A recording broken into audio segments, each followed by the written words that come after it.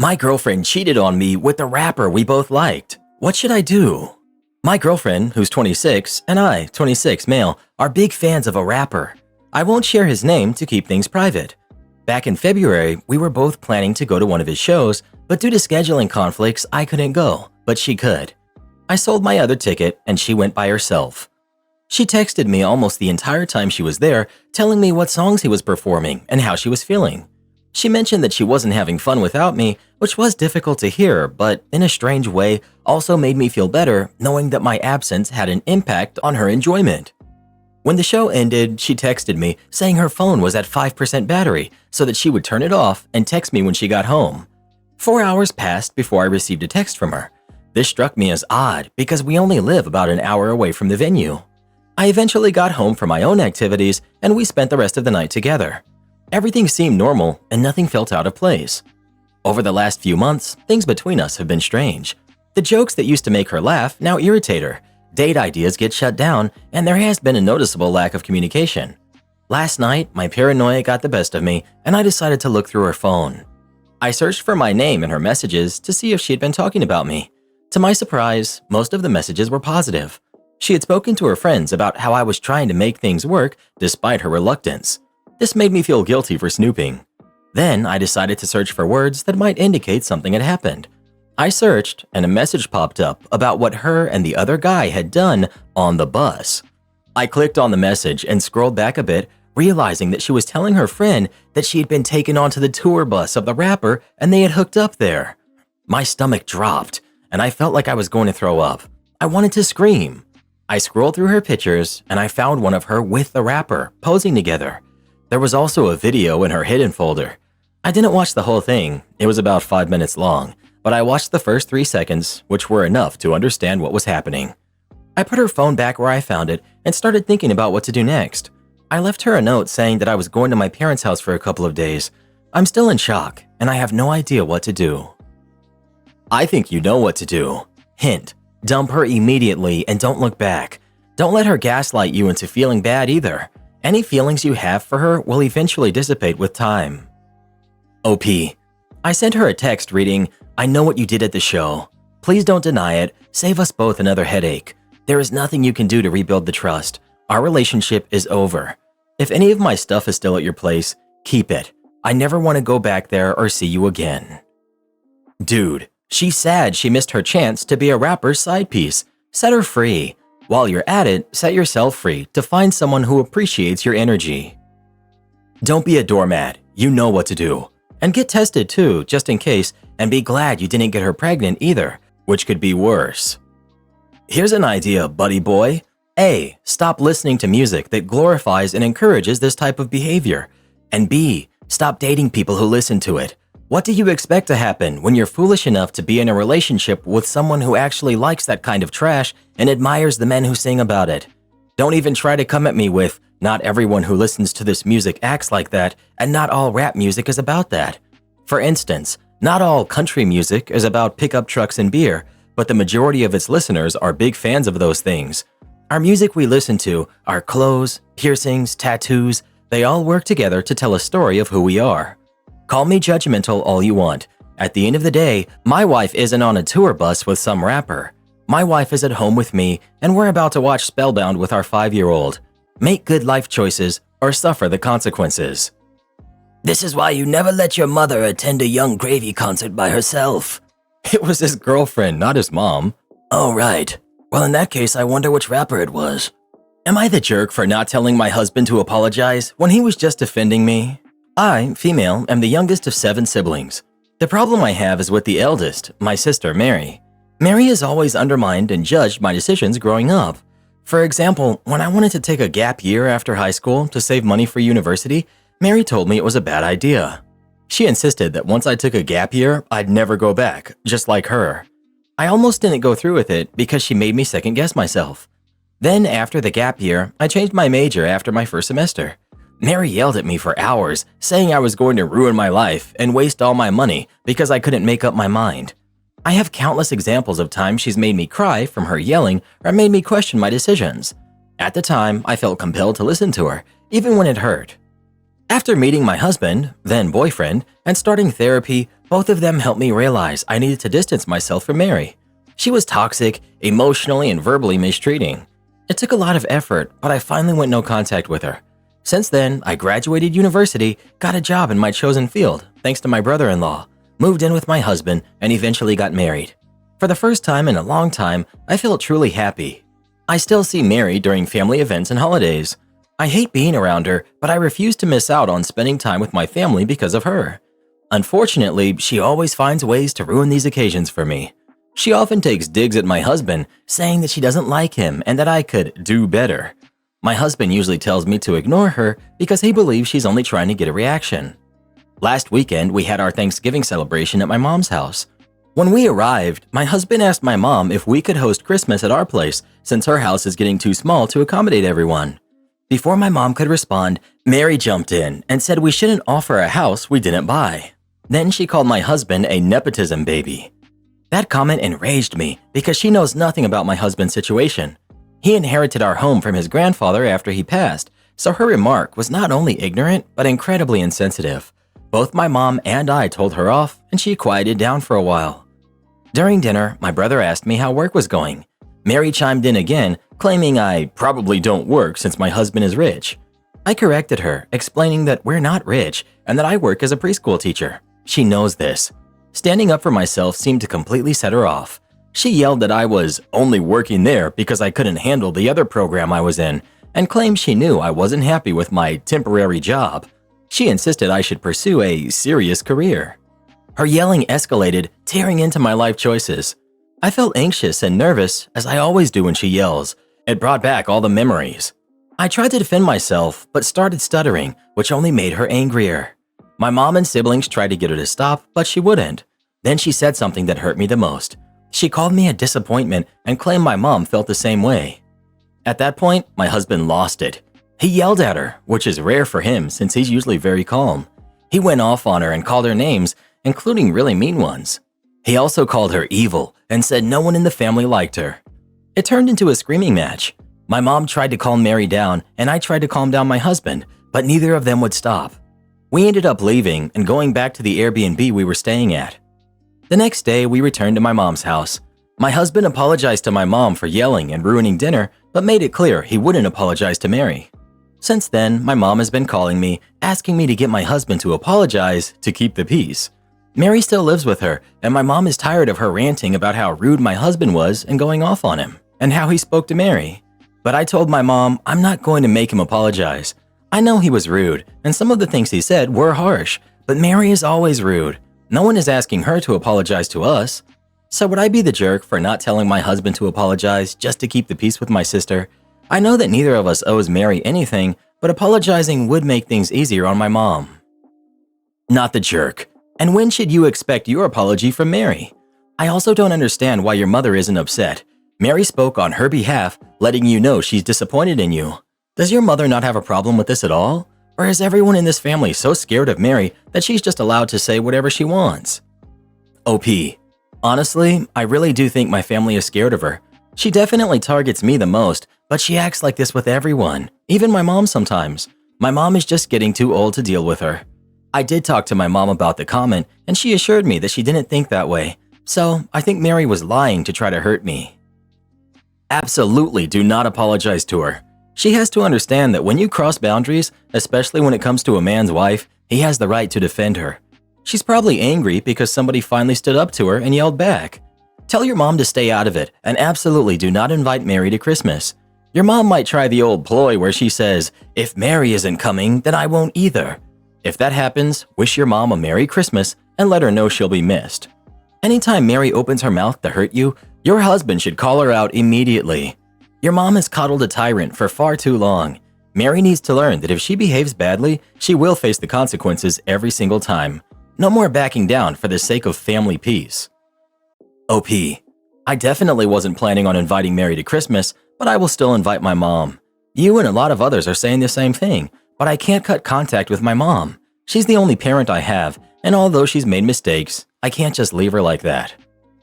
Not the jerk. She isn't your mom. Although I think she believes that she is because she's the oldest. She probably gave up a lot to help out, and that resentment has been eating away at her. She's jealous that you proved her wrong. Sorry, sis, but you don't know it all. OP. This is exactly what my therapist told me. I obviously talk a lot about my sister with her, and she said the same thing. My therapist believes Mary's childhood was stolen from her, and that's why she harbors resentment. I do feel bad for what she went through, but it wasn't my fault. I never asked her to take care of me, and I certainly didn't ask for her to treat me that way. Still, I'm really glad that I proved her wrong. Update. I called my mom today and told her that my husband will definitely not be apologizing to Mary. He did apologize to the rest of the family for the scene though.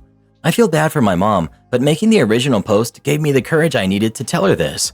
I don't like seeing her stressed, but I need to protect my husband just like he always protects me. My husband read a couple of the comments suggesting he could apologize for the language he used. He offered to do that, but I told him it wasn't necessary since Mary would never return the apology for what she said. My mom said she understood and promised not to bring it up again. I also told her, for her own sake, to ignore Mary if she starts ranting about it again. I saw a lot of comments about cutting off my mom or going low contact with her. There were also a lot that bashed her, and I want to say up front that I'm not going to do that, nor do I appreciate those rude comments. I agree that my mom has enabled some of Mary's behavior, but she's not a bad mom. She has always tried to control Mary, but Mary doesn't listen to anyone. My mom raised 7 kids on her own. Our dad passed when I was 2, and Mary was 14. It's impossible to pay attention to everything with so many kids, and I don't blame my mom for not being able to control Mary. My mom worked a lot to support us when we were kids. Unfortunately, this meant Mary was forced to take on a parental role. Since I was the youngest, it made her both very attached to me and resentful towards me, my therapist's words, not mine. My mom has made mistakes, but so has every other parent, and I'm not going to hold a grudge against the only parent I know. That being said, I think having a serious conversation with her would be a good idea. I might even bring her to therapy sessions so we can talk about everything Mary put me through. I haven't talked to her about it much, and what my mom knows is just the tip of the iceberg. She really does try her best to parent us, she always has. Mary, however, is too much for anyone to handle. Many people asked why Mary still lives at home. I mentioned this in a comment, but Mary has a chronic pain disease that forces her to take a lot of time off work. I also think it's another reason why she's so mean. I won't go into details, but she does have a job, though she can't afford to live on her own. None of my siblings are willing to take her in.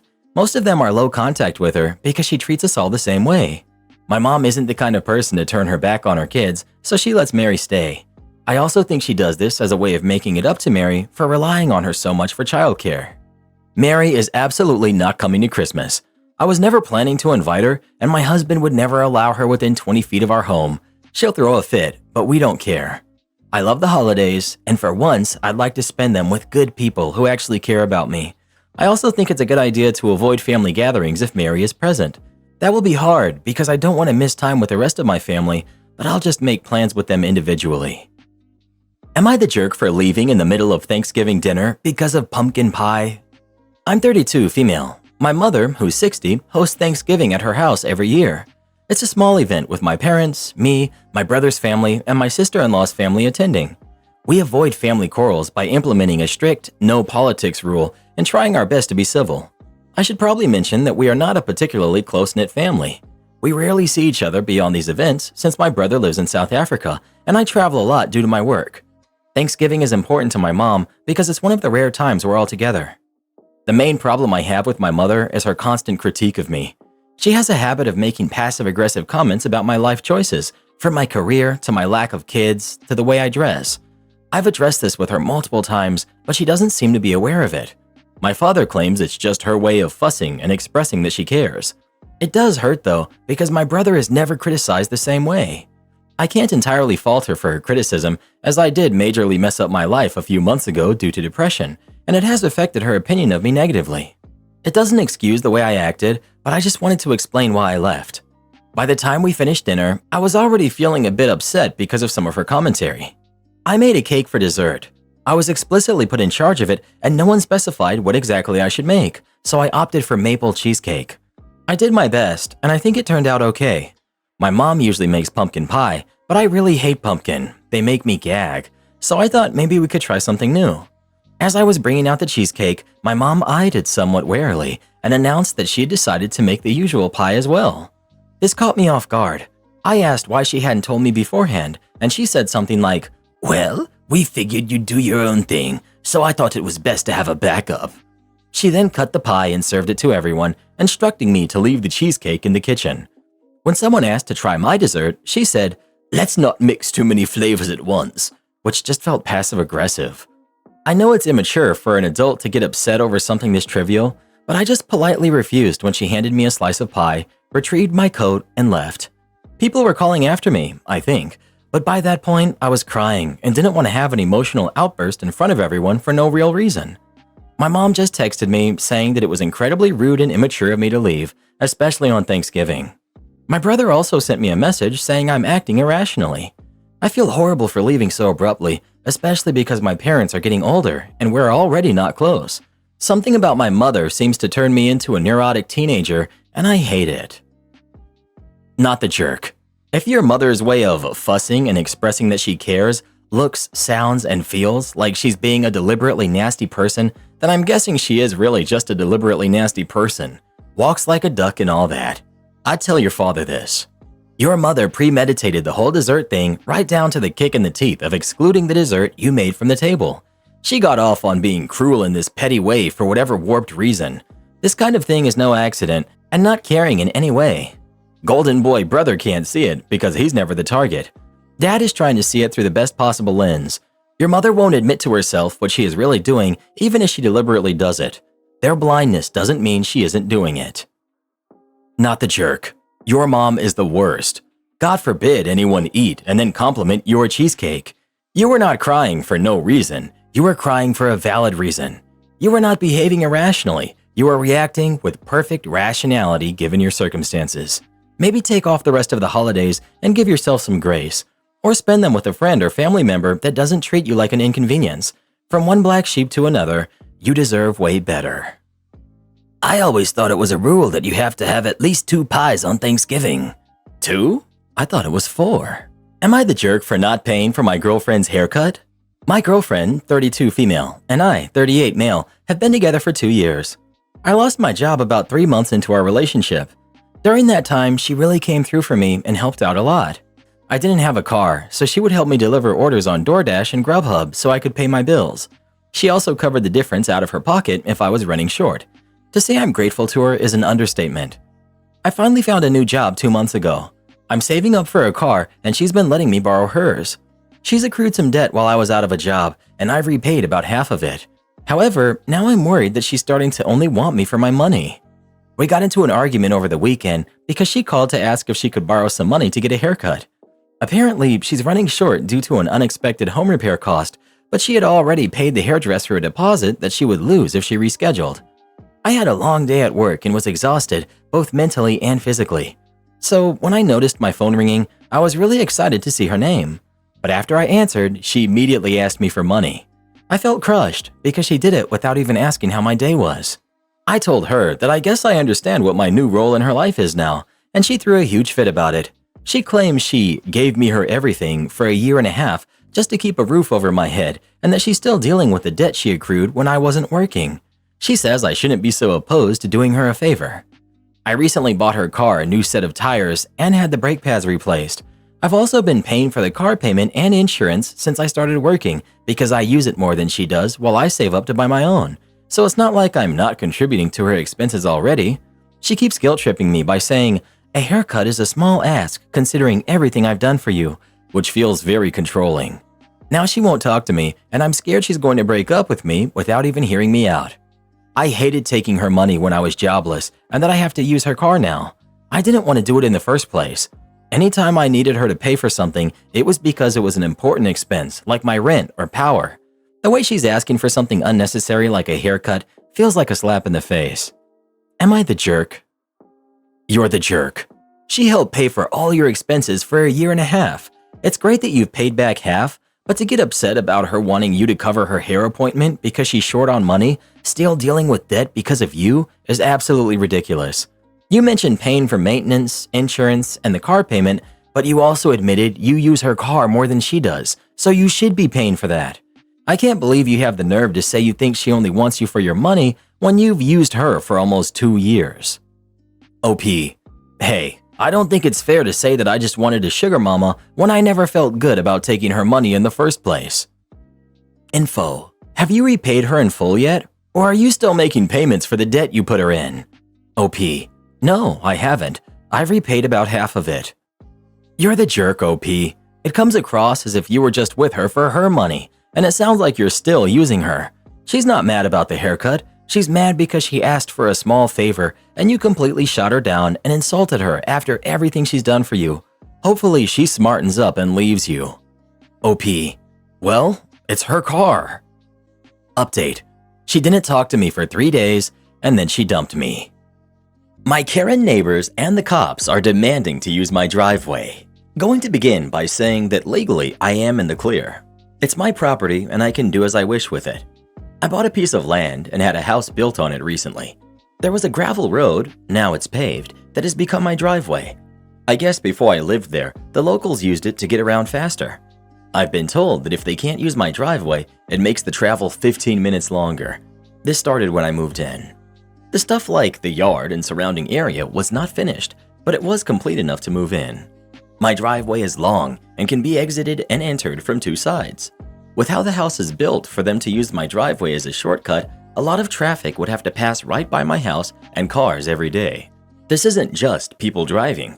People on bikes and walkers want to use it too. I simply do not want the whole town using my driveway every day. I realized it was a problem when I moved in and I could constantly hear cars driving through all hours of the night, or voices of people talking and people walking right past the cars. I understood that this property was vacant for a while, so I put up signs saying that this is private property. You can clearly see a house there and I'm sure they saw it being built. No change. So I put up gates that only my wife and I have access to. It doesn't deter the walkers, but I have plans for that. This caused a big fuss. I've had numerous people knock on my door asking why I put a gate up, saying they will be late to school or work. I had a guy say I made him late to an interview. I just tell everyone that this is private property and that this house didn't just appear here. You saw the signs if this was a route that you use daily. Apparently, the police used this as a speed trap area, and I've had police ask me to open the gates. I tell them no. My wife normally is the type to let people use the driveway, but this wasn't normal. Imagine the whole town using it like a shortcut. There was so much traffic constantly. The first complaint I got before the gates were up was when I parked my car on the driveway and not on the part in front of my house because it was blocking the traffic. I responded, "The traffic on my property?" I've had cops tell me I'm obstructing their work. My direct neighbors understand, but town people are just upset that their shortcut is gone. They're all pretty upset about the house being here altogether. People would park their cars all over the driveway and my property during sporting events. High school football is important around here. I'm not trying to be an evil neighbor. Am I the jerk? Edit. For those wondering, yes, I've talked to lawyers and this is my property. I initially didn't want the 2 outlets because to me it looks odd. I only have one entrance to my driveway paved and the other one is gravel. I was just going to leave it, but now I will just remove the outlet entirely. My land is still under construction and there will be a fence going completely around my property. Not the jerk. It's your property and they can't use it anymore. They will just have to get used to going the long way around. If the locals wanted this road so much, then they should have had their town purchase the land and made it a public road. They didn't. Now they have to deal with it. Not the jerk. It's your home and your property. Seriously, building a home takes time. They should have realized things were changing. And the cops don't need to use your property as a speed trap. You're the jerk. This is why I disagree with the concept of private property. Because you want to make people's lives more difficult than they already are, you're trying to stop them from using a road that they've used since long before you arrived. Why can't you just be cool and respect that this is a helpful road to everyone? Except the police. I wouldn't let them use it either. I make their lives harder anytime I can because we just don't need them at all. But that's another story. Well, who do you think is the jerk? OP or everyone else? Please let us know. Whenever you have trouble with people using your driveway and you want them to stop, nails can really come in handy. My husband ate some of my chocolate, so I made him drive across the city to replace it. I'm 8.5 months pregnant and driving sucks, so my mom drives me around because my husband is working long hours to get ahead before the baby comes. Last month, she drove me to my favorite chocolate store and I stocked up on my favorite flavors. The store has dozens of flavors of chocolate individually wrapped in colorful foil so you can tell the flavor. The store is about an hour's drive away from our home. My husband knows my favorite flavor. Half the bag was originally that flavor, but by now, it's just even with the others. He came home from work yesterday, and after supper, we were going to sit and watch TV. I waddled over to the couch and asked him to please bring me 2 of my chocolates. He did, and he grabbed a few for himself. No problem there. He came back to the couch with chocolates in his mouth. When he kissed me, I knew what flavor he took. He admitted he took the stracciatella ones, my favorite. I got kind of upset, and he said it was no big deal. I could go with my mom and get some more. Yes, this company sells their chocolate everywhere, but that flavor, I've only ever seen this flavor in their store. I asked if he's been eating that flavor a lot, and his face told me everything I needed to know. I yelled at him that it's not like it's easy for me to sit in a car for 2 hours. He said he would go out right now and replace them. He hit a couple of stores and a couple of grocery stores, and they all told him the same thing. He drove across town and came back with a big bag of just that flavor. While he was gone, I called my mom, and she said I need to calm down because my hormones are making me crazy.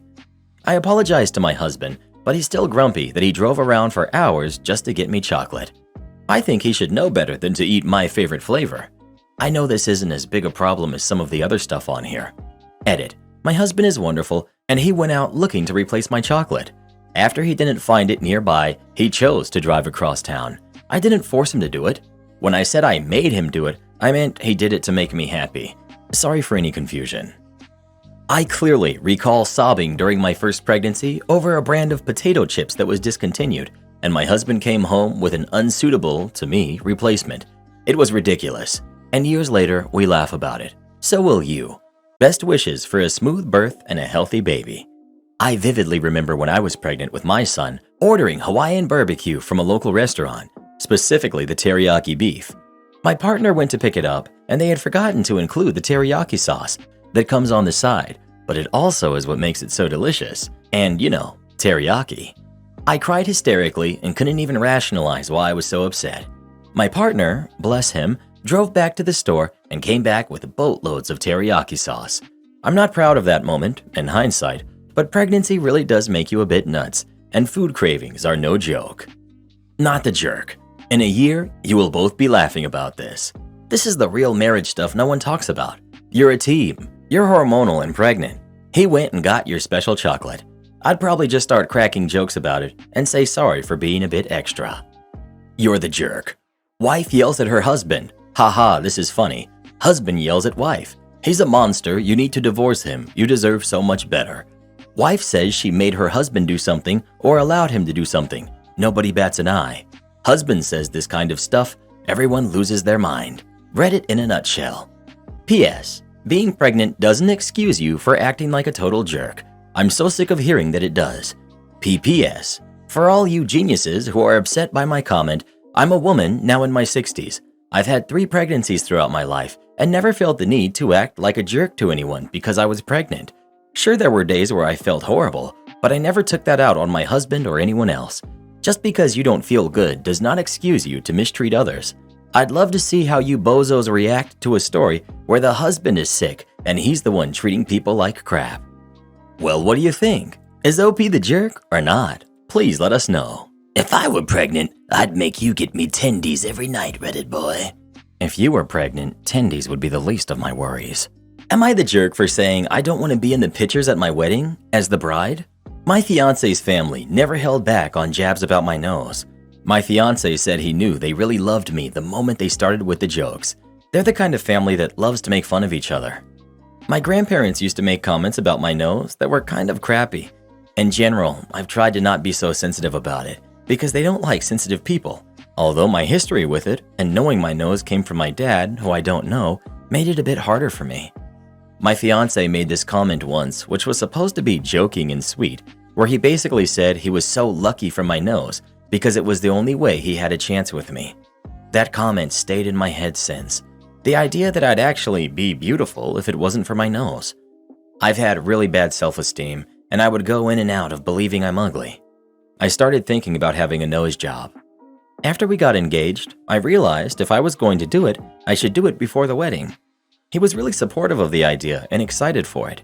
He made some comments about being glad I was losing the beak, something he had never expressed before I suggested it, which confirmed to me that I needed it. My fiance loves my new nose. I hate it so much. I feel like I'm staring at someone else's face. I feel like any other woman in the world besides myself. I've always struggled with depression, and I was finally in a good place before this. Now I can barely get myself to leave my room for work. My fiance is really frustrated with me. He thinks I, objectively, look better, and I need to get used to it. I know I'll have to, but I've been wearing a medical mask in the house because I can't stand to look at my face. He says this is me sulking like a toddler, but I can't control how I feel. He asked what I was going to do at our wedding, and I told him that I don't want to be in any of the pictures. He freaked out, saying my selfishness was going to get in the way of us having a happy wedding. I didn't want to let this hurt him, so I tried to come up with options like wearing my veil covering my face in the pictures, incorporating a scarf into the outfit, wearing my mask, etc. And he said if I do any of that, we might as well not get married at all. That hurt a lot. I can't stand to see myself in pictures like this, and having everybody see my nose the whole day would make this even worse for me. I'm already going to be blaming myself for the fact that I won't have my nose in pictures. I feel like I'm ruining the day for him, but what he wants will ruin it for me. Am I the jerk? Edit. I thought I would add a comment I wrote to the post since I've seen a lot of people who are very worried about me. Thank you to everyone who's written comments trying to help me.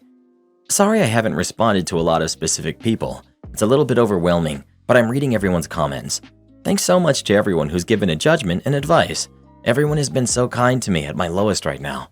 I really need to get back into therapy. I'm trying to look into getting another nose job to reverse this, but I don't know if any plastic surgeon would be willing or able to give me the beak back, and I'm terrified of getting surgery again. I just want to feel comfortable in my skin again. As much as I know, logically, I should be able to get used to this over time, I really don't feel like I can. Everybody is suggesting we should postpone the wedding, and I think that makes a lot of sense. I don't know how my fiance is going to feel about that. I love him, but a lot of these comments are making me think more deeply into how he treats me. He's this very sweet guy normally, introverted, very smart, always there when I need him, etc. But he's not being that guy right now. Not the jerk at all, but your fiance is. His comment about the beak was stone cold cruel. His remark about your nose being the only way he'd have a chance with you is telling. He is superficial and shallow and inconsiderate, and I really hope you realize you deserve much better before the wedding rolls around. OP, this is way above Reddit's pay grade. You're engaged to be married to a man who, along with his family, has needlessly bullied you about your appearance to the point that you had plastic surgery to try to fix yourself. Not only do you regret the surgery now, but it, along with the bullying you've experienced, has destroyed your mental health. Do you truly want to spend the rest of your life like this? Do you really want to marry a man who giddily told you that he was happy you were getting rid of your beak, then admonished you for having regrets? Please take all of this into consideration and try to remember that your crappy fiance and his equally crappy family don't get to determine your self-worth. Only you do. For all intents of this being a judgment sub, not the jerk, but you haven't been very kind to yourself either, and you will be the jerk if you don't remember who the heck you are and put a stop to your fiance and his family's BS. Parents made every single birthday about my sister for the last 8 years. I'm 18 this year, and fairly recently on my own from my parents. I have a sister about 10 years younger than me. She was an unplanned pregnancy and didn't make it to term. I don't know many of the details of how rough my mother's second pregnancy was since I was never told much, but I do know that it was so hard on her body that my mother could no longer have kids after my sister was born. She was in and out of the hospital repeatedly that year. My mother almost didn't survive the birth either. It made her and my father latch on to my little sister because she could have potentially never been born, and ever since then, I felt like I was just the other kid in the house, except for when they needed me as a free babysitter. The level of favoritism my parents showed long-term has me believing they were genuinely sick in the head for not noticing exactly what it was doing to me, and now it's rebounding on them, which I'll explain here. Starting with my 11th birthday, my parents wanted me to let my sister blow out my candles because she was 2 years old and cried at the sight of a birthday cake that wasn't hers. I didn't want to do it, but my parents forced me into it. They relit the candles for me to do it again after her, but the moment felt completely ruined. The same thing happened the next year, and the year after that, and so on and so forth. They just kept forcing it until it became the norm. My sister had to have presents on my birthdays as well. I never got any on hers either. and when I asked why, they just told me that I'm a boy, and boys don't need to worry about it as much. I know I was a kid, but did they really think that was a smart thing to say? Not really. And my parents would always choose a place my sister would like to be at more than me on my own birthday.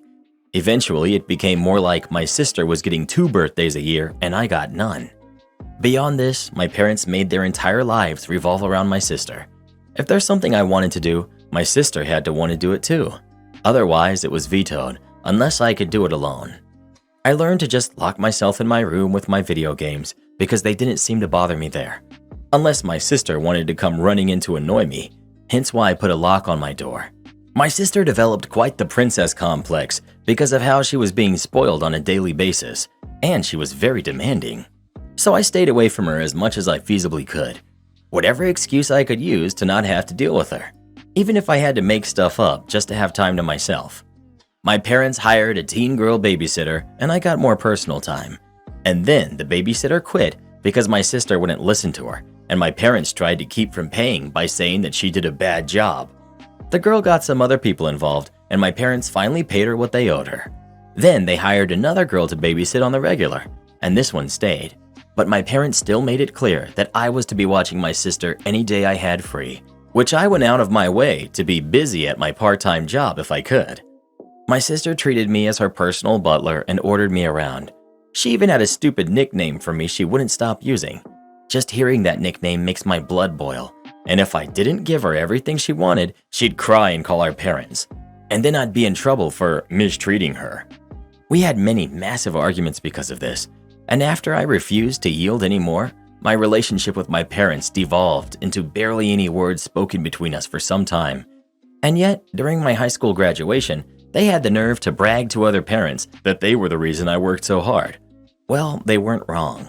But the reason they were thinking of was not the one that actually happened. I worked hard, just biding my time for when I'd be free. But my parents acted like they'd done so much. Maybe they did before my sister was born, but afterwards, it was all about her. They didn't even ask me about school until parent-teacher conferences came up. I graduated with a B and C average, and after my graduation, my parents just took me to some place where my sister would always have more fun than me, even though the trip was supposed to be for me. On my 18th birthday in July though, things really boiled to the surface. Even though it was my 18th birthday, it didn't feel like it was about me at all. I hoped to God that we were going to my favorite restaurant for once, but no, they had the party at the local knockoff Chuck E. Cheese, which is the only place like it nearby to us. So it was the de facto celebratory destination whenever anything big was achieved, including my high school graduation. I did say it was a place my sister would enjoy more than me. I was surrounded by kids half my age having parties, and I was so bored with nothing to do but eat mediocre pizza and play claw machines and dated arcade games for tickets to cheaply made prizes that brought me no joy. Then when it was time for cake, my parents came out with one that was pink with white flowers on it. Sure, it had my name on it, but it was very obviously not a boy's cake, and there was only 10 candles. My parents lit the candles and set it right in front of my sister to blow out. That's when it finally happened. I just had this mental moment of all the pent-up hate mentally flashing before me, and then I just started ugly crying. I, an 18-year-old boy, was crying in front of the whole family. Everyone was so shocked that time seemed to just freeze. I got up and all of the stuff I had been holding in me for the past 8 years just spilled out like word vomit. The entire family got to be witness at this event, and when it was finally over, I just walked outside to sit by the family car. Several relatives trailed out after me to say they were sorry and that they didn't know about the pink cake because my parents kept it covered until it was served. I said it didn't matter that they didn't know. They all sat back and watched as my life was taken over by Little Miss Sunshine for the past 8 years. I had no real birthdays or celebrations of my own. They were all about her. And then, on the biggest birthday of my life, they all expected me to just smile and nod like always, while they handed my sister a cake that was entirely meant for her when it wasn't even her birthday. Some of them started giving me apologies, but they made the excuse that all this time they just thought I was okay with it because my parents said I was. I told them I was never okay with it, and my parents forced it on me every year, so I just pretended to accept it.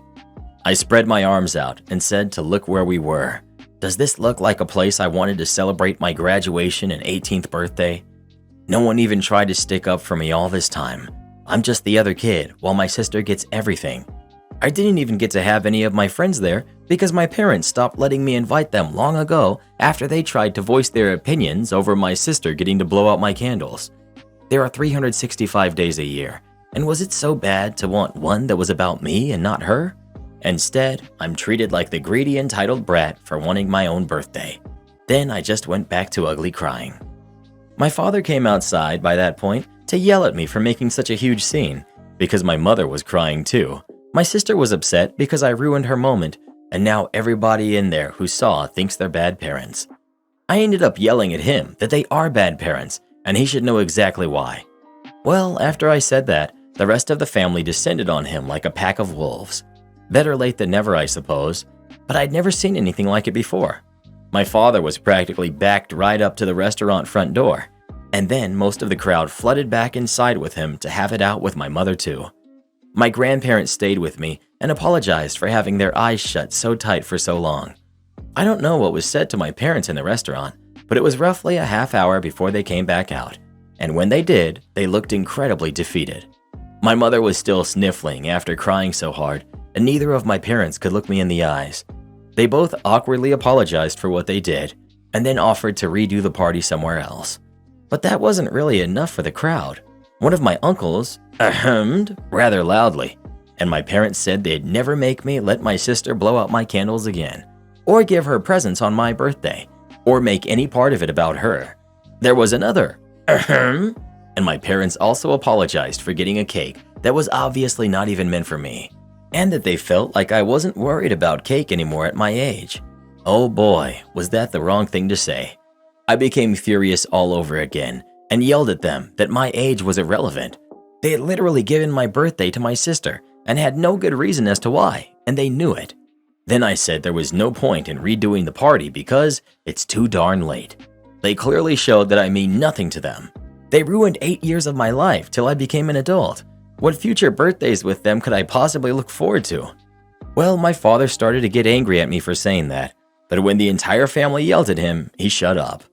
My grandfather told him I'm exactly right, and there is no possible way they can undo the damage done now. He said my parents were awful people, played favorites, and treated me like a black sheep ever since my sister was born. And what's more, they were all awful themselves because they just let this happen too, and I'm owed far more than an apology. I was owed my life back. My mother broke down again and tried to come closer to me while crying my name and apologizing, but I refused to let her anywhere near me, and half the family blocked her from getting close. I just said I couldn't take this anymore and started to walk away. One of my aunts chased me down and brought me back. I could hear multiple family members yelling and going off on my parents over what had happened, but I was so upset I couldn't even feel happy for any bit of the justice after all this time. Also, where was my sister when this was all going on? She was still in the restaurant, all by herself, eating cake and ripping open presents that were there for me. And if anyone was wondering, yes, my parents served her some cake after I cried and walked out. You'd think doing that wouldn't be their primary focus in the moment, but they were called out on it later. My grandparents got me to calm down and sit in their old minivan while everyone else cleared out the party. My sister threw a huge tantrum after being caught opening my presents, one of which was a brand new smartphone that she threw against the wall and broke because she wasn't allowed to keep it. She literally just got a brand new phone on her own birthday a few months earlier. I ended up being so upset that I was ranting that I never wanted to celebrate my birthday again, and my grandparents let me stay the night over at their house. When I came home, I still didn't speak to my parents. My mother just kept crying because I wouldn't talk to her, and my father was as closed-mouthed as me. The following weekend, my grandparents convinced me to go with them out to dinner, and when we got there, I was surprised to find a whole new party waiting for me. My parents were there, and they kept up with having the "don't hate us" smiles on their faces almost the entire time. There was a big chocolate cake with 18 candles on it, and there was even a banner with my name. They called it my happy belated birthday graduation party because I didn't really get either this year. I did kind of have to pretend to be happy. One good party doesn't undo 8 years of favoritism or even make a dent in it, really. And where was my sister? She was sitting at the table with her arms folded and her lip curled because it wasn't all about her like it used to be. And rather than sing happy birthday for me, they just sang an altered version of Happy Day. Then as soon as I blew out the candles, my sister screamed. I mean an ear-bleedingly loud scream. My parents had to rush her out and then bring her back in later, looking more upset than ever. She quietly pouted in her seat for the rest of the party. I did still get a new smartphone as well, and my sister got hers taken away, among other things, for what she did at the prior party. But the smartphone wasn't all. The whole family had chipped in and gotten me a car. It was just an old white Volvo, but I loved it the moment I laid my eyes on it. My grandfather knows a thing or two about cars and fixed it up himself. I was so happy, but my sister clearly was not, because she let out another one of those screams. She started having a massive tantrum and demanding a car too. My mother had to take her into the bathroom and they didn't come back out for a while. My father just went back to looking defeated. My sister had effectively ruined their attempt at trying to look good in front of the whole family. Multiple family members also had strong words for my parents that my sister was acting that way because they raised her to be a princess spoiled brat. I obviously started driving the car around right away, but only days later my sister actually vandalized the car by taking a hammer and breaking two of the side windows and cracking the windshield to the point that the car was undrivable. My parents managed to stop her before she did any more damage, but she screamed when they grabbed her and took the hammer away, then tried to bite them. Oh, everyone was furious with my sister, especially my grandparents, because my grandfather had put so much work into that car and my sister ruined it while having a massive tantrum. My grandparents had spoiled my sister so badly that she couldn't mentally comprehend that I could have something she couldn't, and several other family members laid into my parents about how they were setting my sister up for failure by making her an entitled brat that expects the world to be given to her. And she's going to have a terrible adult life because they won't put their feet down and teach her some respect. Well, her actions didn't go unpunished. My sister was grounded for the rest of the summer, and effective of the next school year was being sent to boarding school. My mother cried like a baby about that too, but my father had to be adamant that it was the only way to start undoing the damage they had done. Yes, they fully acknowledged they are at fault. It was kind of hard for them not to, since no one sided with them at all. My sister is absolutely miserable at that school. She hates the clothes, she hates the rules, and she's been lying almost constantly. But with cameras almost everywhere now, she's not getting away with any of it. Our parents tried to visit her a few times, but she screamed at them for putting her in that place. From what I hear, this may be her school life until she's 18 years old. My parents did pay to fix the car. They had an auto glass company replace the windows and windshield, and it looks just like it did before. In August, my grandfather came to me and said if I was interested, he found me a job working for a friend. It was 40 miles away, so I'd need to move out of my parents' house unless I wanted that commute. I was all for moving. Finding a first apartment wasn't so easy though. I had to get approved for a credit card just to get accepted for a studio. But I got it, and I've been living where I am now since September. My parents keep trying to contact me, but I rarely speak to them. Anytime we do speak, I just feel awkward and uncomfortable. My grandfather has suggested that they simply don't want to acknowledge how badly they failed as parents, and trying to get me to forgive them will make them feel better about themselves or something like that. But I'm not going to forgive, not anytime soon. I'm finally happy and away from them. Now they've got nothing. They don't have me, and they don't have my sister. And my parents had to take more hours at work because boarding school for my sister is not cheap. Nor can I imagine was the party they had to throw for me, or the repairs to the car. Empty house, angry relatives, and the only thing they have left is their work. Feels like incredible misery to me, and I don't take delight in it. But it is the result of their own actions after all. Am I the jerk for moving out because I don't want to help my boyfriend out with the rent? My boyfriend, 26 male, and I, 24 female, have been together for 3 years. We live in New York City, and he makes over $200,000 a year, while I'm studying for my master's in social work and have no income. Right now, I'm doing an unpaid, year-long internship 3 days a week, as well as classes 2 days a week. It's rare to get a paid internship in social work, plus internships are mandatory. I spend 12 hours every day either working, studying, commuting, or in class. My only free days are on weekends, so I have no time for a paid job. My mom helps me financially by paying for my Metro card and healthcare expenses, but everything else I rely on loans.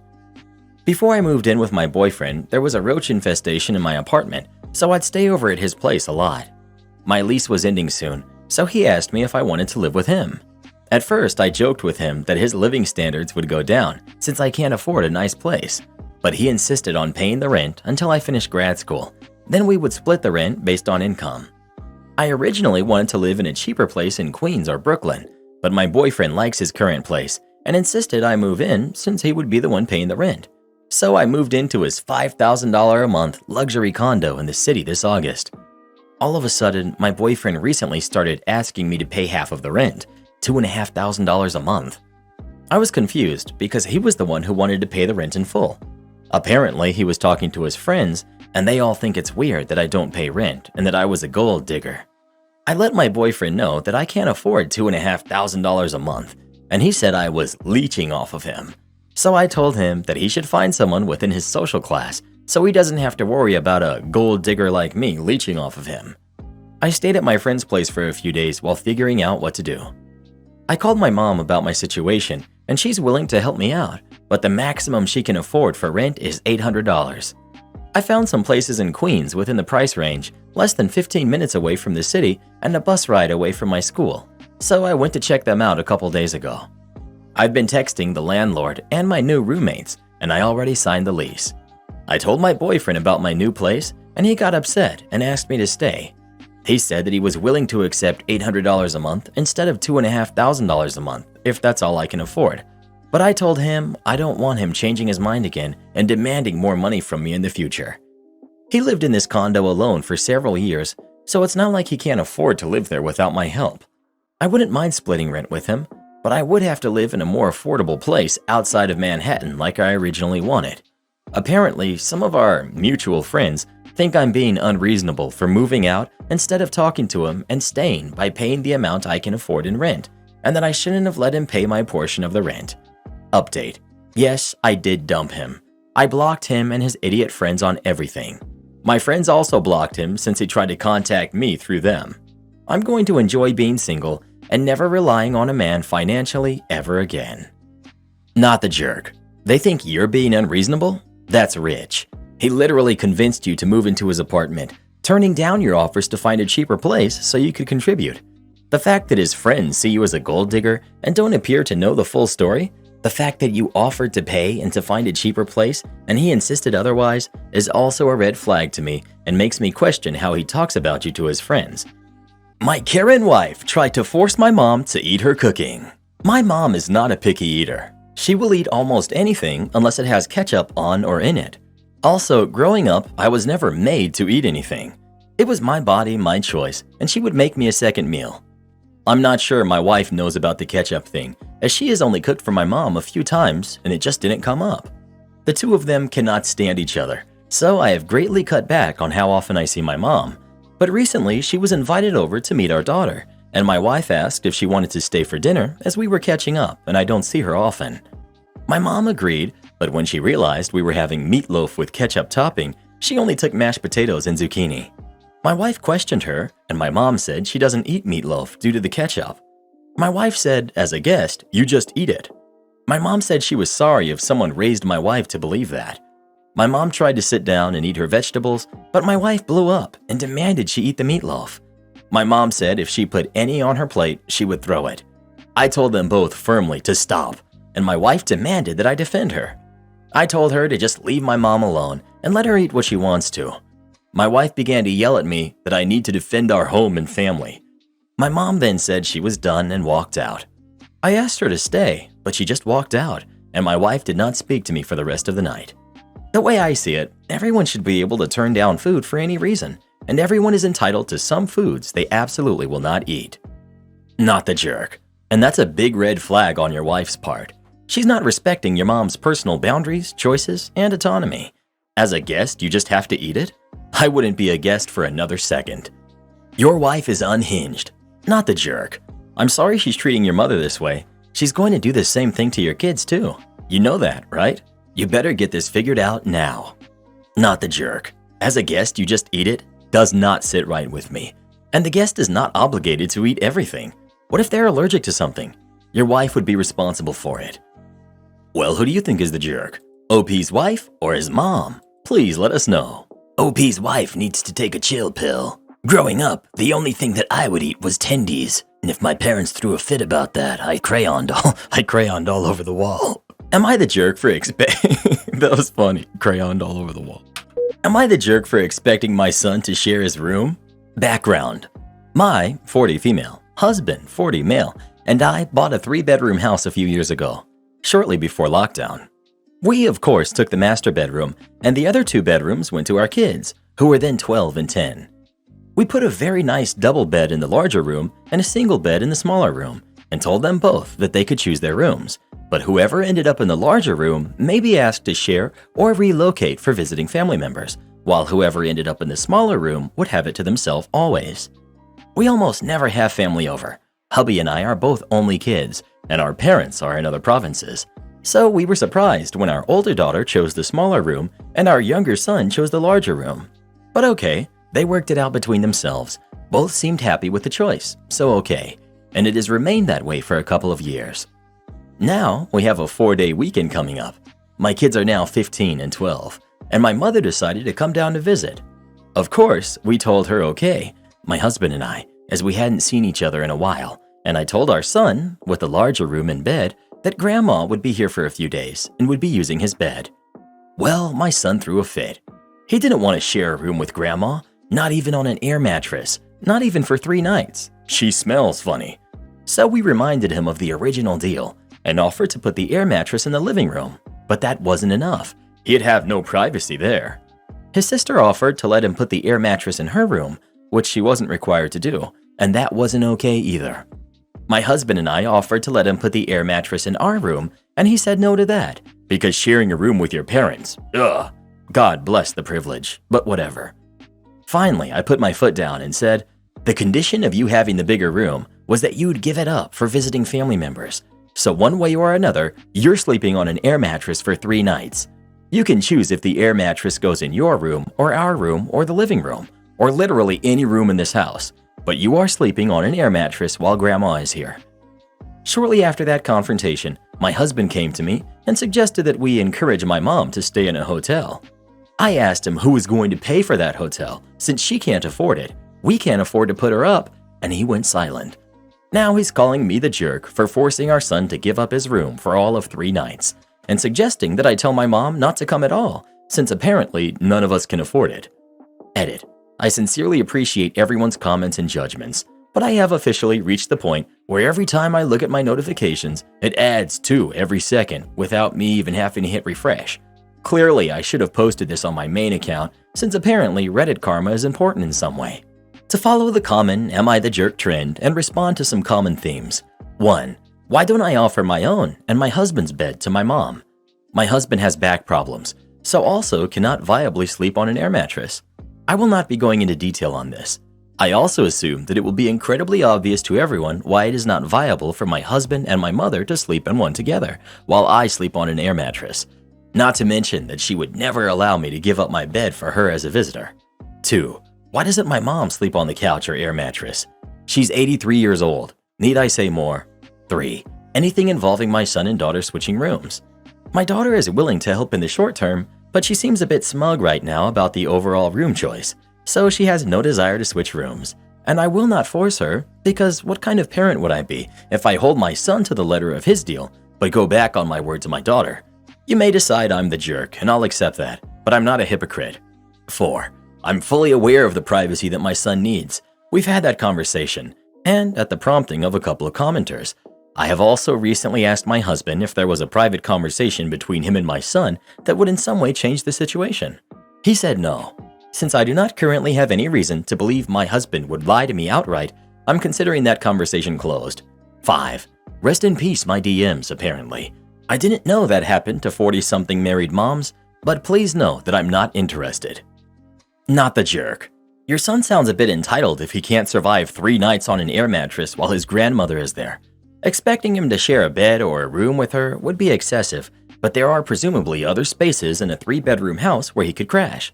Edit. To all the people saying you're the jerk because a 12-year-old needs privacy, safe space, etc., I can't help but think how entitled a society we've become. In the past decades, 2 to 3 kids would share a room through their entire child and teenage years. And even today, there are tons of kids living in miserable conditions in slums, refugee camps, and other similar situations. And OP is being called a jerk for telling her son that he has to vacate his room for 3 nights while his 60 or 70-something-year-old grandma visits so that she doesn't have to sleep on an air mattress or stay in a hotel? Just wow. I second this. People are also forgetting that this was a pre-made arrangement. If the son didn't want to share, he could have picked the smaller room. But no, he wanted the bigger one, so he needs to abide by the condition put in place. Like, it's 3 days. He needs to get over himself, acting as if it's for 3 months. Not the jerk. This sub is obviously full of kids who think 3 days on an air mattress, which he agreed to, is akin to some form of mistreatment that will leave him scarred well into his adult life. I think he can give his grandmother his bed and stop being a brat, which nothing against him, but is fairly typical kid behavior. I occasionally had to do the same for my grandparents. In hindsight, it was obviously the right call. You're not putting your elderly parents on a darn air mattress. That's insanity. Not the jerk. You've made the conditions clear, and now he isn't happy that they're happening to him. For context, I'm the oldest of 3 and had a similar arrangement. I chose the biggest and best room after my parents, which also had a bathroom next door that essentially became my private bathroom. The arrangement was that I was always the one who had to give up the room to guests, also because I got a double bed. While I didn't love giving up my room, I understood that was the price of having such a good room to begin with. Also, I usually would give up my room for 1 or 2 weeks at a time. A 4-day weekend is nothing. Your son got the room he wanted and is now looking to renege on the deal. You've given him various options, but it's clear he simply does not intend to keep his word. Your husband thinks the person to compromise to his tantrums is your guest, but there is another option. He loses the room entirely and it goes to your daughter going forward. You're the jerk. I'm a certified youth counselor. I work with kids and parents on a day-to-day basis.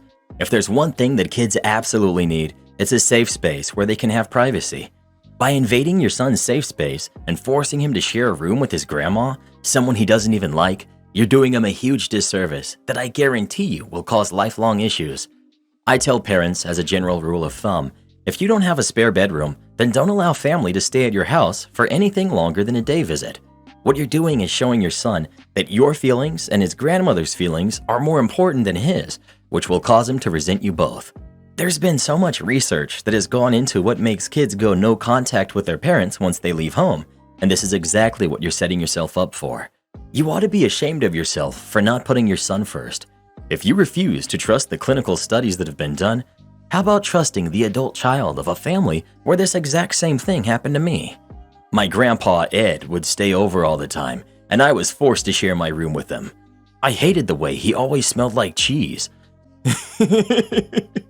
And the sound of when he spoke. He sounded so old. I cringe now just thinking about it. He never stopped talking and always had boring black and white shows on my TV. I got so fed up with him that one night I made sure that this would never be a problem again. Nobody ever found out what I did, and I never regretted it. My dad fell into a deep depression and started drinking because his father was pretty much his best friend. But that's what happens when you cross the wrong person. Don't be surprised if you end up in the exact same situation. I wouldn't blame your son one bit. Dude, did this guy do what I think he did? Yowza canalza. Well, who do you think is the jerk? OP or their son? Please let us know. I think that last commenter was the jerk. They should be locked up. Don't want to pay me for my work? All right, I'll undo it. I'm naming the company name because I've had many issues with them, and everyone should be warned. So, have to say this first. Beware of working for the delivery service Shipped. Today, I picked up an order for delivery. It had gone promo, money added on Shipped. It was for delivery in a town that is 15 minutes from the store of purchase. Alright, not too bad for $16, especially since I live within 10 minutes of the town I was delivering to. I take it. I go to the store, receive the groceries, and I'm on my merry way. I send a text to the customer that I'm on my way and will reach them before this time. No response, so I give a quick call. It does a weird thing and ends. Doesn't even go to voicemail. Huh, whatever. I sent them a text. Get to the house, knock, no answer. Leave the bag outside the door and I walk away. Make it to my car, start the car. The woman pokes her head out on the porch door as I'm about to leave. You were very lovely, woman on the porch. Thank you for your kindness. Waves me down, looking highly confused. So I, unfortunately, stop the car and get out. The woman asks what this is. "Why, your order, ma'am," I say, looking all happy. "I didn't order anything," she says. "Oh, no." "Did anyone else in the house?" "Nope." "Oh, no, no, no." So there's a wrong address on the delivery. I've never dealt with this before, and I have to leave to catch a movie with friends in 30 minutes. Cue me going door to door at each house on that small street while reaching out to Shipt support, and while trying to call the customer again. Does the same weird thing with the phone. I give up on that. I proceed to knock on doors. Nope, nope, nope. Nobody's. All right. Shipt's suggestion? Just drive back and return it. No, Shipt. I'm a delivery contractor. I'm not a volunteer, nor am I a charity. I'm hired by you to fulfill deliveries. As far as I'm concerned, I've delivered to the address on file. I'm not reaching into my bank account to correct someone else's mistake. For the total extra 30-minute round trip, I'll need $10 on top of the initial pay. Thanks, gas, for being so expensive. No, they say. We'll give you $8.10. No, I say. I have plans now in 10 minutes that I will have to miss. $8.10 will not cover the gas and wear and tear for the extra 30 minutes. I will need no less than $10, or I will leave them on the curb of the noted delivery address. We'll give you $5 and can't do any more than that, they say. Wait, I say. $5 on top of the additional $8.10 to make it $13.10 on top of what I'm being paid, or just $5? I want everything in writing specifically because I knew Shipt was going to do exactly what they did next. Oh yes, $13.10, but we can't do any more, they say. Fine, I'm returning it to the store now, I say. Go to the store, do the whole return process, get in contact with Shipt as they directed me to with the requested information.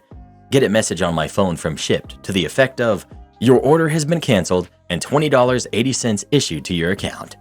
What? I contact Shipt, say I'm confused, say it looks as though they were only giving me $5 on top of the original order payment when they said I would be compensated with $13.10. I was told, oh, we won't give you any more than $5. But you already said, is there someone else I can speak to? Nope, $5. Take it or leave it. All right, fine. Don't want to pay me the agreed upon wage? That's a breach of contract, meaning you never actually paid me for this return. So what did I do? I marched right back into the store. Asked the worker who had taken the return that she had just gotten done with. I snatched the bag up, strode up to the manager, informed them of what happened, and told them since I wasn't being paid to return the groceries, I would be taking them back to the last place I was contracted and paid to deliver them. I told him if he wanted to be recompensated for the groceries, he could charge Shipt, as they were not willing to pay to have them returned. Message Shipt from my car, informing them of this, and gave them 30 minutes. Yep, my plans were now ruined. It's now 2 hours later. To rescind their rescission and pay me what they actually agreed to and owed me. Had to reach out 2 separate times because the first girl, despite my being very polite, would not go to anyone else, such as management, to ask for an exception to this policy, considering they had literally told me they would pay me more. Actually had the gall to ask if I had taken items I had returned, and all I had to say in response was, "Did you pay me to return them?" Second girl was much more helpful. Reached out to her team to see if anything could be done.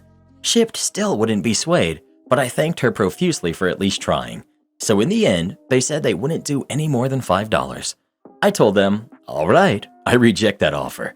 Just pay me the original delivery because $5.80 is where they'll be.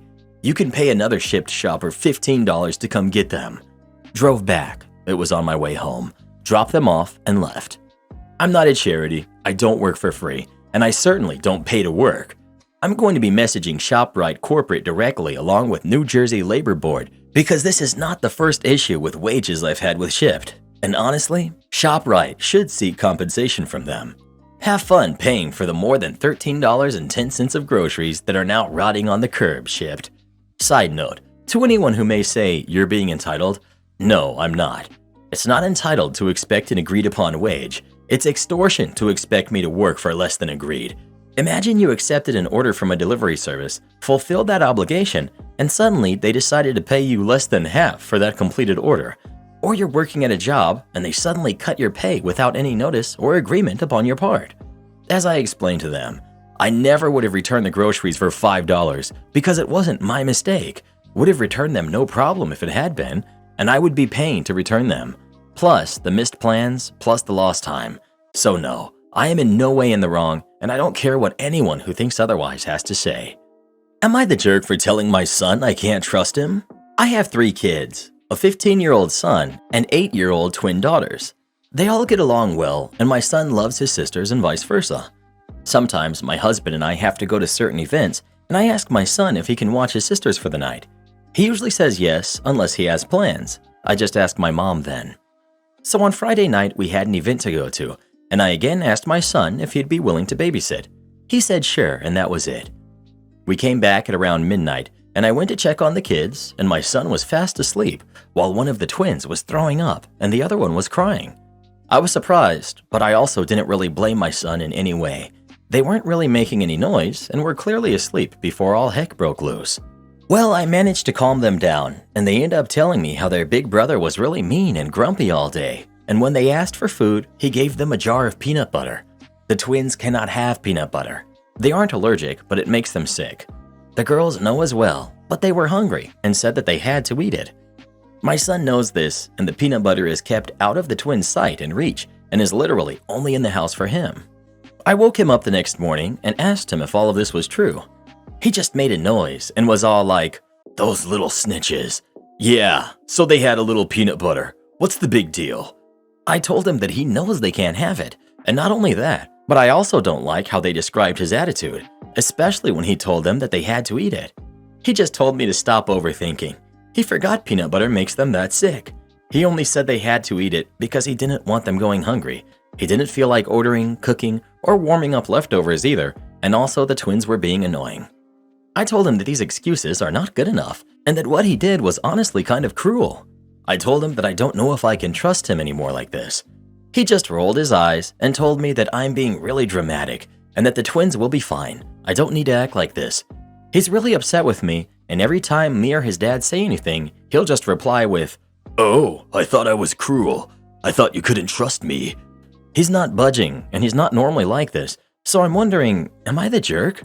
My sister told me to post on here since I'm so conflicted. Didn't think it would hurt. Not the jerk. Please take all the peanut butter out of the house. They are allergic. Just because it doesn't show in the well-known ways doesn't mean that they aren't. That's the thing with allergies. Sometimes the symptoms are mild. Sometimes they're serious. You're very, very lucky that their reaction wasn't much worse, especially with that much peanut butter. It's lucky you came home to throwing up and crying, and not just crying or silence. Am I the jerk for missing my father-in-law's funeral after my mother-in-law booked my husband first class, but me economy? Me, 31 female, and my mother-in-law don't have a close relationship. She's civil towards me, but can be a bit passive-aggressive at times, and we tend to disagree oftentimes. We live in a different state. Father-in-law passed suddenly, and mother-in-law told me and my husband to come attend the funeral. She booked our tickets to fly to her state, but the issue started when my husband told me that we couldn't sit together on the plane because his mom had booked him a first-class ticket while I got economy. I was flabbergasted by this. I tried asking him why, but he urged me to suck it up and we'll talk about it later. In that moment, that particular moment, I felt so much humiliation and contempt. I felt like she was treating me as less than, even in her hard times. I decided to not go and just go back home. My husband was shocked by my decision to go home and tried to convince me to just go, but I declined. He went alone and I ended up missing the funeral. He was livid, just calling me and texting me nasty things, calling me petty and spoiled. He said that I should be grateful his mom paid for my ticket to begin with, then said that she doesn't owe me a darn thing. I argued about how she could have just booked us both in economy if money was an issue, but he called me pathetic for thinking about it when his dad had just passed. He said it was cruel what I did, and that his mom and family will never forget that I missed the funeral over ridiculous reasons. Am I the jerk for going home over this? ETA. One of the reasons I didn't settle for the economy ticket was because I wanted to sit next to my husband and support him. He sobbed the whole ride to the airport, and I didn't want to leave his side. I was shocked when he told me we couldn't sit together, and how he said it like he had no issue with it. Everyone sucks here. The seat issue was more important than supporting your husband after the passing of his father? This is exactly the point. Obviously, mother-in-law is a jerk and her actions were uncalled for and petty, but you made your husband go to his father's funeral without the support of his spouse, and you did this over a first-class seat. You played right into your mother-in-law's hands and may have caused irreparable damage to your marriage. You're the jerk. Yes, it was very crappy for your mother-in-law to book you in economy class while your husband was in first class. But you let a petty quarrel with your mother-in-law prevent you from supporting your husband when he needed you the most. Your husband has every right to be upset. You basically told him that your grudge against your mother-in-law is more important than supporting him. Edit. No, I won't say everyone sucks here. The husband doesn't suck, and the mother-in-law just lost her lifelong partner, has to pay for plane tickets for 2 people, and she wanted to pay a little treat to her son. I'm giving her the benefit of the doubt that she did this to spoil her son, not to upset you. Everyone sucks here. Your mother-in-law won. It was most likely her intention to cause a fight, and she won because you didn't go. Now she gets to bash you to everyone for not attending. You didn't support your hubs when he needed it. So now all the nasty things she whispers in his ear while he's there, he's going to agree with regarding you. You were put into a losing situation either way. The whole thing sucks. Sorry this happened to you. Well, what do you think? Is OP the jerk for not going or not? Please let us know. I'm sure a husband could have offered to switch with whoever was sitting next to her, and they probably would have been glad to take his first-class seat. When you have problems, there are always solutions. You just need to look for them. The only time I left a 0 tip. It was today. I'm a server at a busy downtown restaurant, and I usually have time to make some coffee at home before work.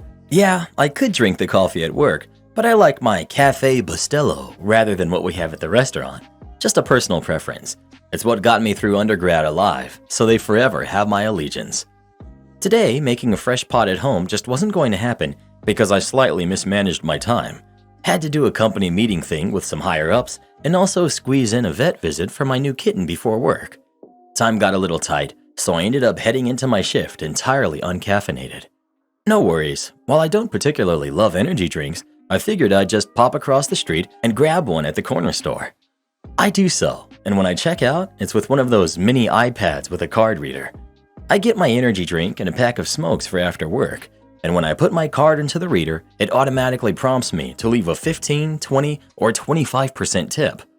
I'm almost 36 years old, and my income has been primarily dependent upon tips for basically the entirety of my adult life. I understand this, and I strive to always pay it forward. I start at 40% in a full service setting and only go down if you mess up colossally. Even then, it basically takes outright mistreatment for me to go south of 25%. I tip 20% on takeout. I tip 25% on delivery.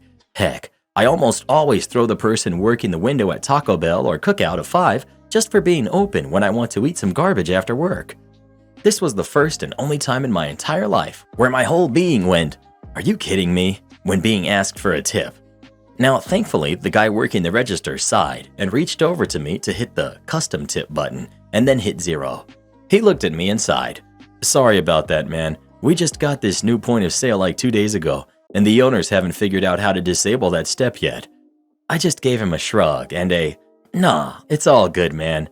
But darn if I didn't get hot for a split second, thinking that the corner store would have the audacity to ask for a tip for ringing up an energy drink and a pack of smokes. So yeah, technically, that's the only time I've ever been given the option to leave a tip and was totally fine with it being 0. Tipping culture is quickly becoming a scam. I'm asked to tip everywhere now.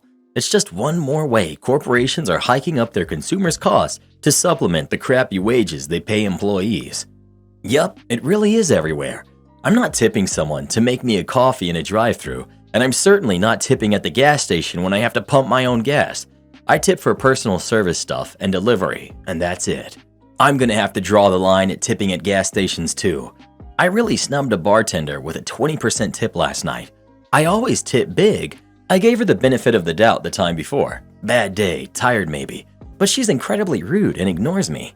She acts like I'm really disturbing her if I ask for a drink. I couldn't bring myself to give less than 20%, but I really wanted to. So the bartender was really rude to you the whole night. This wasn't the first time it's happened, and you still gave her a 20% tip? Dude, I am so done with you Reddit people. My Karen sister-in-law thinks she can kick me out of my own beach house. 12 years ago, our grandparents passed, leaving their beach house to me, 37 female, and my brother, 35 male. The place is within drivable distance of my town. My work is such that I can do it remotely a lot of the time. I now have 2 small kids. Because of these factors, Through the years, I've been in the beach house much more, basically summering it in, while my brother, who lives much more distant, only crashes occasionally or requests it for a couple of weeks while I often used it through the winter. My brother is now married to my sister-in-law, 25 female. My sister-in-law has very specific ideas of what their new married life will be like. Pinterest board, custom hashtag for social media, affirmations posted around the house. The beach house features prominently in it. Despite their having to drive 4 hours to get to it, she insists we should divide time equally and leave it free if they want it, and that she may well redecorate to make it more hers. I have redecorated that house to suit me. I asked my brother for no money except for structural issues. There are 3 bedrooms, so there are no reasons we couldn't be there together. My brother literally told me he wasn't there enough to care about swapping use of the main bedroom, which is the only seafront one, and in which my husband has built our bed. She wants that particularly, claiming it would be their perfect love nest. I think it's my bedroom, and while she's welcome to my brother's, she can't have mine as well. We had established how to work it. I've built my patterns around it, and I don't want to change it now. She says she can't be there while we're there because it would ruin the feeling of retreat. My brother is happy with whatever she's happy with, but I know very well determined opposition on my part will make him back down. The last discussion we had about it, when I pointedly asked, would she like to live, laugh, love on the kitchen table? He winced and left the room. So if I want to hold on to the house on my terms, I can. But does it make me the jerk? To be clear, I don't object to their being here more. I don't object to their having more alone time. I don't object to their redecorating their room or bathroom, however. I don't object to their bringing some things in. But I object to having to swap my room after 12 years, having her overhaul spaces I redecorated and spent money on, and agreeing to a rigid 50-50 schedule when I already know my brother's CBA with regular long drives. ETA. You guys, I'm totally fine with being called the jerk, but I find it hilarious that people here think my brother is an unfortunate and bullied soul. He left our hometown to strike out on his chosen career. He did wonderfully. He bought a house before me and my husband did. He adores traveling abroad, and until he met sister-in-law, he wasn't keen on romantic commitment. I'd spent weekends pottering about the house, and he'd fly back to Bangkok to hike, and that was wonderful for both of us. The issue here is that he is conflict avoidant and unwilling to discuss this with me and my sister-in-law. I certainly flipped out, and I'm happy admitting it and bringing discussion back, but believe you me, he wasn't in the beach house because he was having the time of his life elsewhere. ETA 2. Right, people, I think I heard enough. I've spoken to a mortgage advisor as to how much I should offer and will discuss it with my husband reusing our savings as deposit. I will then offer to my brother when we meet up to discuss, details being firmed up. If I manage, I'll update. One thing I want to say is, it's pretty laughable to me that people so quickly assume I don't know my brother or am strong-arming him or bullying him or whatever else. I got use of the house, and he got someone else to maintain his private in-suite for the 1 to 2 weeks a year he wanted it. Sea view room might be best for lots, but he rather wanted to annex a bathroom, and that's what he did. They also aren't Airbnb-ing this, as some of you suggested. This isn't a random vacation share, it's a well-loved family home that, with my brother's full knowledge, consent, and enjoyment of the fact that everything was clean and lovely and updated every time he came here, which was rarely, I used more and more over the years. I trust my brother to acknowledge that. As for people change when they get married, if this was my brother asking me these things, it would be different. What I got was my sister-in-law swanning in with demands and him murmuring non-committally in the background. You are all very right.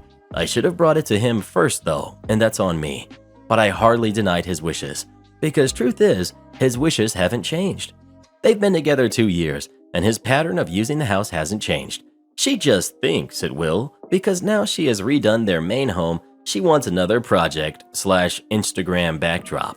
My Karen daughter is having another baby that she can't afford. My daughter and her husband have recently announced their 4th baby in a small little family gathering I hosted. I know I should be excited and congratulatory, but I'm really not. I just felt exhausted the moment that she announced this. Context. My daughter and her husband aren't really well off financially, so they regularly drop off the kids with me since they can't afford daycare. Of course, I don't mind watching them, but the problem is that they'll pick them up quite late, later than the agreed time. So like I say 9, but then they come at 1. Sometimes it feels like my grandkids spend more time with me than with them. They also rely on me for money as well, but I'm not sure if the money I send them is even being used on my grandkids, as I've seen them buy new stuff for themselves after I give them money for something related to the kids. There's a lot more that I can rant about, but it just feels like it's just gonna be another kid for me to take care of, and I just can't force myself to be excited anymore. I honestly think that they should have stopped at 1. Well, my daughter noticed my lack of a noticeable reaction and asked me if I'm happy to be a grandma again. And I honestly blurted out, "Again? Really?" I didn't mean to, but she didn't take that well and said that I was a horrible person for not being excited for her and for getting a new grandchild, and the whole room just became tense after that. Me and my daughter haven't talked much since, but she still drops off the grandkids. Apparently, she's waiting for an apology from me. And while I'm hesitant, I don't want to split apart the family. Am I the jerk? Not the jerk. She won't speak to you, but still uses you for childcare? Nope. You need to set some boundaries and fast. She doesn't pick the kids up on time. She finds a different babysitter next time she needs one. Yes, you're so horrible that I won't speak to you, but you're good enough to watch my kids. It sounds as though OP needs firmer boundaries, which include eliminating or at least drastically reducing the free childcare. Not the jerk. Quit babysitting and pull all financial support. If she will not speak to you, she doesn't get to use you as free childcare. Not the jerk, but it's time to play hardball. No offense, OP, but why wouldn't they use you when you offer free childcare and apparently give them an allowance? You need to teach them personal responsibility. Lack of funds? Then they need to get better jobs or take a second one. You are not their ATM. They want to offload the kids, then they need to pay for a babysitter or find a childcare facility. It's time to practice tough love, or your daughter is never going to learn. You're the jerk. You have no right to decide whether or not she should be having any more kids. If you want to be some sort of monster and not help your own daughter with her finances and childcare, that's on you.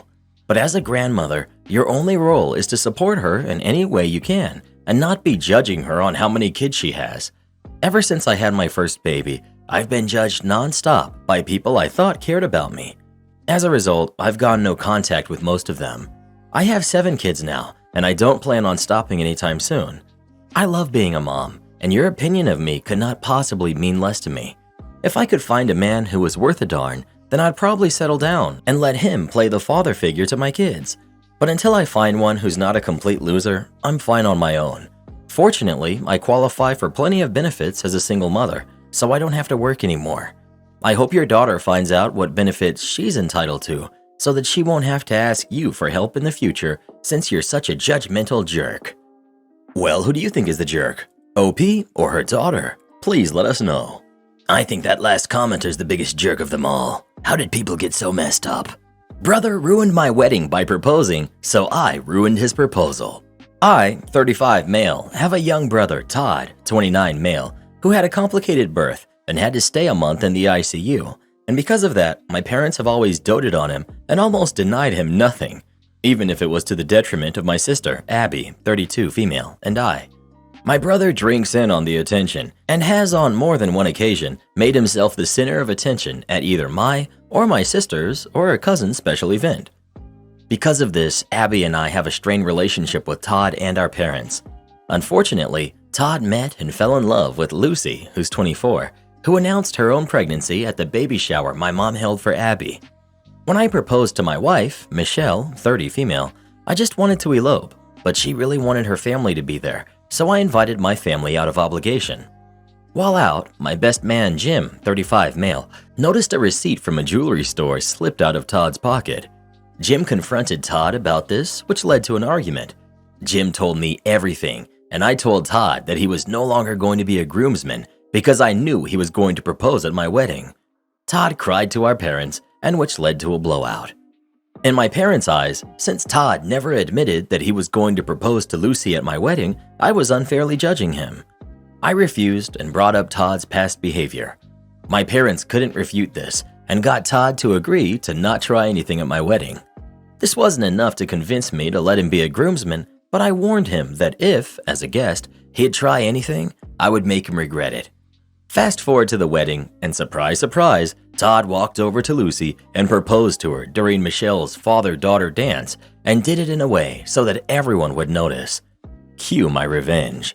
Jim and I had hired a woman to pretend to be Todd's side piece who cornered Todd and Lucy and claimed that she was pregnant with his baby. Todd denied this, but when she called his phone, I gave her his number and messed with Todd's phone to incriminate him. It didn't look good. Lucy threw the ring back at Todd and left in tears. When Todd saw the smile on my face, he knew that it was me, and I didn't respond to a single call or text from him or my parents until after the honeymoon. Lucy has thrown Todd's stuff out and has been denying access to their kid. Todd is furious and demanding that I clear his name. I sent him a text saying that I had no idea what he was talking about, as well as a screenshot of a bill for the wedding, and gave a vague message demanding reimbursement for half of the wedding costs. Michelle knew the whole time what I was planning and gave me the green light after Todd ruined her moment with her dad. So I felt pretty good, but now even Abby thinks that I went too far. Well, what do you think? Did OP go too far with his revenge or not? Please let us know. Sounds like Todd messed around and found out. Am I the jerk for telling a teacher she's being unreasonable? My son, Ollie, is a senior and on ASB. They had organized a homecoming pep rally scheduled for this Friday. They've been prepping for a long time. There's a dance routine and a teacher versus student basketball game. Last week, Ollie tripped over a chair during the night and tore a ligament in his ankle. Obviously, he can't participate in the rally. They can't really continue with the program as planned with my son out. They really tried. The teacher in charge asked other seniors if they wanted to take my son's spot, but they declined because they didn't want to look stupid doing a dance routine with 4 days prepped. That's when my 11-year-old son, Brian, said he wished he could take his brother's place. I thought about that and realized it was actually a good idea. He does a lot of gymnastics and picks up on choreography quickly.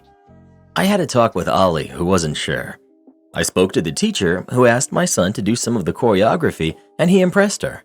She then said that she would talk to the other students about Brian taking the spot of Ollie. The students thought the idea would be funny, and everyone agreed to it.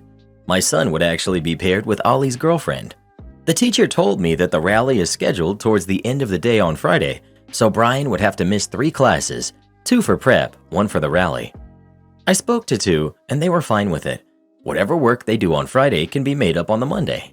The third teacher, language arts, said she wasn't okay with his skipping class to go to a rally at the high school. That's not a valid excuse to miss class, so she won't let him make up a test that she was going to schedule. He would have to get a 0. I told her that it's not like he's skipping school to go to the park. If 2 teachers in the high school is okay, then why can't she be? She said she doesn't play favorites. I told her it's not playing favorites, it's being reasonable. Would she just have me lie? She said of course not, but that's her rules. I said we'll leave it at that. I decided it wasn't worth this much drama, and my son getting a 0 on a test in the 6th grade wasn't going to ruin his life. I could be a jerk dad and go over her head, but I won't. She did email me today and asked if I decided if my son was going to skip class to go to the high school rally. I replied, he's skipping class because he has a doctor's appointment, so he'll make the test up per her rules. What's she going to do? Leave class to see if he's dancing in the rally? Can we please get a few things straight? I'm speaking as a recently retired teacher. 1. The school administrators, not teachers, determine what's an excused absence and what isn't. Schools have policies in place. 2. When the administration decides, per school policies, that an absence is excused, teachers must allow students to make up work. 3.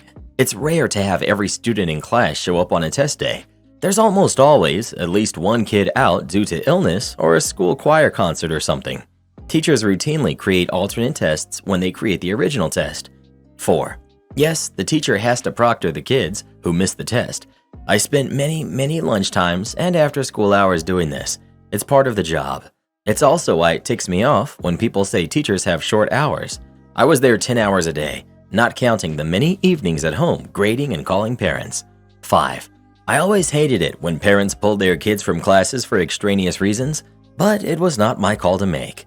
It isn't Brian's teacher's call either. OP, you You should have gone to the principal first, not the teachers. I'm just about positive the principal would have given it a green light, not the jerk, except for the lying part. I'm so confused at the "you're the jerk" comments. My mother was the kind of parent who would make me go to school no matter what, and more than 10 years later, I still get annoyed thinking about it. One test in 6th grade is really not a big deal. Makes me wonder how old these commenters are. You're the jerk. The teacher had a test assigned for that day, hence why the other 2 teachers are allowing it has no bearing on whether the 3rd teacher was unreasonable. Making up classwork and homework is nowhere near as intensive as trying to schedule a makeup test day and time. All you did was teach your kid that it's okay to lie to get what you want and make other people's lives more difficult for the sake of your own personal gain. You're the jerk.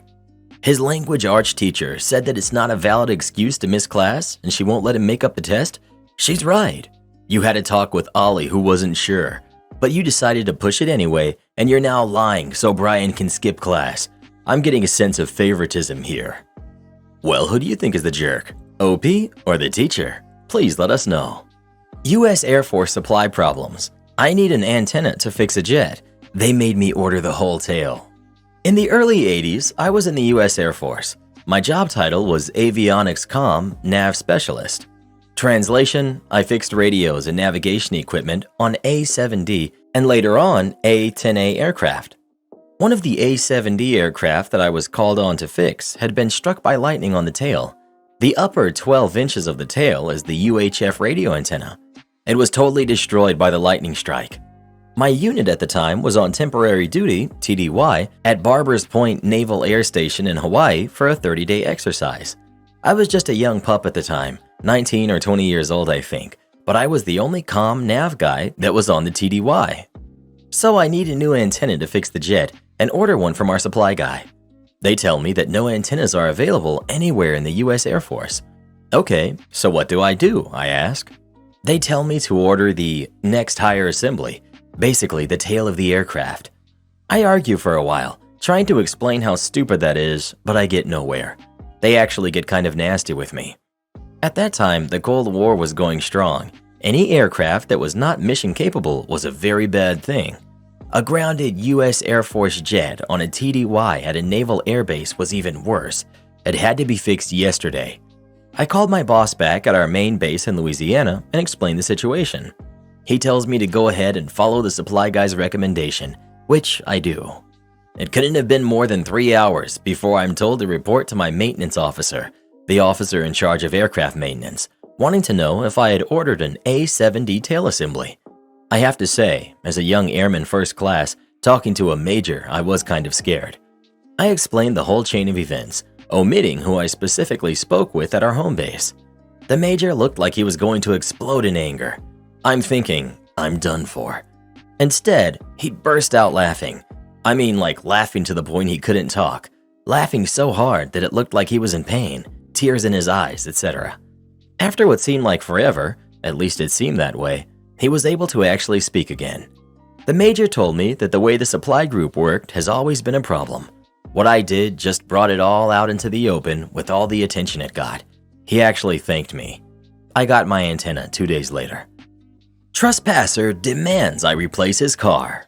Okay, so I'm going to preface this post by saying that the entrance to my property is a standard driveway through roughly 20 meters of wooded area before the driveway opens up to about the same size as a standard American 2-lane roadway. My home sits about 500 meters back off of the road, and I've sculpted my driveway, as well as a pass in front of my home and a lot of my backyard into a drift track. We have 2 giant no trespassing signs at the road facing side of the woods, as well as a speed limit 15 sign 10 meters beyond the woods, mainly to remind my friends to not be jerks on their way in when the track isn't hot. Everything is above board with the county, my homeowner's insurance, and local PD. Now with that out of the way, I went to the port today to pick up a much-awaited 1997 Nissan we're building for my mate. As the mate and I are pulling down the drive in the truck, pulling the trailer with the car on it, my mate yells, "What the heck is that?" and points off to the corner of the paved part of the property where I have a medium-sized shed which I keep landscaping things, like a tractor, golf cart, etc.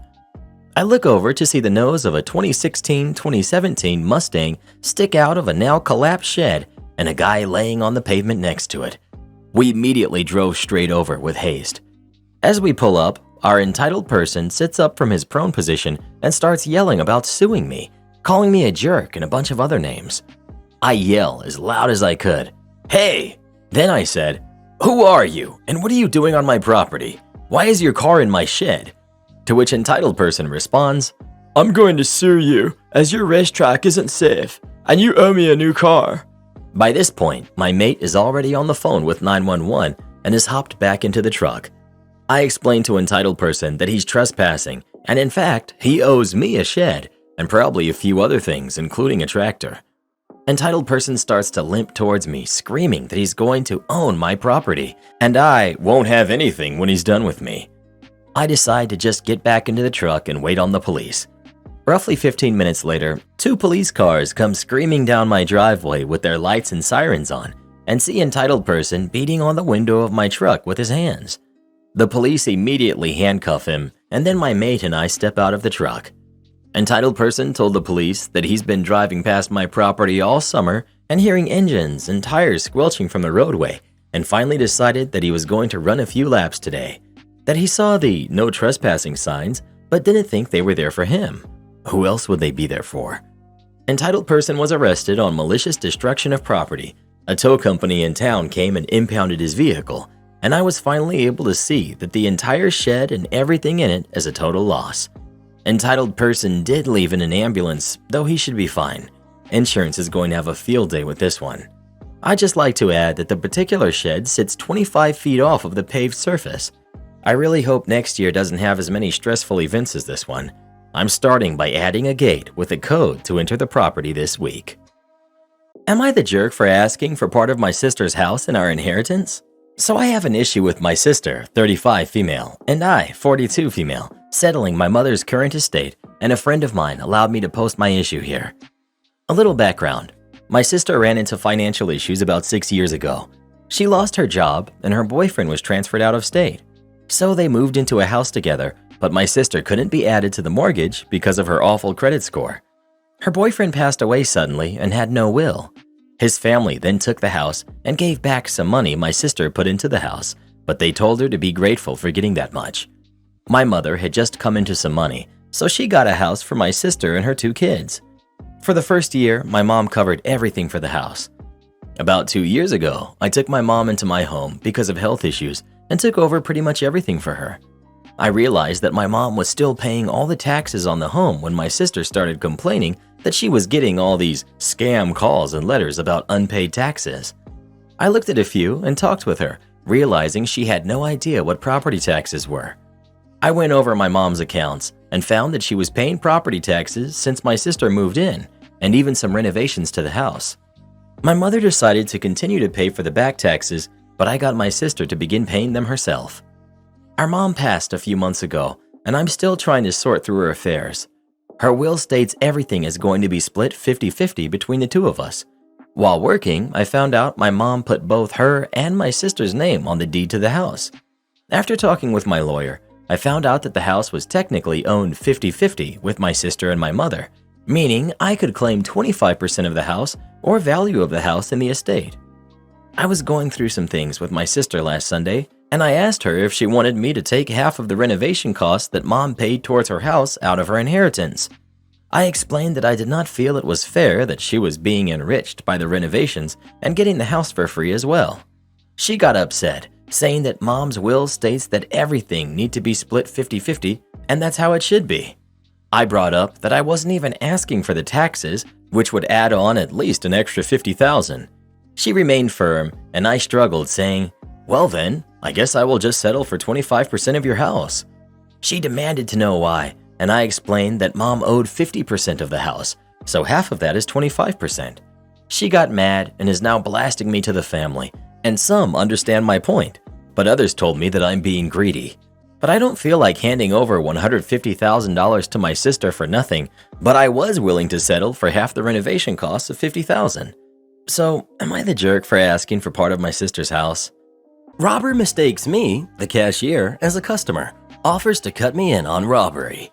I'm a convenience store cashier, and besides the occasional robbery, nothing really happens here. We've had a handful of super dramatic, get-on-the-ground robberies, but most are just regular shoplifters. Because nothing really happens here, I like to make small talk with the people in the store to pass the time. Sometimes people have great stories. Sometimes we end up knowing someone in common. Sometimes it's just nice to make a person smile. The other day, I was out from behind the register stocking shelves. I was the only person in the store because weekday afternoons are usually slow and because basically everyone's quit. It's getting cold here and the building still hasn't turned the heat on, so I had a hoodie over my uniform, short sleeve shirt and name tag. So I guess I just looked like a guy browsing the aisles. But it wasn't a problem because when a customer came in, I'd say, "Let me know if you need anything," and that cleared it up. Maybe 2 came in the entire start of my shift. Just as things were wrapping up, and I've had a long dead streak, a guy about my age came in and seemed in a great mood. He also had a big hoodie, but it's cold out, so I didn't think anything of it at all. I said, "Let me know if you need anything," from down where I was with the shelves, and he came and stood by me, kind of giggling. Weird, but I've seen weirder. Whatever. Finally, I said, "Can I help you?" And he just goes, "Hey." So I'm like, "Hi," and he starts talking to me about the logo on my hoodie, local sports team. And we go back and forth a bit. My side of the conversation was normal. His side was really overstated. In hindsight, it's because he was nervous, but I was kind of checked out and didn't really care at the time. Like, I'd say, "He's got a good arm, but his head just isn't in it this season." And the guy would reply, "Oh my god, the best arm, once in a lifetime talent, but he's not there at all. Gone, trash, garbage, they should just cut him." I keep stocking the shelves, not thinking at all about the odd nature of what he's saying, and instead thinking in the back of my mind, is he gonna buy something or what? From there, we actually got to talking about how we got into the game and had a really heartfelt conversation about going with our fathers and sitting in the cheap seats, and did actually sort of bond a little. Finally, we run out of sports commentary to make at one another though, so there was a wave of a silence for a few minutes. Then he gets uncomfortably close to me and whispers, "I like you a lot. You know that?" So my first thought was that this guy was hitting on me. No problem at all if that's what you're into. It's not my scene though, so I took a healthy step back and told him thanks, but no thanks. He laughed kind of maniacally and explained to me, no, he meant he liked me, so he'd be willing to cut me in on what he was currently doing. I ask what that is. He explains, "Ain't nobody in here. I've got my truck outside. I'm gonna load it up with beer and crap. You seem like a good dude, so I'm tipping you off in case you want anything. Ain't no one here. It's easy money, bro." I couldn't believe it. He was trying to rob the store, and he was telling me about it. I quickly realized his overly excited, socially inappropriate behavior must have been something he was on. Rather than confront someone that's on something, in my experience, their moods can change from perky to violent really quickly. I just went with my gut and decided to play along. I knew I needed an excuse to get back behind the register, so I said, "Good crap. Forget the beer though, man. I'm going for the real easy money." And I hopped over behind the counter, where I promptly, but discreetly, pressed the button that locks the doors from the inside, followed shortly by our brand new panic button. First time I'd ever used it. Hoping there wouldn't be a time, but at least I wasn't genuinely panicking yet. At this point, he's loaded both shoulders up with six-packs and headed for the door to make the first of what I'm sure he anticipated would be several trips. He pushed against the door with his hip, and of course, it didn't budge. And he pushed pretty hard, anticipating it would swing easily, so I kind of felt bad seeing him wince. He nearly dropped the beer. He turned to me, more frustrated than scared at this point, and went, "Bruh, the door's jammed. Can you give it a try?" I was nervous to step out from behind the register in case this guy had a weapon, so tried to deflect and was just like, "Maybe you've got to pull it." He started freaking out and was running around the store. He was trying the back door, but it locked as well.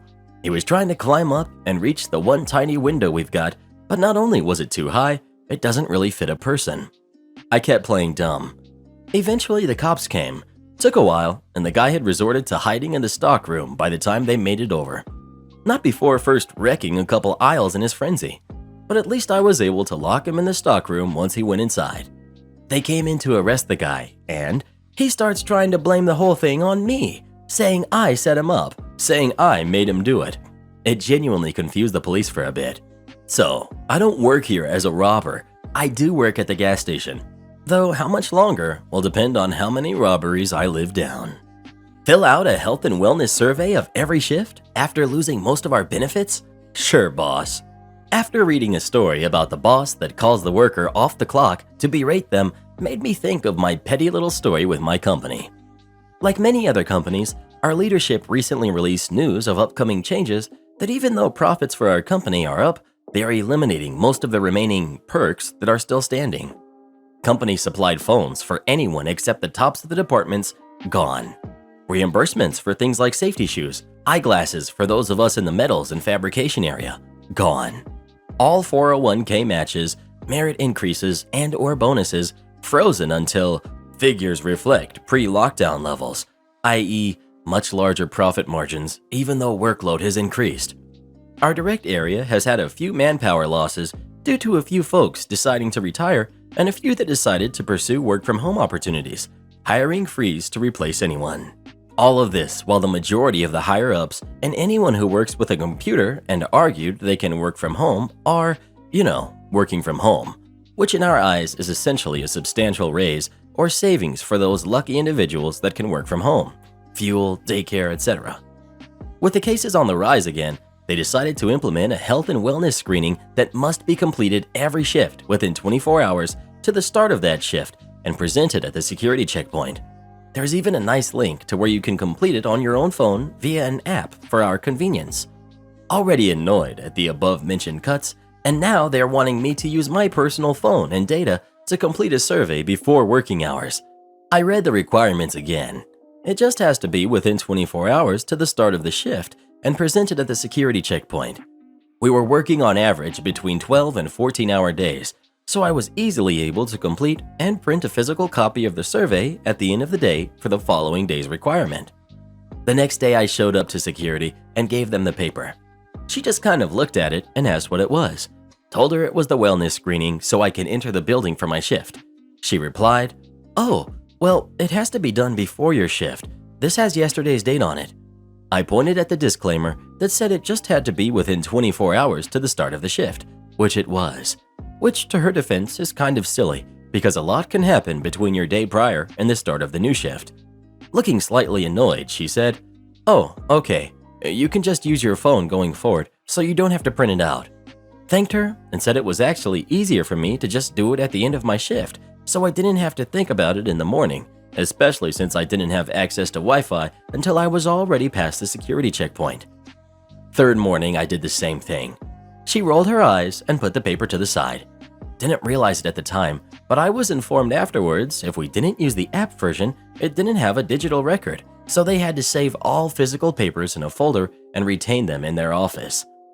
The fourth morning, the head of security was at the door, and as soon as I showed the paper, he asked why I was choosing to do the physical paper instead of the app. Didn't want to get too in-depth, but told him it was easier for me to print it out at the end of the prior workday, and these guys do not pay my phone bill, so I was not going to use my personal phone and data to do a redundant survey off the clock every morning. He tried to argue the paper option was really only for the plants and not for the offices, and I was the only person printing them out in lieu of using the app. Told him I did not see where it said plant use only on the form, and if that was the case, HR would need to update the verbiage. Couple of coworkers in the area caught part of the interaction and how the guy was complaining to my boss as soon as he hit the door about 10 minutes later. I filled them in on what I was doing and they decided to follow suit. All 15 of us completed the survey at the end of the day to bring in the following morning. Friday morning arrives. I'm sitting in my car watching as a line forms and everyone has a paper in their hand. Can make out security guard's face. She looks ticked off. Finally get out and go to walk in. Big grin on my face and say good morning. She doesn't say a word, just does the temperature check and snatches the paper out of my hand. Around first break, I see our HR rep walk into the shop and talk to my boss. He looks over at me and points in my direction. Oh boy. And she walks over and introduces herself. We'll call her HRQB because she looks like she can play for a minor league. HR. Good morning. I'm HRQB with Human Resources. We received a call from the head of security and they're saying that you're giving them printouts of the new health surveys. Do you need help with setting up the app? Petty me.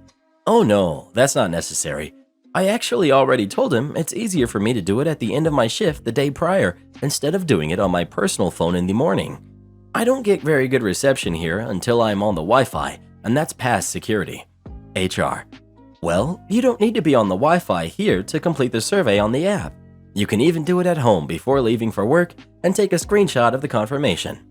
That way, you won't have to waste paper, and the security team member at the door won't have to keep it in a folder and drop it off at the office every day. It will save a lot of time and energy. Petty me. Well, unfortunately, the company has taken away all of the company-issued phones except for select individuals, and I'm not going to do the survey on my personal phone or during non-work hours. I agree, doing this survey every single day is a bit redundant and wasteful, but it isn't my paper, and proof is required for me to enter the building. While it is tedious, I'm pretty sure that security is on their phone for 7 out of 8 hours that they are stationed at the door. Think they can take 2 minutes to walk down the hall to drop off the papers at the office. Pretty sure I could have poked the vein on the side of her head and caused a stroke. I thanked her for her time, and my team lead came to pull me to help him with a job/save me. The first few days of the following week, most of my coworkers kept printing out the physical copies, which I thought was hilarious, but it was pretty short-lived. HR must have worked harder than she had ever worked in her life, because wouldn't you know it, come that following week, an email came out with a link to a new survey that only had to be completed one time online. And if after that at any point you had flu-like symptoms or were around anyone that was sick, they held you to the honor system to report it to supervision/HR.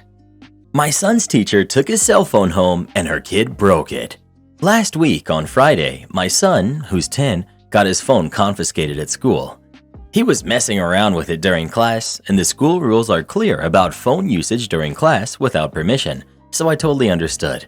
The normal protocol is that the phone would go to the office where it would be returned to the student at the end of the day or the next day. His teacher, however, apparently forgot to stop by the office before going home after school, so she accidentally took it home with her, and through some negligence, the phone broke in the hands of her toddler. Admittedly, she was very upfront about it and even came to our house personally to tell us what had happened and to apologize, which I do respect. She suggested the repayment plan for the phone and offered an old phone of hers for him in the meantime, but it was essentially a brick with a screen. After she left, I sent an email to the school about everything, simply because I think it is something the school should be involved in, since she's a teacher and easily took home a confiscated device, albeit by mistake. Received a response Monday morning apologizing for what had happened and promising to address the issue. So my sister-in-law works at the high school but smokes with the teachers at the junior high, which is where she bumped into this teacher who was upset and said that we were being jerks reporting it since she already promised to pay me for the phone, offered an alternative, and is a good teacher, so we're messing with her career unnecessarily. So yeah, am I the jerk? Not the jerk. Taking it home accidentally could be understood to a degree. There's zero reasons why it should have been within her toddler's reach. Info. OP, did you actually see the broken phone? Maybe it's just my suspicious little brain, but there was a similar post a while ago where everyone heavily suspected the teacher of stealing the phone and trying to give a crappy phone back as a payment. The original phone was not actually broken, the teacher kept it. Although this teacher offering a payment plan suggests that they're willing to completely pay you for a new phone, not just to steal and give you a crappy phone back. OP. Yeah, it's busted. Screen severely cracked, and that weird ink of dead pixels is blocking 3/4 of the screen. Looking at the damage now though, unless her toddler is the next Hulk, I'm starting to doubt that that was the cause since he had a protector in a case. Not the jerk. The teacher did not follow guidelines, albeit your son was in the wrong. However, phone's prices scale, and she had no reason to take it home with her. How her toddler then got a hold of it and broke it is a completely different issue. Teacher is upset she got in trouble for not following the rules, just like your son was upset his phone was taken for not following the rules. Well, who do you think is the jerk? OP or the teacher? Please let us know. If she took that phone home by accident, she should have made sure it was in a safe place. That teacher messed around and found out. Am I the jerk for yelling at my husband for making my daughter feel bad? So my oldest daughter, who I'll call May, is 16. She has a job, has had it for about 5 months. Out of all of my kids, she's the most mature. She's also good at saving, but she rarely spends money on things she enjoys and instead keeps it all in her bank account. My husband wanted to have her start paying her phone bill immediately. It would have been about $50 a month, but I said no and eventually compromised to the beginning of October. Note, my husband, her stepfather, is very money tight, and he tells her to pay for everything she wants. Now, I agree with this somewhat, as she should be monetarily responsible so she's ready for college, but he wants her to pay for everything. Anytime she asks for something, he'll respond with, "You have money, buy it yourself." Now, fast forward to today. May has been out of town on a trip with her class, and she was going to be gone for a week. Because this is a national event that happens every year, and they're in the city, everything is very expensive. She has a credit card under her name that's connected to my account, and I said she could use it for her meals, breakfast, lunch, and dinner. But snacks and souvenirs she would have to buy on her own. She called earlier and we were talking while my husband was in the room. She started complaining about how expensive everything was, and she jokingly said that she was going to go bankrupt once she returned from her trip. I told her not to worry about it, and if she needed, she could use her credit card for whatever. Then my husband pipes in and says, "Stop guilting your mother to give you money. Whatever you want, you can buy yourself." She was quiet for a moment before saying that she wasn't asking for anything, and then he repeated, "Don't guilt your mother. How can you be morally okay with that?" She said she wasn't calling to ask for money, that she just wanted to complain and that she was going to hang up. I took her off speaker to tell her it was fine, but she just swore up and down she wasn't trying to guilt me and that she was just going to pretend the call never happened and that it was fine. And then she hung up. I was so upset that I yelled at him. I told him he was being ridiculous and that she was still a kid. I left before he could respond. I'm still angry. She apologizes to me every time she buys a meal because she thinks it's too much. I've noticed that she buys her own breakfast and only spends money on lunch and dinner, even though I've said she can do all three. I'm angry and I don't know what to do. Am I the jerk? Not the jerk for yelling at your husband, but you are the jerk for continuing to be in a relationship with someone who dislikes your kid this much and makes her feel guilty for her existence and the associated costs. You need to make it clear that if he doesn't change his behavior immediately and completely, you'll be out the door. That's something I don't think is truly highlighted. He's literally making her feel guilty for existing in their lives. She's 16. You should be paying for her meals and things she needs for school and life. He's definitely a, "You can stay here and pay rent and utilities at 18, or you can find a new place to live" kind of man, and that's just unacceptable. I have a brother who's in his 40s and doesn't pay his own cell phone bill. He's on my parents' plan and it's $10 a month. So I don't know what plan your daughter is on that it's $50 unless your jerk husband thinks she has to have her own plan just so he can then turn around and decide to stop paying for it. You're the jerk for marrying a man that treats your daughter this way. She's 16. You're responsible for feeding her and should be paying all of her expenses, within reason, until at least 18. Let her save her money to build a future. If I was her, I would save every penny to get away from that horrid man. Choose your daughter. You're the jerk. He's trying to raise her to be independent and not to rely on others. Of course, all these leeches on Reddit aren't going to like him. Their parents never taught them to be independent, so they think there's something wrong with this style of parenting. Never ask a bunch of mentally unstable, lonely, depressed, confused internet dwellers for parenting advice. If it were up to them, your kids would grow up to be just as lonely and miserable as they are, watching anime and eating processed foods. Processed foods? My husband and I raised all 4 of our kids to be independent, and now they all have a few things that these Reddit bozos don't have. What's that, you ask? A job, a family, and a purpose in life. Edit. Get mad all you want, bozos. You know I'm right, and the truth hurts. Well, who do you think is the jerk? OP or her husband? Please let us know. What I want to know is who peed in that guy's Cheerios. My failure to plan is now your problem. So I work in customer service in the automotive industry. As part of the services we offer guests, we perform a state-mandated car inspection so people can register their cars within the state. It's a simple process that can take about 15 minutes if you book an appointment with us. But every month, we get flooded with people who forgot to do the inspection on the last week of each month. It's a mad dash for last-minute appointments to fit people in before they're late. Now, we don't make money off this type of service. In fact, it's a state-set fee, and we realistically lose money doing these inspections on labor cost. I preface this to state that doing these state inspections does not benefit my shop, but we do it because it helps our customers. Front door opens to a male Karen coming in on a Friday afternoon midday. This distinguished gentleman, we'll call him Tim, walks in at around 1 p.m. in the afternoon and slaps his keys on the countertop, informing my front counter teammate that he needs an inspection now. Now understand that even though all of our appointments were booked up days ago, we will still bend over backwards to help someone out.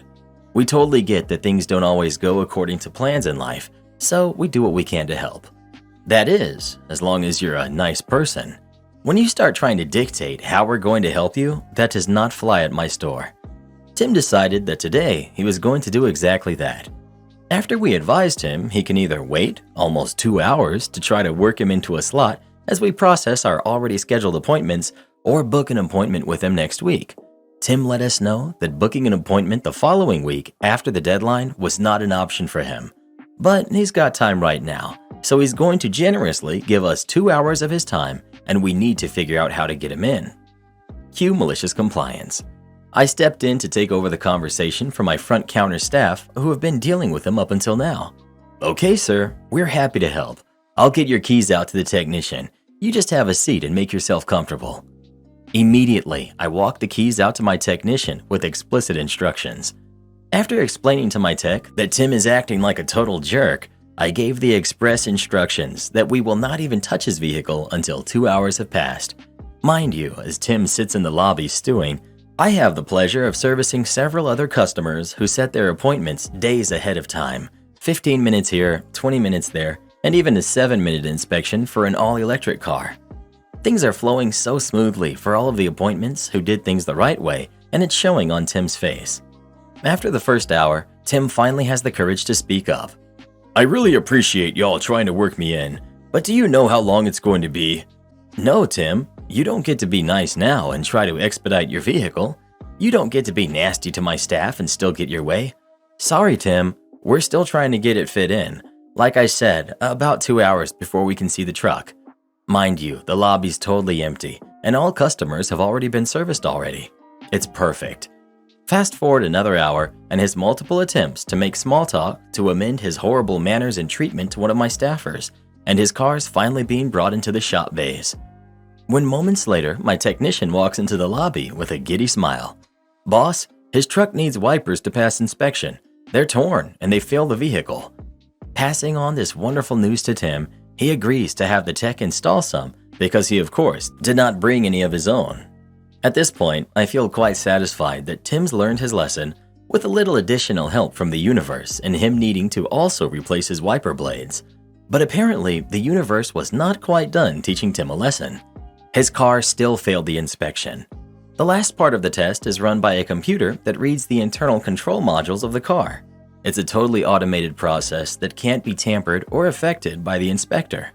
The only thing that can interfere is if the car has had the battery replaced and those control modules have been reset.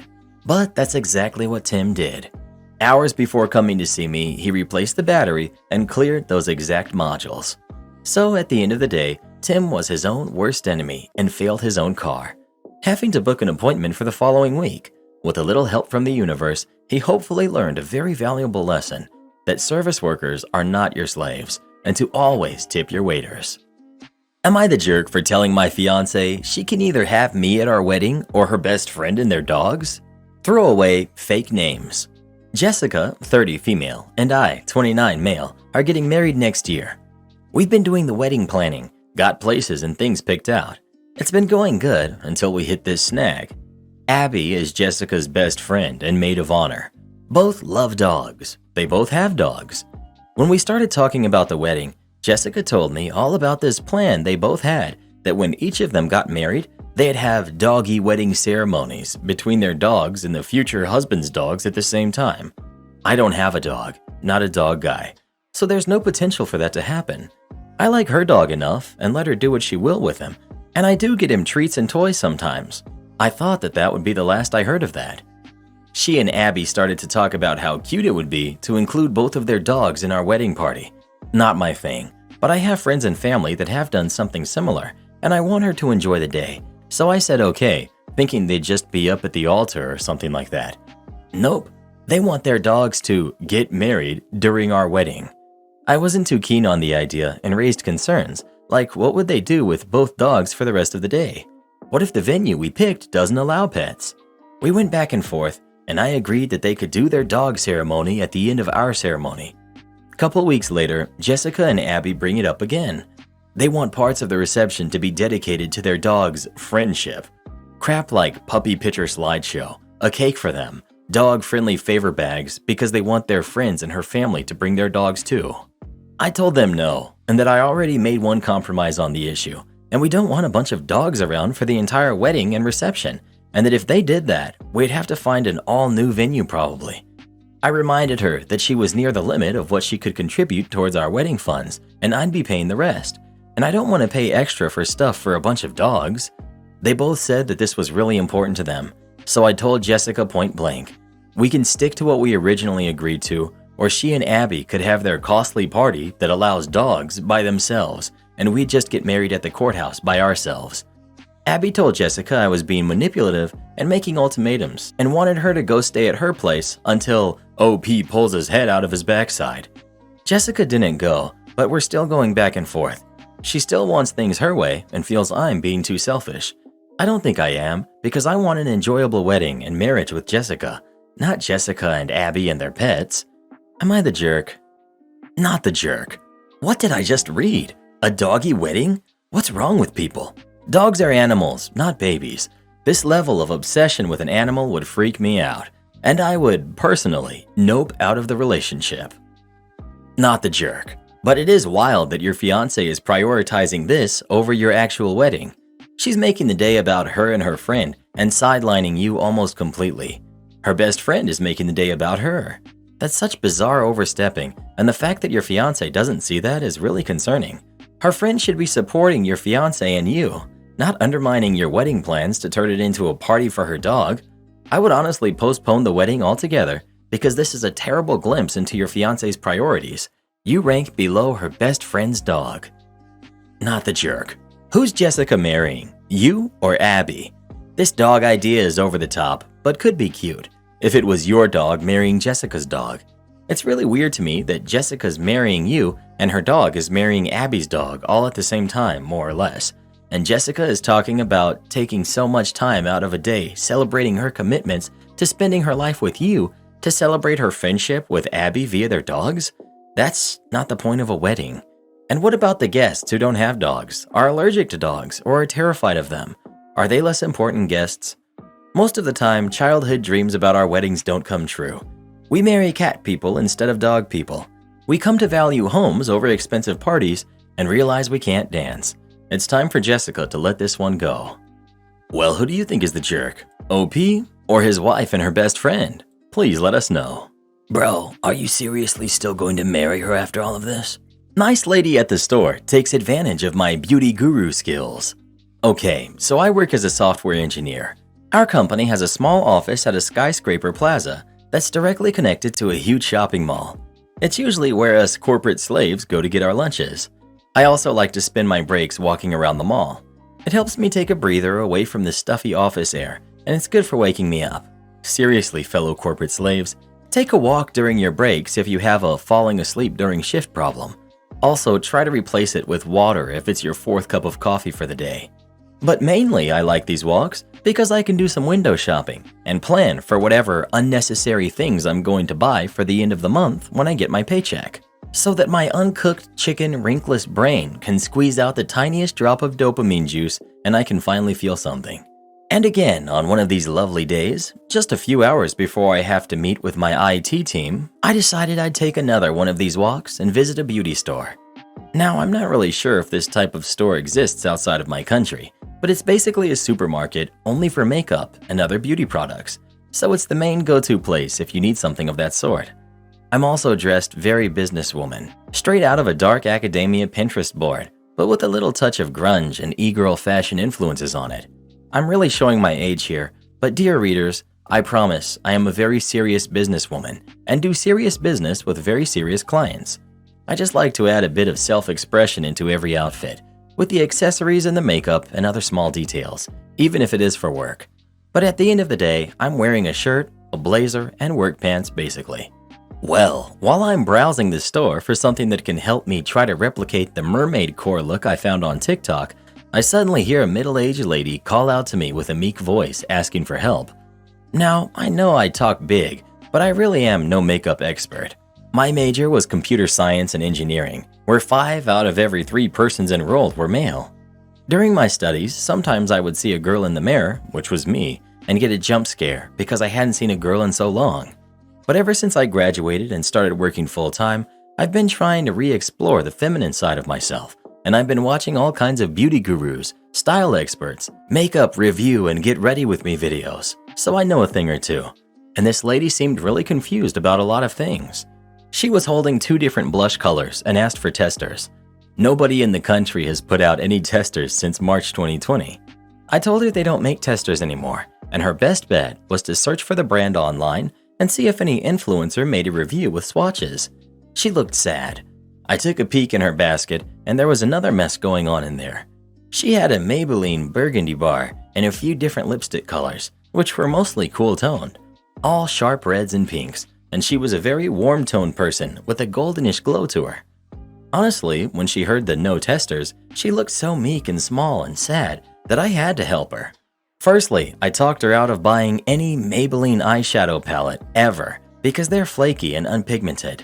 Then I researched online to show her blush colors for certain brands that I know are good quality, which was definitely not the one she was holding onto at first. I also advised her to pick lipstick colors to match the blushes or else she'd look like a mess. I basically took her around the store to build her a beginner makeup kit with all of the essentials, considering her skin type and her general color complexion. When we were done, she looked so happy that she insisted she'd take me to the cashiers for my commission. At this point, I'm thinking she must be foreign. No store like this in our country has ever had a culture of giving commissions to employees. This is when my brain finally computed. She didn't ask me for help because my highlighter looked bomb or anything. She thought I worked there. The staff does have a uniform, but it's likely that my outfit made me seem like a manager. Well, darn. I really don't work here, but by now I'm in too deep and way too embarrassed to tell her. I just mumble something incoherent, and before she can say she couldn't hear me, I duck away. Thankfully, the store was very crowded.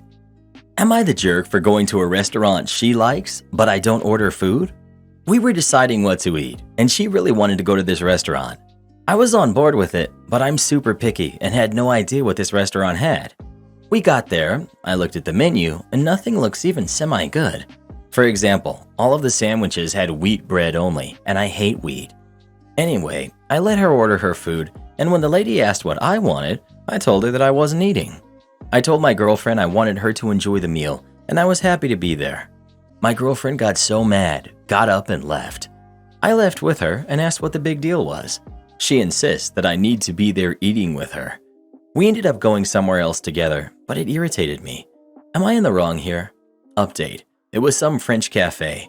I've never been to a French restaurant, but I was willing to check it out. Their menu wasn't very big. I just wanted her to enjoy a nice meal. Update. There was no waitress. We ordered at the counter, and they put the food on our tray. Also, we had been together for 10 months, so I don't think there's much to feel awkward about. Update. I have no allergies. For the most part, I can usually find something to eat at a restaurant, but this French restaurant had nothing worth eating, in my opinion. I didn't Google the menu beforehand because we've never gone to a restaurant that I couldn't find something to eat. This was a lunch, not a dinner. Okay, so I just learned that all bread is made of wheat. We are all smart in different ways. It was some type of whole grain or sourdough. What I meant to say is I only like white bread, but brioche buns are good too. 10 months into the relationship, and we never went to a place where I couldn't find something to eat. This was the first time this happened. Also, I do try new things. I'm not stubborn with it, but usually it's me trying her food because I only order things that I know I will like. I don't like wasting food, nor my money. You're the jerk. Picky eaters are so exhausting. Sharing a dining experience with them is so limiting and seems like half the time they will just want to go to the same limited choices over and over. It's different if someone has dietary restrictions because of medical issues, religion, or they're vegan or vegetarian. Restrictions like that are easy to understand, and there's reasoning behind them, and eating can be planned accordingly. Someone just wanting nuggies and hating on wheat bread is a nightmare. Go try something new. Well, who do you think is the jerk? OP or his girlfriend? Please let us know. Never go to a restaurant that doesn't have nuggies. Wee. Oh, my paper isn't long enough? Okay. So in my junior year, I was taking an art history class on medieval art and architecture. Partway through the course, the professor assigned a paper, and the instructions were that the paper length was to be 5 to 9 pages. I wrote my paper, and it ended up being 5 pages. I said everything I felt was necessary to say in that amount of pages. When I got the paper back, I received an A-. Now, I'm not usually the type to complain about an A-, but in this case, I knew I wrote a strong paper.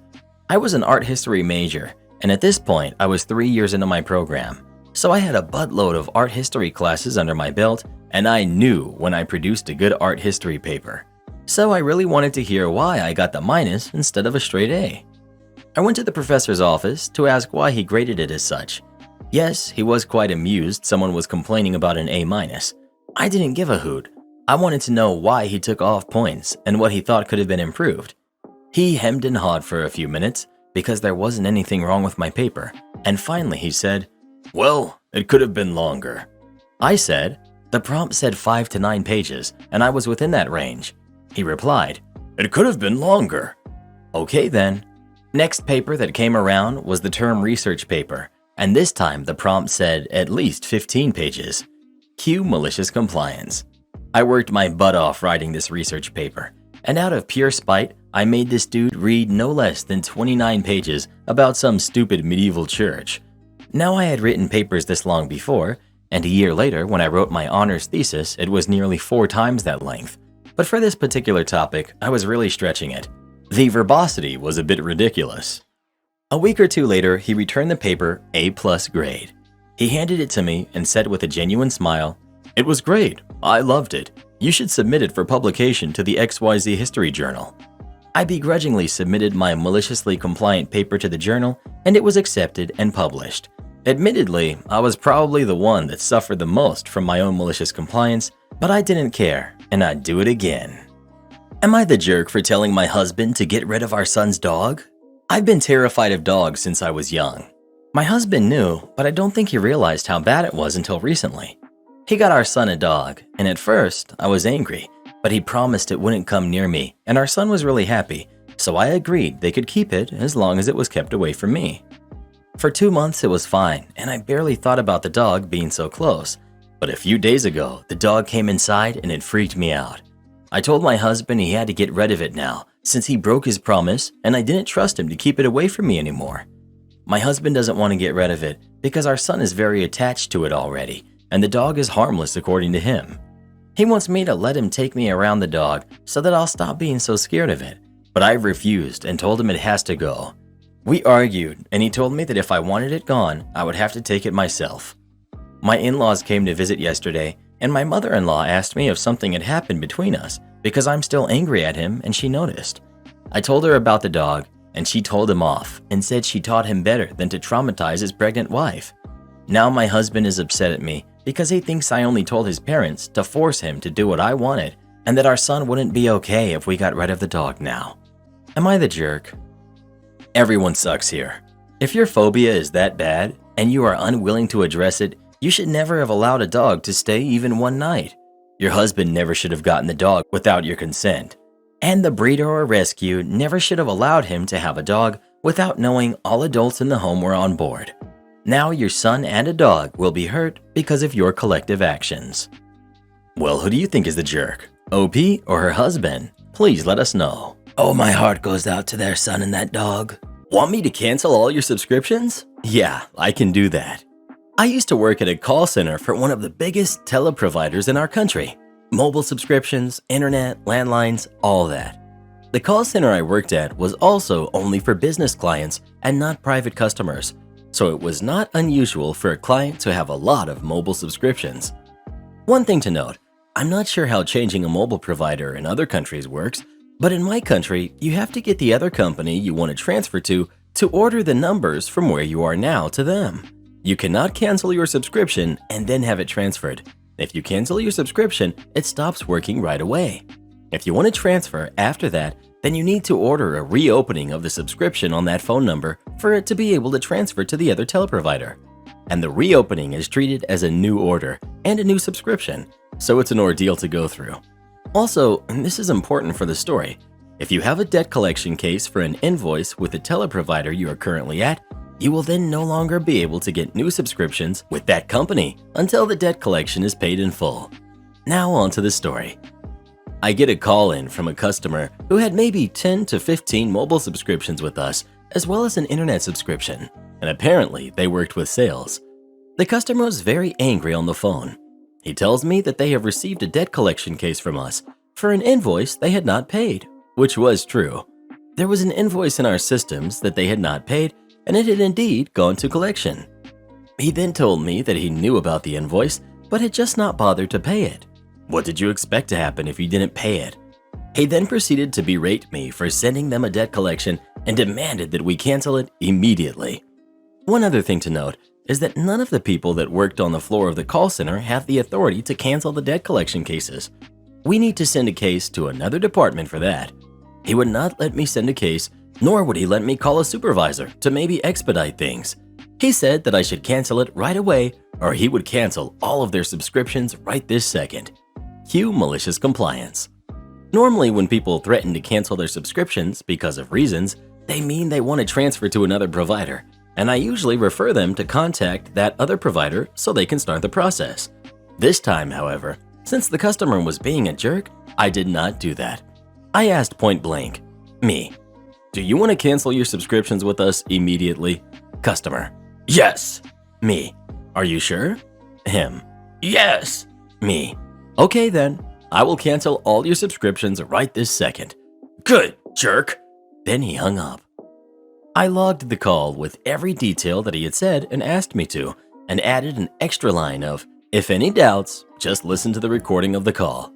I got at it and went ahead and canceled all of the subscriptions this client had with us. All of them, even their internet subscription. After about an hour, one of my coworkers got a very angry call from the client, who was forced to call from another phone because, guess what? Their subscription was canceled. I was done for the day, so I just went home, but my coworker filled me in the next day. The client had yelled and screamed that they were no longer able to call out or receive calls, as well as their internet was down.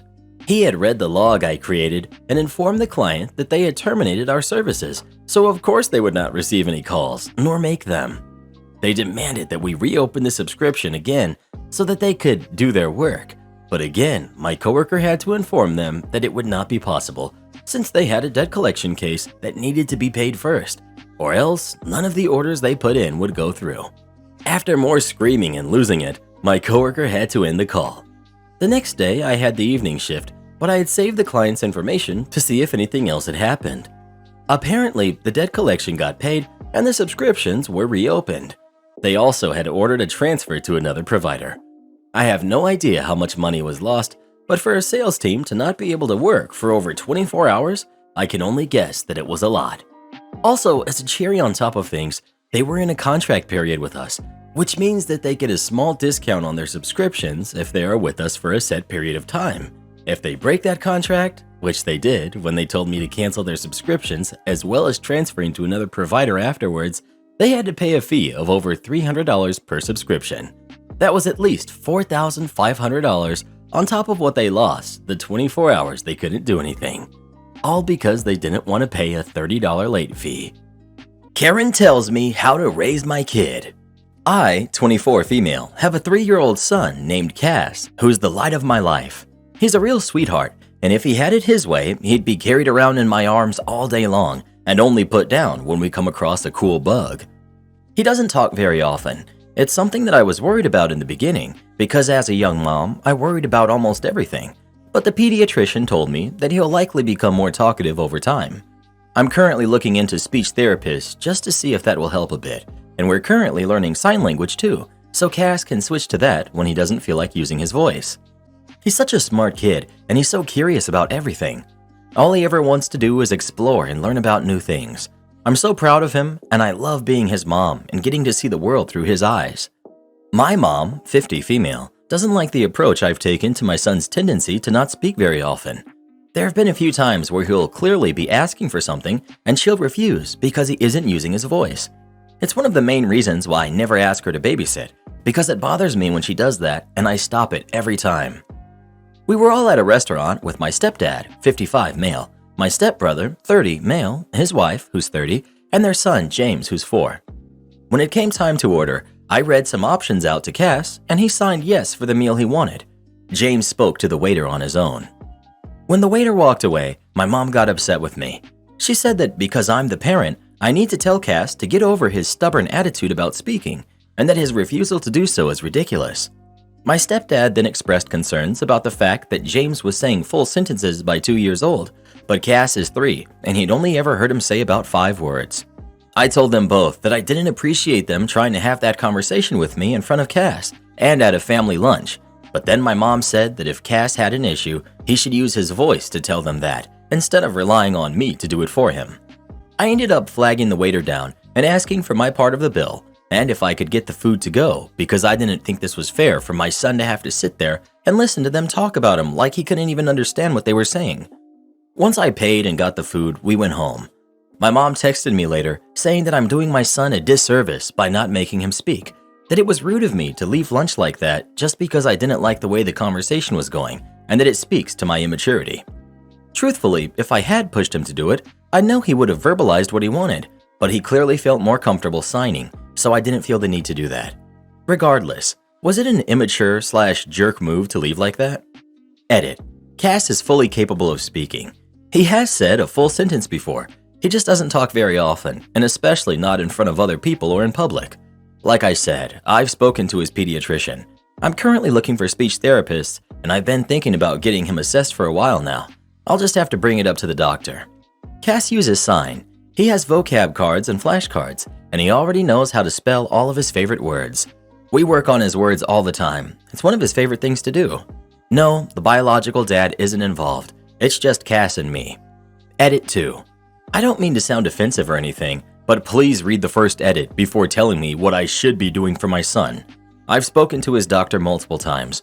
I'm looking for a speech therapist. I've been looking into getting him assessed. I offer him multiple different methods of communication.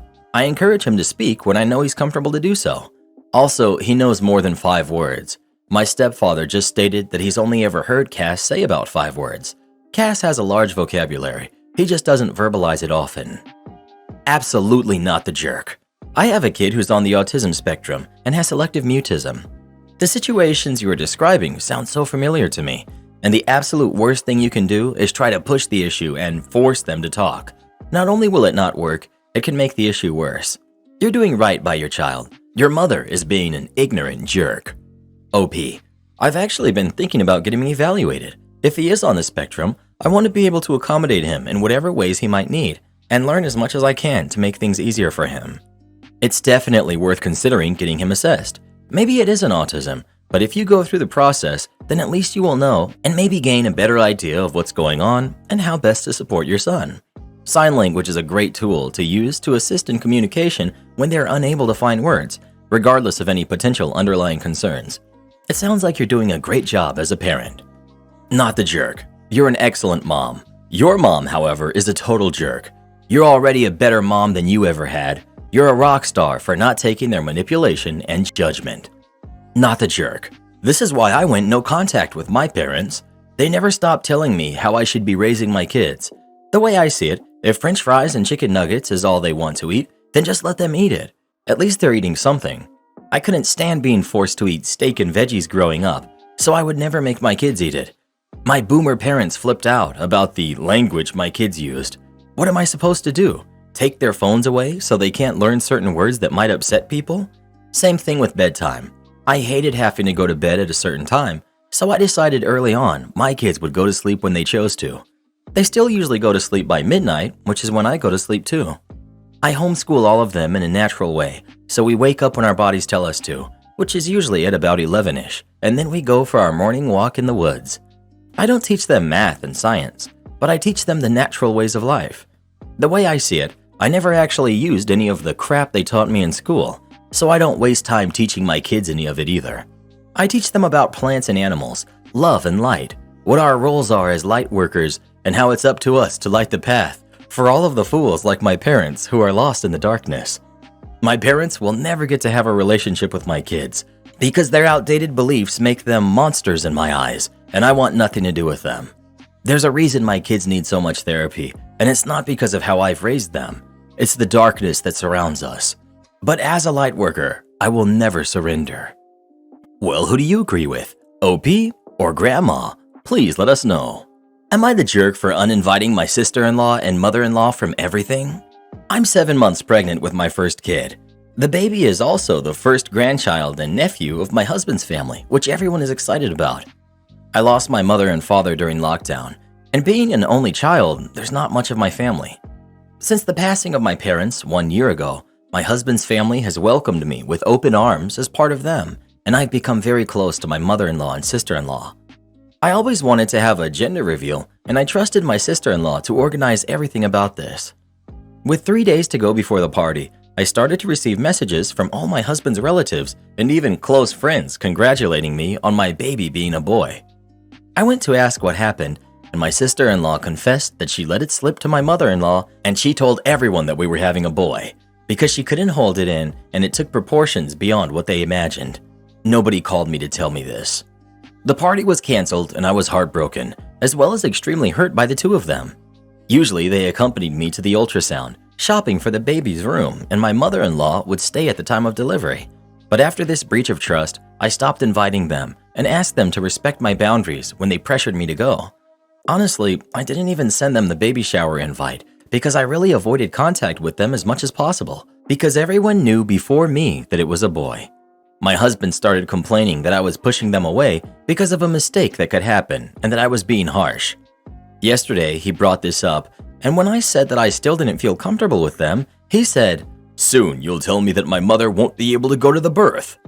I think my face showed my response, and he started saying I was being too hard on her because she was just excited and blah blah blah. I had my limit and said, "If you keep pushing me, it won't just be your mother who won't be on my labor. So either stop or you won't be there either." He started to say that I was crossing lines and that he had a right to have this moment. I was taking this with them too far. He slept on the couch and isn't talking to me more than necessary. Am I the jerk? Well, many are saying it's just a gender reveal. I honestly don't care for that, and I think it's tacky. But my mom was the type who liked and loved it, and she always dreamed of having grandkids. She said she was made to be a grandmother. She can't meet my son or even know I'm pregnant, so I wanted to do something tacky that I don't care for her, not for me. Everyone knew the importance and the reason. I always wanted to have a gender reveal with my mom there, and I didn't have either. Extra. Let's go to some points. At no time did I say that I would never approach them again, but right now I don't see myself doing that. I already have grief, pregnancy hormones, and day-to-day stress to deal with, so I don't want anything else to bother me. Obviously, I want my husband to be at my childbirth, but it's a lot of stress. He brings this topic up all the time, and I doubt he'll stop even at the time of my delivery trying to convince me. Even if he goes, if he says anything about his mother coming in, I'll ask him to leave. Your husband started complaining that you were pushing them away because of a mistake that could happen and that you were being harsh. This wasn't a mistake. This was a choice. Your sister-in-law made a choice and told mother-in-law. Mother-in-law then made a choice to tell everyone else in the family. Your husband is making the choice to pressure you into things, which is leaving you to make some choices of your own now. You are allowed to make your own choices. Nobody, not even the husband, has a right to be in the delivery room. May seem harsh, but it's true. The person going through the procedure has the choice of who gets to be in there. Birthing a child is not an all-access pass for everybody else who wants to be there. It's not a spectator sport. It's a medical procedure to get a little human out of another human, not the jerk. Your sister-in-law slipping could have been an honest mistake. Your mother-in-law spreading it around was a concise choice. You may be going a little too far with your sister-in-law. Again, possible accident. But your mother-in-law made her choice and is now dealing with the consequences, not the jerk. OP. About the slip-up, that's okay. But from what I understand, it happened the night before, and at no time did she come to talk to me about what had happened. I found out from others the gender of my baby, and I went after her to ask. If she'd let it slip and called me to let me know sometime after what she did, I wouldn't have been so upset. I think anyone would be upset. You can't unring a bell. You're still grieving your parents. You are happy and sad at the same time. It's confusing. I got pregnant with my son within a month of my father passing from lockdown. Baby is almost 1.5 now and he's so amazing. I still get heartache though about my dad not being here and not meeting him. So the gender reveal was special to you because you were doing it in a way to connect with your mother. Tell mother-in-law and sister-in-law, I'm grieving my parents. I miss them so much, and it's hard knowing they'll never see me as a mother and never know the baby. The only reason I wanted a gender reveal is because it's something my mother would have loved, and you ruined it. It hurts because I'll never get it back, and my chance to feel close to my mom is gone. I need some space. I hope I can feel the same closeness to you as I did before this happened. That's what I want, and I want my baby to have a life with extended family in it. I'm not ready. I'm so sad. This is how I feel. Please, let's stop talking about it. Please stop talking to husband about it. I need his support. I'll reach out when I'm ready, but for now, I need to handle things on my own. I failed 27 out of 31 students for not taking a quiz. I teach a math class in 8th grade. Because the classroom is really small and there are so many people, they sometimes are a bit loud. But that's okay, and I try to give my best to accommodate them to be most comfortable.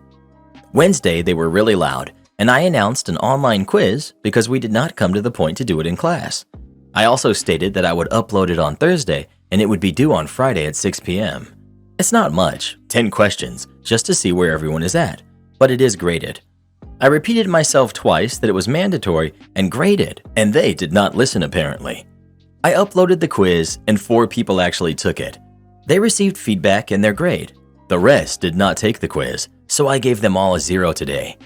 In less than 15 minutes, the first student mailed me that I could not just fail him. A few students joined in complaining about the 0. Some of them apologized for not turning it in. Then a mother emailed me, how could I fail her precious daughter? And that if 27 people failed, it would mean my quiz was too hard, and I would be a jerk to fail them all. Until now, I did not respond to any of these emails because then they would expect me to answer everybody. I'll do this on Monday. But I'm wondering, am I the jerk for failing them? Maybe for information, it's maybe 1% of their grade. Edit, because I realized I need to clarify something. They were allowed the entire period. Normally, this is not the case. I don't know what was different this day. This caused us to be slower than I planned and not being able to test where everybody stood on the topic. So at the end of the lesson, I told them that this quiz was being uploaded and that they would have to take it. They were not especially loud then, but some were distracted with packing their things and stuff. Edit too, because someone said it was important. It was written on the board. It was written in the class book. There's all this stuff written down and means of tasks and topics from their classes. Update. I just got another email from the same mother asking why I did not reply to her email since she wrote the first email a few hours ago. I love parents. Last edit. Because I can't answer every single comment, thank you all for your judgments. While there were many helpful and respectful comments with constructive feedback, I'm really shocked that people insult me as a person for an action I post here. I do not talk about the "you're the jerk" judgments. I take them. I talk about the ones telling me that I'm a horrible person, a bad teacher, or even insinuating that I'm mentally sick, via comments and via private messages. Maybe think before insulting someone for one single action without knowing what else happens in my classes and life. Now to the quiz. They knew how to do it. They did it often before. They won't fail the whole class because of it. Also, I'm not responsible for telling their parents to remind them of a quiz. They're old enough to remind themselves. Many suggested that they could retake the quiz. They can, but not for full credit and not in class. I'll tell them on Monday, and it will be due Wednesday morning at 8 a.m., also online. As it is a simple 10-question multiple-choice test you can do in 10 minutes on your phone, that is more than enough time. Also, an update on the mother emailing me twice. I got an email from her daughter telling me how she was sorry that her mom messaged me as she panicked as her mom saw a 0 and told her that the quiz was too hard because she forgot about the quiz and therefore did not take it. Edit. The insults continue, and so does the teaching advice from some people here, again in private and in the post. To make it clear to you, I accept every single "you're the jerk" statement as everyone is entitled to their own opinion. But I do not need your advice on classroom management, my teaching skills, or my personality for asking a judgment of one specific situation. The situation is this one quiz, not my general teaching, because you don't know my teaching style, as you only got told this one single situation. Also, yes, I get it. This post has language errors. Surprise, I am no native English speaker, as I stated before. Teacher here. Let the zero stand, or you're teaching them that refusing to work and then complaining about it is acceptable. Give them an in-class assignment that is 1, basically the same thing, and 2, worth enough points that it brings up their averages. You could even give them the exact same thing, and the kids who did it the first time get a double benefit since they already got the points and the feedback. Not the jerk. They're in school to learn more than math. This is a teachable moment. Not the jerk. Professor here. Please let the zeros stand. Otherwise, they learn that they can bully their way through a class. If it was on the board, you announced it, and several students completed the quiz, they had sufficient notice. As another teacher, it sounds like we need some better classroom management skills, my man. I understand that middle school can be tough, but you gotta have high expectations for them and set limits. If these knuckleheads can't follow directions, you're just in your right to fail them. Well, what do you think? Should OP let the zeros stand or not? Please let us know. I could never stand it when all the other kids kept talking real loud and I couldn't hear the teacher. The classes I enjoyed the most were the ones where the teachers didn't allow that kind of stuff to happen. Call me crazy, but the strict teachers were my favorite ones. The ones where when you're talking and you're not supposed to be, they'll just stop whatever they're doing and stare at you until you stop. My dad's cousin's ex. Let me tell you a story about my dad's cousin. She's in her late 70s, early 80s. Well, she was married to a super high up of some company. They had 2 kids, but had a wonderful prenup. It was ironclad, where if they divorced, she got nothing but what was acquired during marriage, and he paid child support. If she cheated, she forfeits everything but child support. If he cheated, he had to pay her alimony and child support until she got remarried. No matter what she made, it was set that she got $5,000 a month alimony. After the kids were 18, her alimony went down to $2,500 a month if she still was unmarried. The man was loaded. Well, he cheated, and she got proof. Actually, his boss caught him and liked her, so he told her, even testified to it. Plus, he didn't deny it in court. He was having an affair with his young secretary. So she got alimony and child support. Well, years later, after she finished cosmetology school, she ended up opening up her own hair salon in the South. She has a lot of those upscale assisted living facilities, so now she's also loaded. She drives a super cute red convertible Mercedes. Well, they divorced when she was 30. She still has never remarried. He's still paying alimony. She has had a serious boyfriend for 30 years, but she said just to spite the ex, she will not remarry unless he passes. So he's been married 4 times since, but no matter what, because of his prenup, he insisted on, she still gets that $2,500 a month. Well, for at least 40 to 45 years, so far he's been paying. She said after what he did to her, making her give up her dreams and sign a prenup, she was going to make him pay. She did eventually go finish school and follow her dreams after the kids were grown. She's the nicest person too. His other wives were nowhere near as nice. He made sure his prenup granted them nothing but child support. Also, her boyfriend and her don't live together, but they have been neighbors for years. They both want their own space. He also has his own money. She doesn't even need her ex's money and just puts it in an account for her grandkids' college. She also likes to donate some to women's shelters. She donates it in his name so he gets notifications or notes that money was donated in his name. She says the day he passes, she and her boyfriend will go to the courthouse. Everyone in the family knows, and every time we see her, my father laughs and says, "So, the ex is still alive and paying?" Am I the jerk for telling my kids to borrow money from their sister, not me?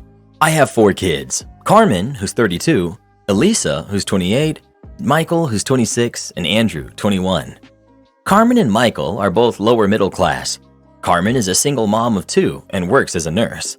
Michael and his wife are teachers and are expecting their first kid. Carmen makes $100,000 a year.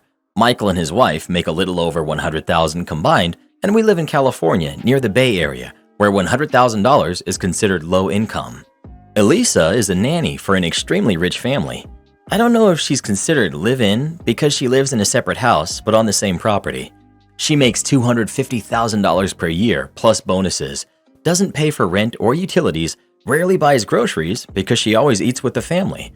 They bought her a brand new car. They pay for her gas, maintenance, all of her medical, dental, vision, etc. is 100% paid for by the family.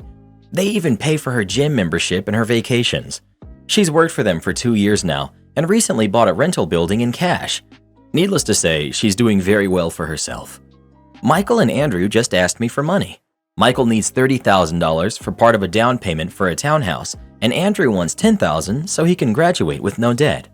I told them to ask Elisa for money, not me, and that she could easily afford to help them out. Elisa called me the other day, asking what I said to her brothers because now they're both asking her for money. I told her what I told them, and she yelled at me for volunteering her to help with her brother's expenses. I told her that I never said she would help them, I just said that she easily could. She said she doesn't feel comfortable loaning money to family because she doesn't want to risk their relationship if they don't pay her back. I told her it shouldn't be a big deal if they don't pay her back because we know her Christmas bonus will be close to double what her brothers want. Plus, if she says no, she could potentially risk her relationship with her brothers because she can afford it. She hung up on me and hasn't spoken to me since, so I wanted to know if I was the jerk. You're the jerk. You basically reviewed your daughter's finances and deemed that she can afford to give thousands of dollars to your kids without even speaking to her. You could have simply said no to your sons. Instead, you created family drama among your kids. If I was her, I wouldn't share any of my business with you ever again. You seem to hold her success against her. She worked her butt off and made sacrifices to plan for her future. Working with wealthy people is exhausting. They are demanding and fickle. Kids are work too. Ugh. You're the jerk. Beyond what everyone else has said, being a nanny is by definition a time-limited job. The kids grow out of needing that level of care. The employer's circumstances change. Elisa may never again be so fortunate. She's wisely investing in the rental property and preparing for her own future. Well, what do you think? Is OP the jerk or not? Please let us know. Never tell anyone how much money you make, especially your friends and family. I do work here, but also I live here, and this isn't PetSmart, lady. Recently, I have begun a dog walking and pet sitting business that I run out of my house with express permission from my landlord. I've worked with animals for years, and I'm grateful to finally be able to do it for a halfway decent living. That being said, I've been much busier than I anticipated, and as such, I've been a little stressed about overextending myself. I even had a nightmare about forgetting that I had to watch a dog, and the dog was left alone at their house for several days. Even though it was just a nightmare, this prompted me to get more serious about my organization and scheduling so I wouldn't miss anything. Nowadays, my schedule is rock solid, and I've been super on top of it. I only say that so you guys can understand the immense confusion I felt when the doorbell rang at 2 p.m. on Monday and I heard a dog barking outside. I get my dogs calmed down and answer the door. On my doorstep is an elderly woman, maybe 80 years old, holding a very cute West Highland Terrier. For anyone not familiar, they're the dog on the Scissor dog food package. I'm honestly so confused by her being there that my mouth does not form words. I just sort of stand there, opening and closing my mouth like a fish out of water, while my brain is just screaming, "You forgot! You forgot!" After a moment, she graciously saves me from myself and talks first. I'll refer to her as LOL for little old lady. Hello, I'm little old lady, and I'm here to drop off my dog for boarding. At this time, I'm almost positive that my nightmares have literally come true, and I've straight up deleted a dog from my short-term memory. But as I'm racking my brain, I cannot remember ever seeing this dog or this woman before. Me. Hi, who is this little guy? Little old lady. This is Chico. I was hoping to leave him with you for the weekend while I visit my grandson. Okay, hoping. That's an interesting word. Now I'm less anxious, but more confused. Me. Okay, have we spoken about Chico before? Oh no, but your neighbor Laura said you watch dogs, so I just brought him over. Okay, now this is making more sense. Laura was my previous neighbor who had recently moved out. I had watched her dogs dozens of times, and she was always very kind to give my name out to people who were looking for dog sitters. Sometimes, however, she did treat me as on call, in the sense that she would call me as she was pulling out of her driveway to tell me she was leaving for the weekend and I would need to watch the dogs. She would play it off like she was so frazzled and forgot, but it started to get old after the third or fourth time. At this point, I have a little old lady with her energetic dog on my porch, and still more questions than answers. So I invite her in while I try to get to the bottom of it. Come to find out, little old lady was a friend of Laura's mother, whom I had never met. Laura had a couple of my business cards at her house, and apparently the last time her mother was visiting, she took a couple of them to give to her friends. Apparently, Laura inherited her entitlement from her mother, as her mother told little old lady I was available anytime for dog sitting. Literally anytime. Worse yet, because Laura was my next door neighbor, Laura's mom figured out my address and gave it to little old lady. Because of that behavior, little old lady had the impression that I was a dog boarding facility, and she was just as confused as I was to arrange at a normal-looking house. After we got it all explained, little old lady and I had a pretty big laugh about it. Little old lady was super apologetic and sweet, but I knew it really wasn't her fault, so there was no harm done from her. She was just a sweet old lady who got a little confused. Unfortunately, because I was already booked, I couldn't watch Chico. But good news. Little old lady determined she could just visit her grandson this weekend, and I went ahead and booked her for it. Chico and my dogs had plenty of time to socialize while little old lady and I were chatting, and they were becoming fast friends. I think I may have just fallen backwards into a great client. Still, I was a little upset, so I called Laura to please ask her mother to not tell people that they can just come by anytime. Laura was legitimately confused as to why it was an issue.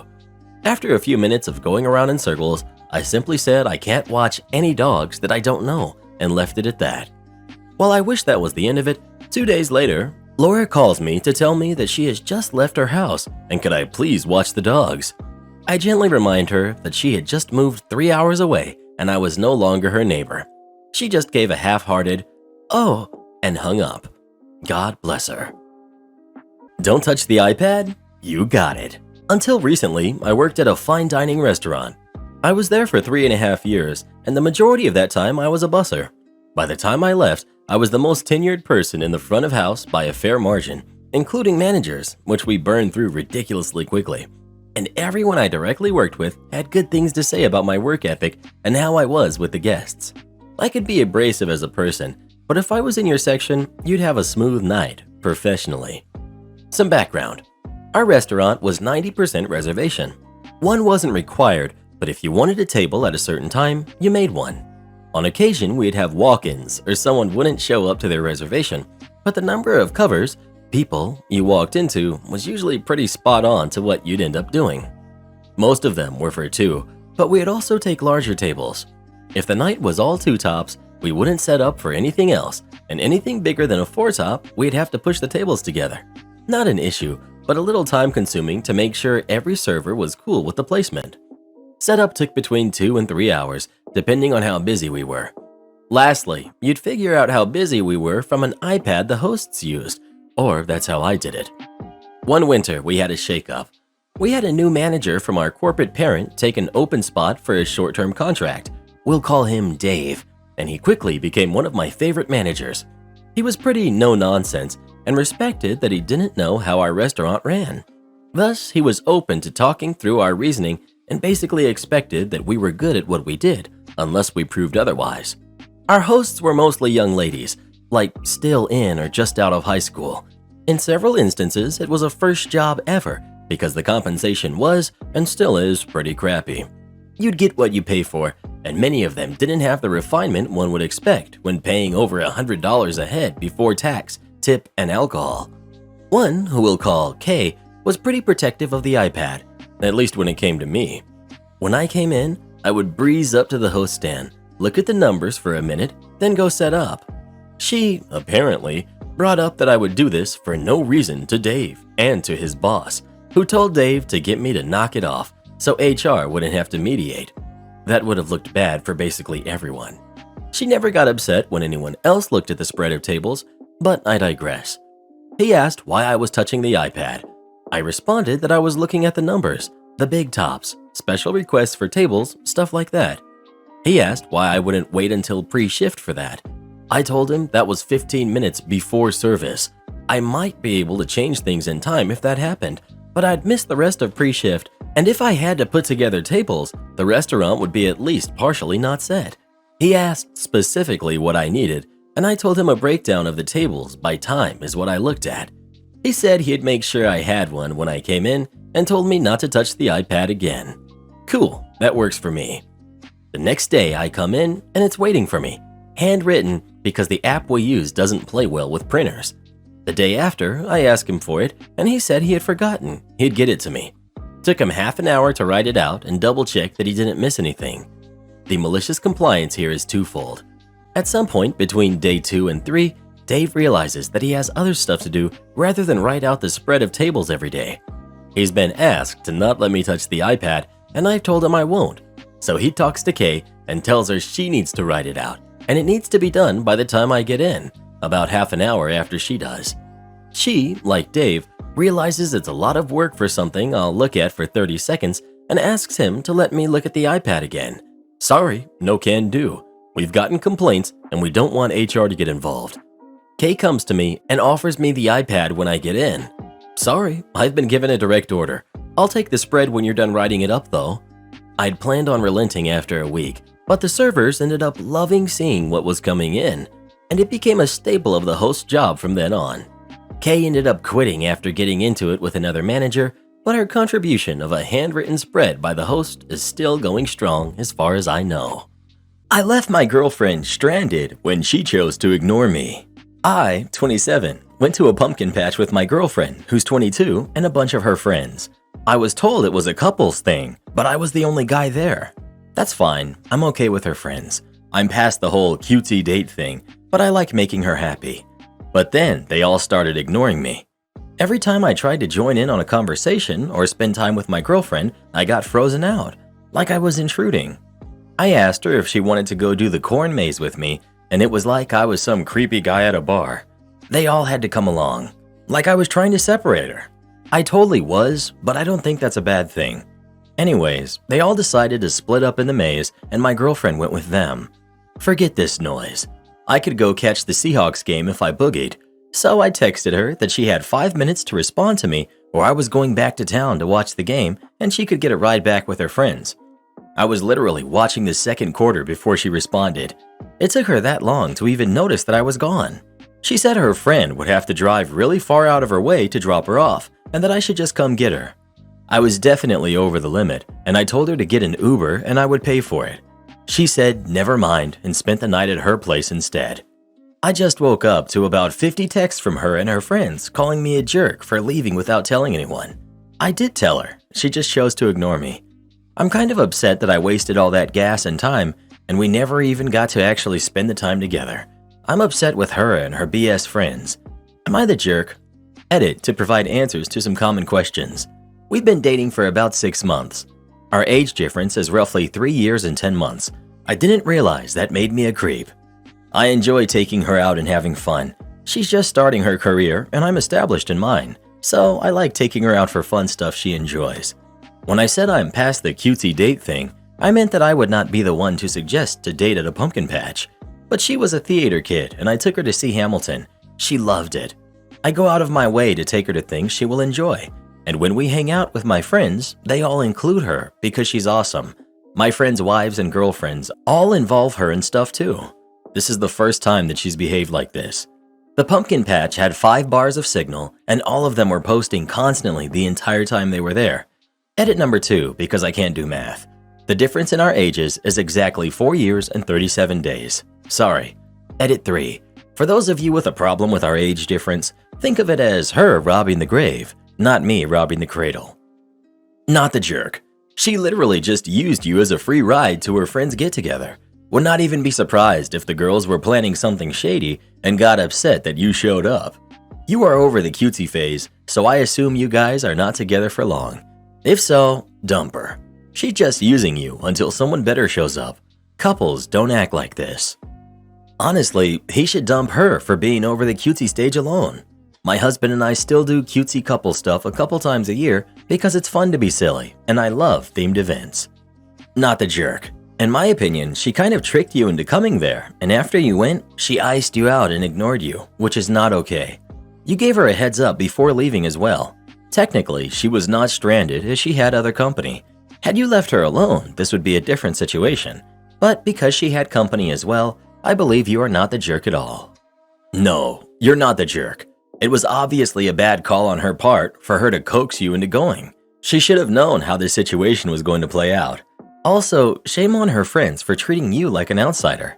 My friends and I always make sure to include our friends' significant others in conversations and activities because we all know what it's like to be the odd person out. Also, the fact that it took her that long to realize that you weren't there or to check her phone, to me, shows precisely where you rank in importance in her life. Then, because you didn't hang around like a good little puppy dog waiting patiently for her, she chose to talk crap about you to her friends all night, which I can guarantee is what they were doing, because that's what women do in groups together when they are angry. Your girlfriend sounds ridiculously inconsiderate. Not only do I think you're not the jerk, I think it's time to get a new girlfriend or to just go back to being single. I mean, if you're running into these kinds of problems with something this small and simple, imagine what things will be like when life gets really complicated. Do you really think she's going to step up to the plate and be a better person when she has shown herself to be like this?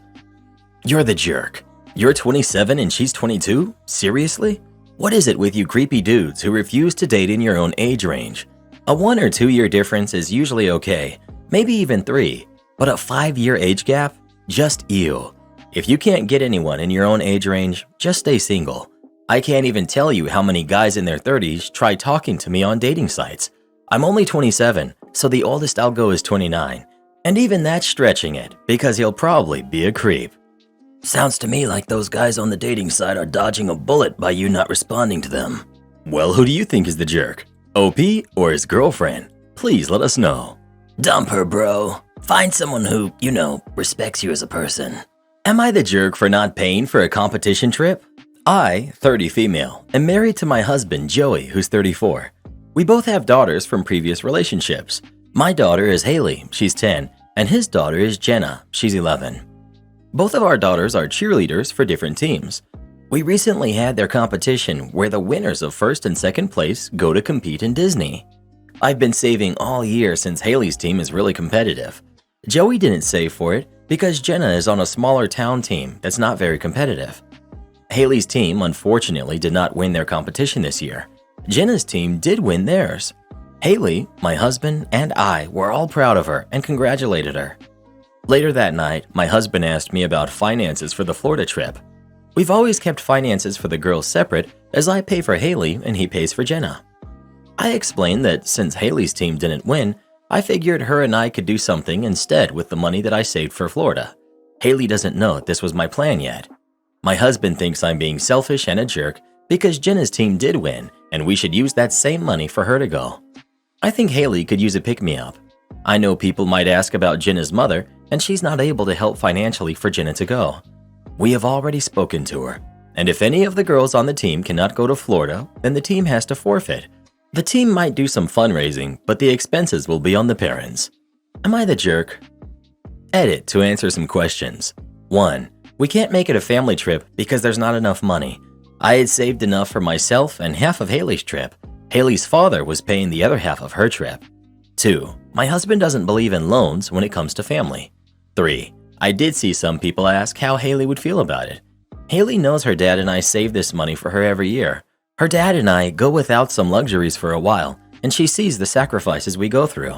I don't ever regret it. However, I won't ask her to use that money for her stepsister because she shouldn't have to get in the middle. 4. My ex thinks we should do something nice for our daughter.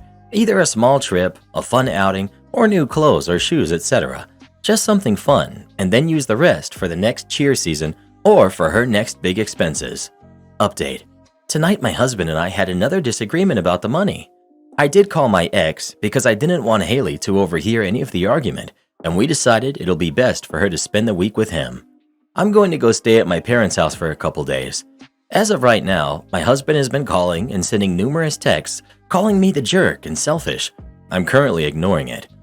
When I dropped off Haley to my ex, we did talk about how Haley will be needing braces for a long time. She currently has her first set and will be getting a second set in the future. So we've decided to talk about putting that money towards Invisalign if she wants that instead in high school. I feel like this is a tough one, and a lot of the context that would drive a good answer to this is missing.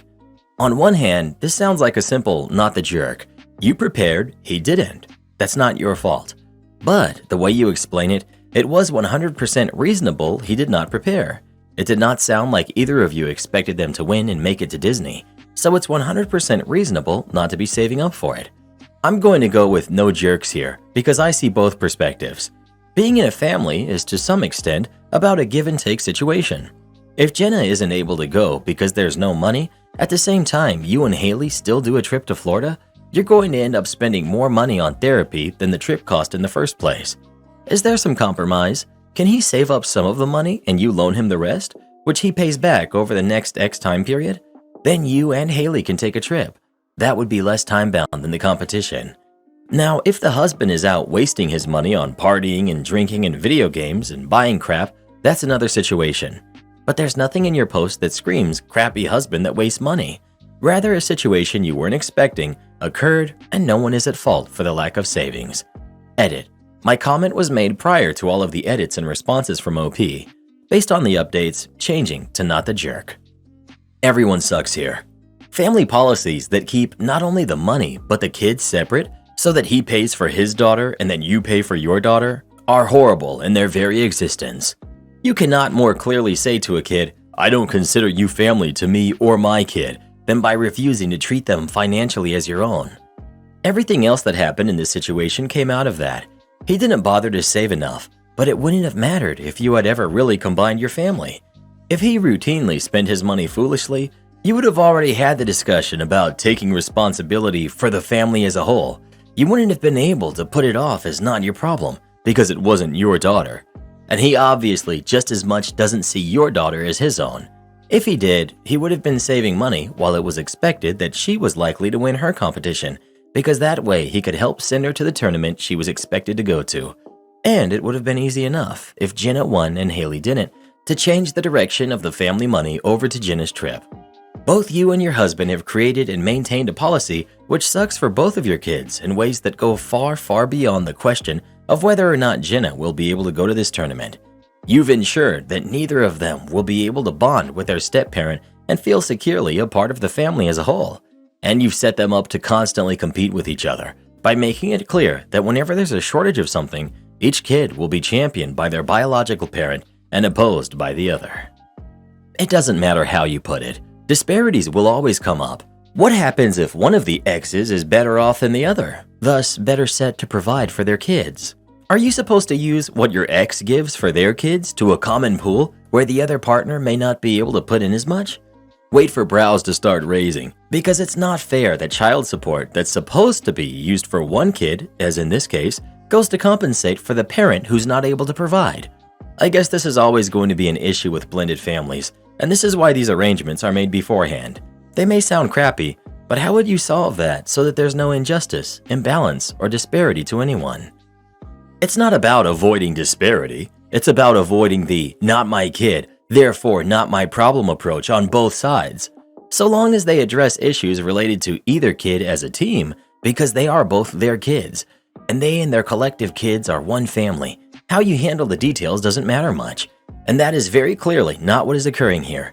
The adults are not merely paying each for the expenses of their own kid, but thinking of them as my kid versus your kid. And that's a huge problem for the kids.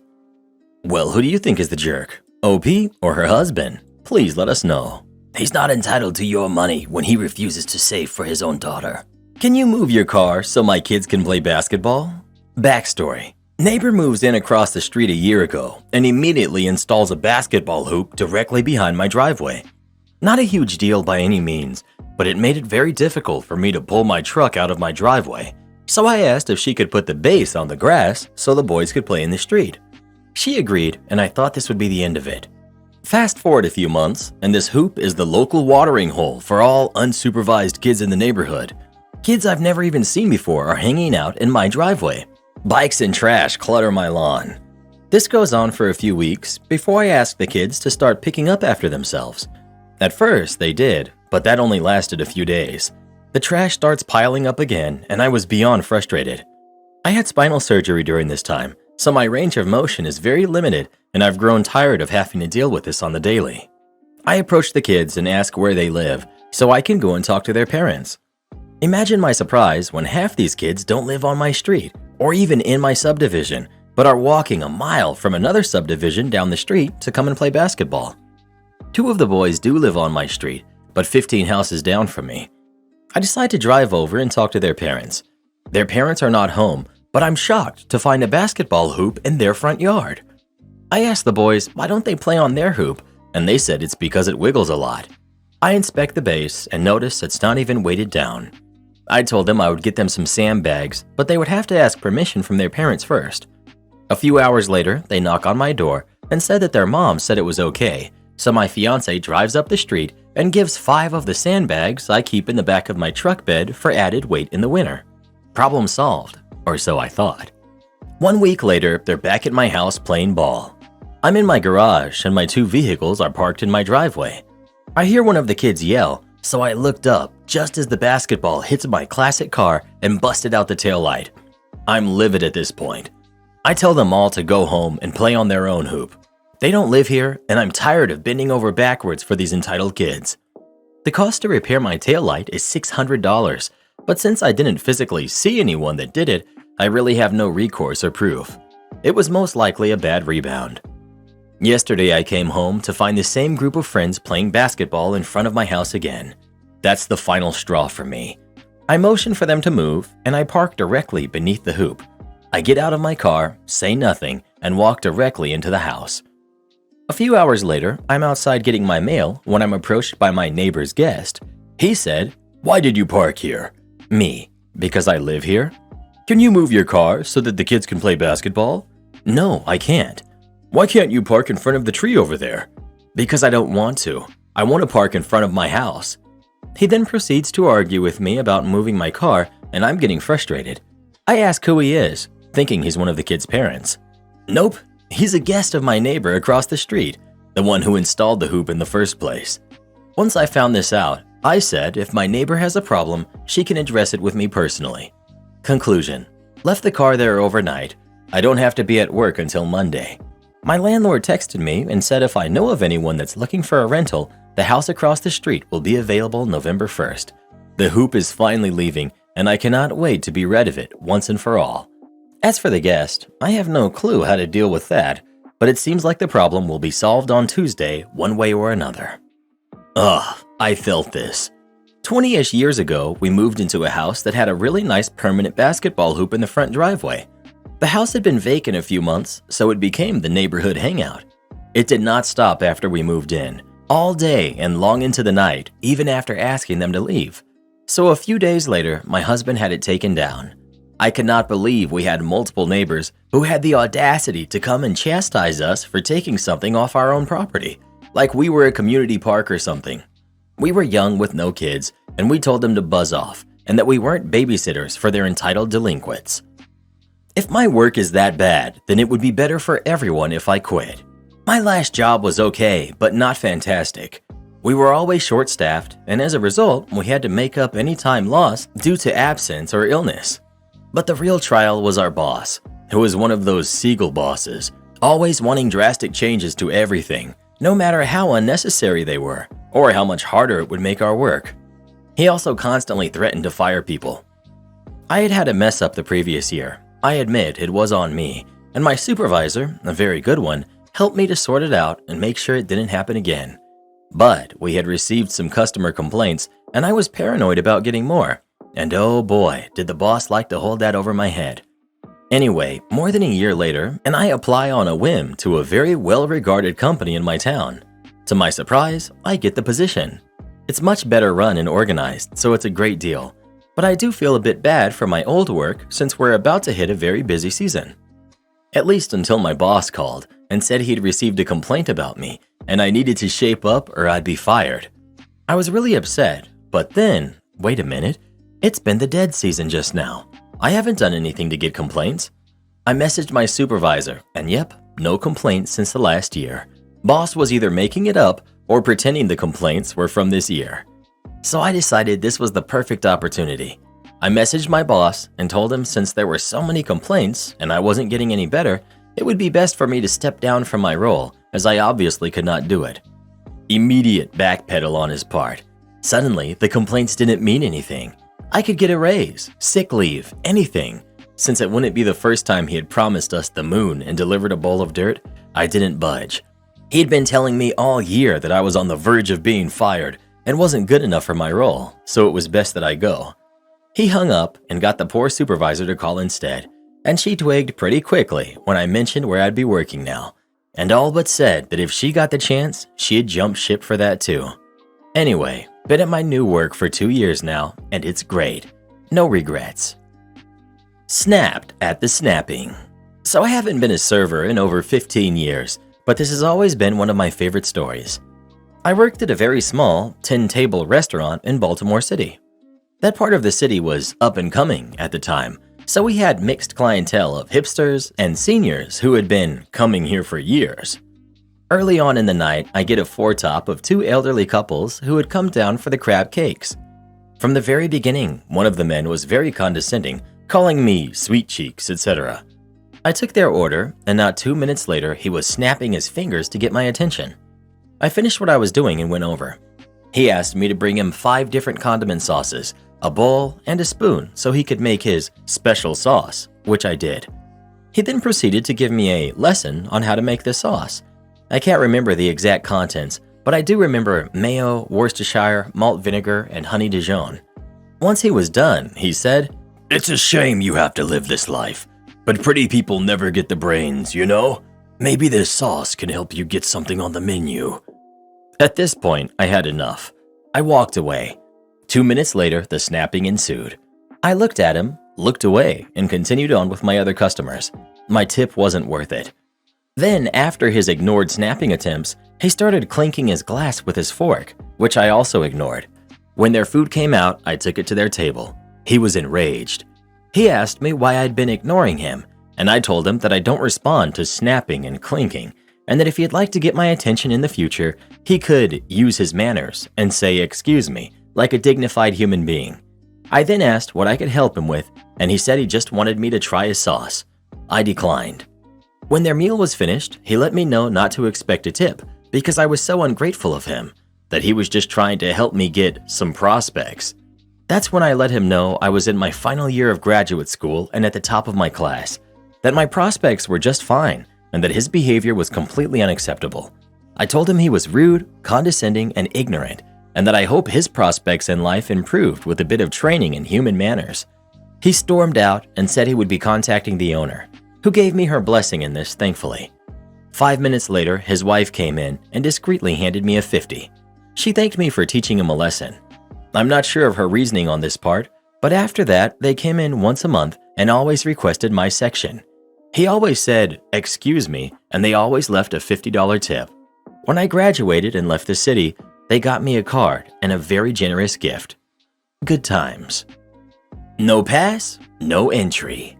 This happened quite a few years ago. I started a new job in IT support. After a couple weeks training and orientation, I was put on my first early shift. IT support were always the first in the building to make sure all the systems were good before the working day started, so I was given my own key to the front door to unlock the building. The entrance had a kind of airlock system. The outer door was unlocked, but then there was another automatic door that needed a swipe card to open it. Everything was fine for the first few days. Entered the building, got on with work.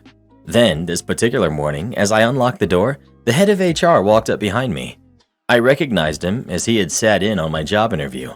I said, "Good morning," swiped my card and walked in. He followed me. As soon as we were in the building, he pulled me up and told me that I shouldn't have let him in without him swiping his pass. His argument was that he might have been fired the day before, so might have been trespassing. The swipe card system was not used to monitor people's work hours or anything like that. I apologized profusely, and he said he had let it go this time as I was new. Fast forward 2 weeks. I'm unlocking the door, and a complete stranger walks up behind me and tried to follow me in. I turn around and ask him to use his pass. He says that he forgot it. I say, "Then I can't let you in." Then he drops the bombshell. "But I'm the CEO." I apologize and say, "Sorry, I only have your word for that, and I'm under strict instructions from the head of HR to not let anybody in without a pass on pain of disciplinary action." He got quite angry and said again he was the CEO. I apologized again, but left him in the airlock with a face like thunder and heard him shout something like, "I'll have your job for this," as I walked away. Later that day, I got a phone call from the head of HR. I thought he was going to go off on me, but instead, he said that I did the right thing and he was going to get the CEO to apologize to me. I did get a short email from the CEO to that effect later in the day. Entitled Mom is upset at me because I'm apparently cooler than her son. Hello.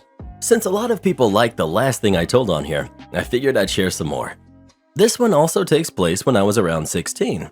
This logic surrounding this one always was a mystery because quite frankly, I see myself as a regular dude. But, meh.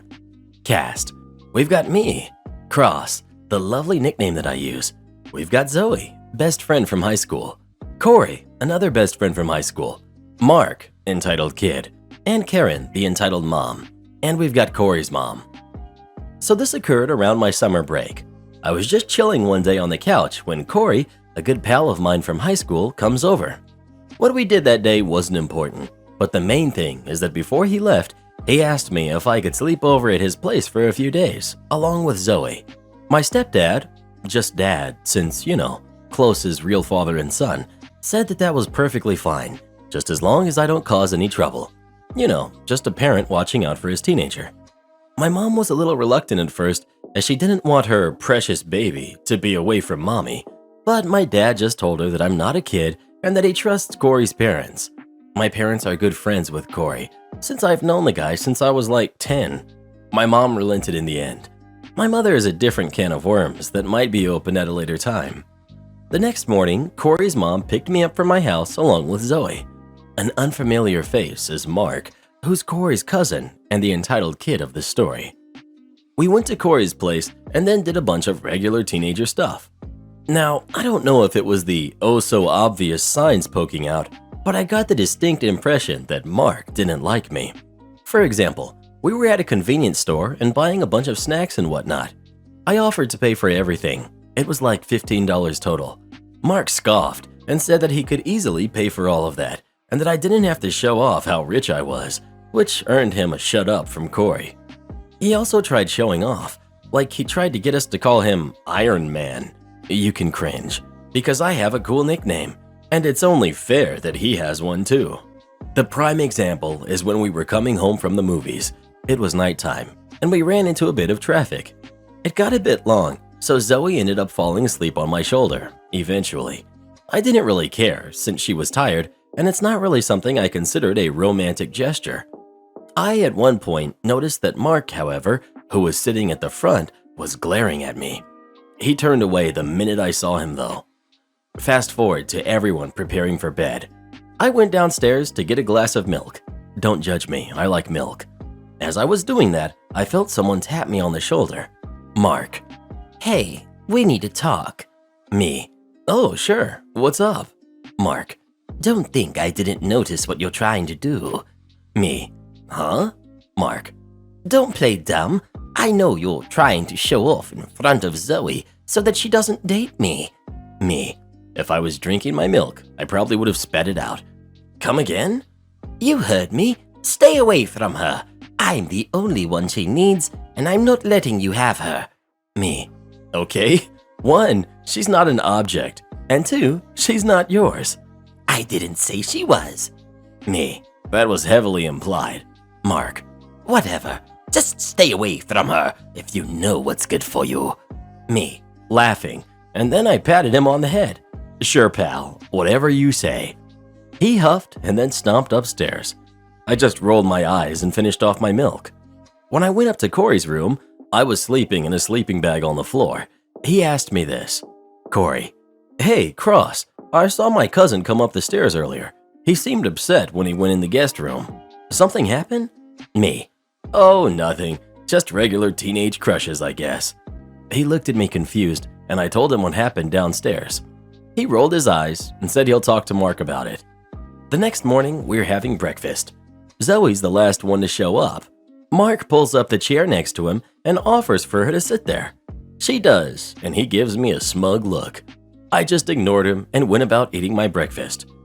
Now, you'd think the fact that I said nothing would give him some sense of satisfaction because you'd think the silence would make him go something like, "Ha, I beat you." But instead, he stood up and slammed his hands on the table, crying about asking why he can't be cooler than me and that I'm always trying to make him look lame. I did not see that coming. Corey's mom took Mark to the living room to cool down while the rest of us were just bemused by this entire situation. But eventually, We just decided we didn't care and went on with our breakfast. Today was the day that Mark's mom was supposed to pick him up. He was going home earlier. Suffice it to say that when she arrived, she did not go quietly. When she arrived and found Mark crying, the following occurred. Entitled Mom. What did Corey do this time? According to Corey, he and his cousin never got along. Corey's mom. I don't know. He just started getting upset at Cross for no reason. I want to speak to this little brat right now. Corey's mom called us into the living room. Are you that Cross brat? Me. That's me. What did you do to my baby?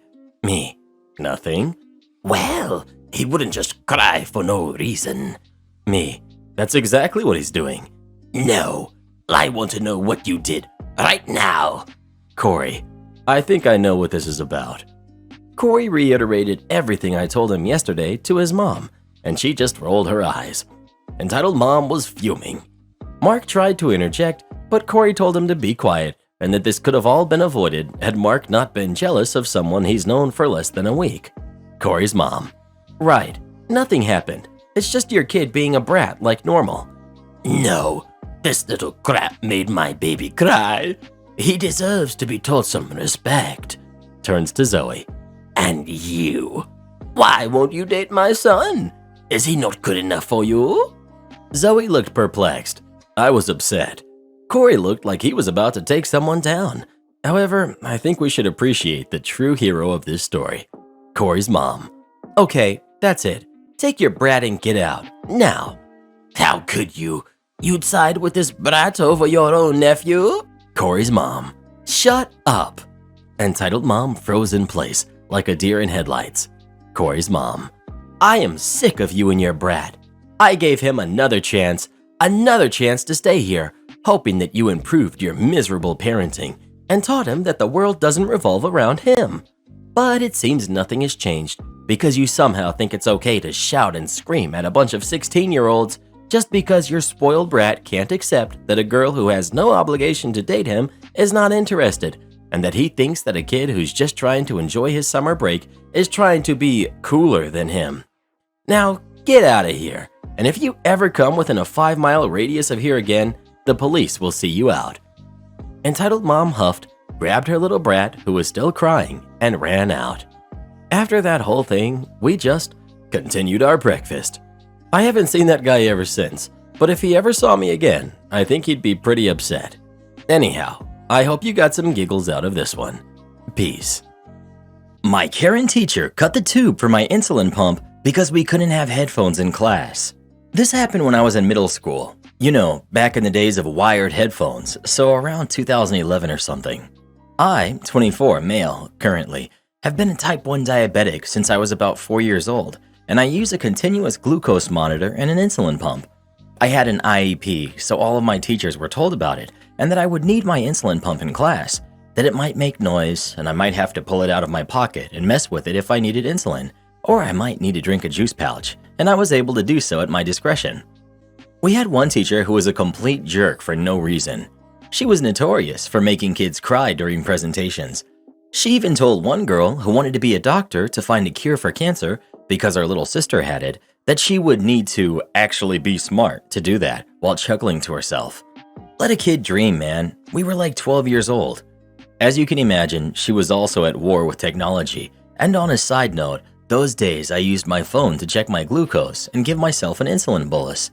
I can't imagine being a kid today and dealing with a teacher like that when the lines are blurred and your smartphone actually is a life-saving medical device.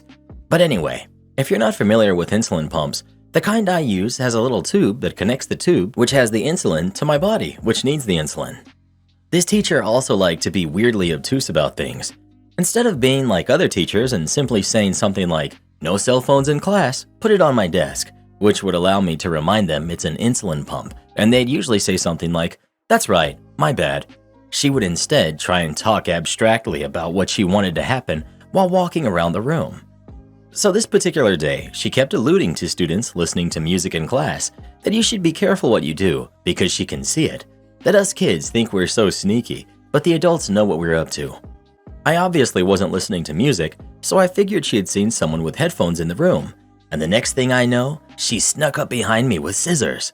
It took me a good moment to realize what exactly had happened because I was astonished. I was used to teachers thinking I had a cell phone or getting upset about my pump beeping during an exam, but no one ever had touched it before, much less cut my life-sustaining tube. I was actually sitting with my mouth agape, and she turned to me.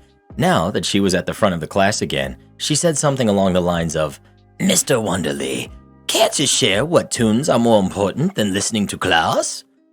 I'd at this point put together that she thought I was listening to music. She thought she cut my headphones wire. I replied, "Just the sound of my thoughts while I've still got any, since that was my insulin pump." She had to let me go to the locker to get my cell phone to call my mom to bring me a new infusion set. My parents insisted no cell phones until high school, but my mom was also scared with me being type 1 diabetic and too dyslexic to remember a cell number and wanted me to easily be able to call her, so she got me a $15 Walmart phone and put minutes on it, and now I feel old. Then I just waited in the front office for her. She worked from home and drove like a bat out of heck. She was so angry. I don't ever want to see her that angry again in my life. It took 10 years off of me, and I wasn't even in trouble. The teacher had apologized to me, and all the teachers got some more disability accommodation training or something. Kinda anticlimactic end, but a friend thought it was entertaining and that I should share it. Edit. I'm going to put some of my comments here so no one has to dig if you want more information. Yes, she knew I had a pump. I had an IEP, and my teachers were given the information they needed to know about my diabetes. Even still, a lot of non-diabetics just don't get it, or they forget. It would happen a lot, and teachers would ask for my phone if they saw me messing with it under the desk. Really, I was going through a thing and embarrassed about being diabetic, so I would often try and hide it, so I get how they thought I had a phone. But a simple reminder, it's a pump, was enough for every other teacher. Yes, she did get really close to me. I was facing the front of the room to look at the projector screen and to take notes. She snuck up behind me from the back of the room, where she was lecturing at us from, and reached her arm down towards me with the scissors. I didn't notice her doing that.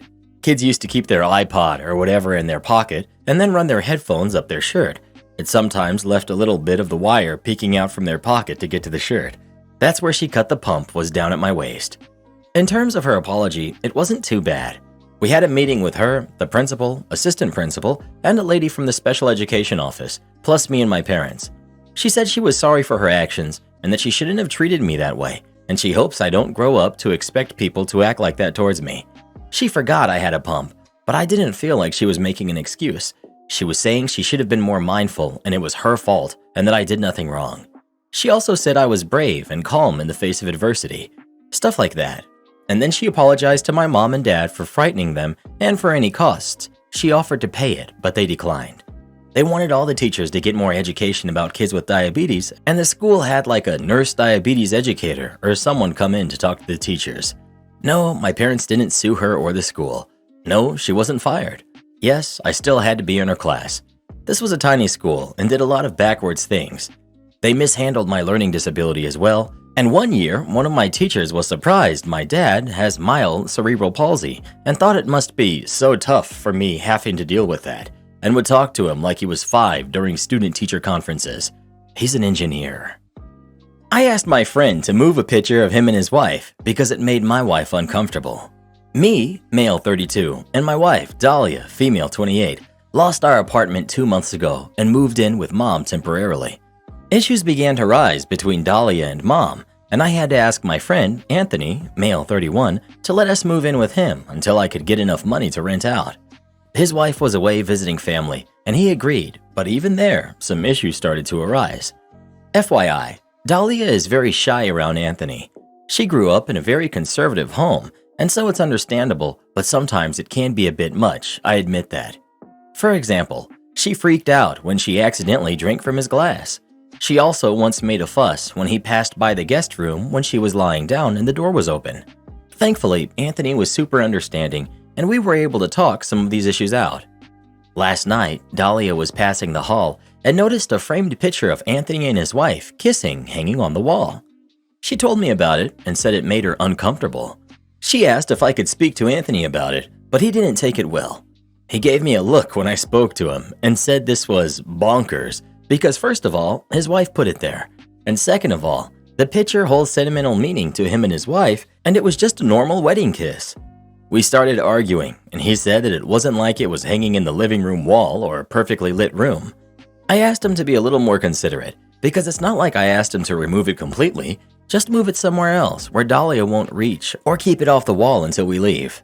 He said he was sorry, but still refused. I explained how Dahlia was feeling, but he said that again, he was sorry, but he would not move the picture. We argued some more, and he said that it's his house and that I was being pushy and kind of too comfortable to make such demands and be pushy. This morning, Dahlia refused to even come out of the room until the picture is moved. Anthony's refusing, which makes it worse. Now I feel like I'm getting stuck between a rock and a hard place. Yes, she might just be overreacting, but I feel like this isn't such a big ask for Anthony to decline and turn down. If it were me, I'd go the extra mile to make sure my guests are comfortable. Anthony has been a friend of mine for 10 years. I wouldn't have asked to move in with him if I didn't have such a strong bond with him. He himself constantly talks about all of the things and situations I helped him out with, and we are considered brothers. You're the jerk, and so is your wife. You're in their home. Your friend is doing you a huge favor, and that's what he gets in return? Your wife is being weird. You're enabling and coddling her. Find somewhere else to live if you're going to behave like that. Right? I mean, the audacity. Dahlia needs help. OP and his wife should just move out if they aren't going to appreciate their friend doing them a favor and putting a roof over their head. Anthony could have the picture painted on the entire living room wall. OP has no right to ask him to remove it. No wonder OP's mom had a problem with Dahlia. You're the jerk, OP. You're the jerk. Let me guess. The issues you had staying with your mother had everything to do with your wife being absolutely ridiculous? This isn't about being from a conservative home. So what's really going on here? Was she raised in a cult? Is she affiliated with some fringe religious groups? Seriously, you're staying in their home and throwing a fit over him kissing his wife in a photo? And your wife is throwing a fit and refusing to leave her room until they take down their perfectly normal wedding photo. And your comment about just doing it to keep guests happy is so baffling given the situation. Like, the photo isn't even the issue here, and it's not the only problem that's already happened. Your wife also freaked out after accidentally taking a sip of his water. Does this mean he's also not supposed to drink water in his own home to keep her comfortable? And then she got all upset because he had the audacity to walk past the door, which she had left open, while she just happened to be sitting on the bed. So he's also not allowed to walk through his home? What else is he not going to be allowed to do in his own house? Breathe? It would be bad enough if you were just guests that were visiting for a weekend, but this guy was extremely generous to allow you two to stay there while you figure out your financial burden. You're not even guests in the traditional sense. You're basically just roommates who aren't contributing financially. And this is how you treat him for taking you into his home? What's really going on with your wife? And why are you enabling this atrocious behavior and extreme entitlement? You letting her continue with her childish tantrum in someone else's home is making you as much of a jerk as your wife. Though I do wonder if there's an underlying mental illness behind your wife's behavior. You keep this up, and you're going to need another place to stay, and I'm sure that your wife will inevitably get you kicked out of the next place too, and the place after that. Well, what would you do in this situation? Would you take the picture down to make them happy or not? Please let us know. Absolutely not. And late at night when they're trying to sleep, I'd play some videos very loud that she definitely wouldn't want to hear. Bow chicka wow wow. Am I the jerk for financially contributing more to one of my kids' lives than to the other? We have 2 kids, Ava, 35 female, and Heather, 33 female. We have a great relationship with both kids. About 12 years ago, Ava got engaged to her now husband. We bought them a house in our neighborhood, and then the next year paid for their wedding. Heather has lived in a few different cities, taken different college programs, etc. She seems content to keep exploring where her happy is, and I think that's great. About 10 years ago, different plots of land came up for sale in our neighborhood.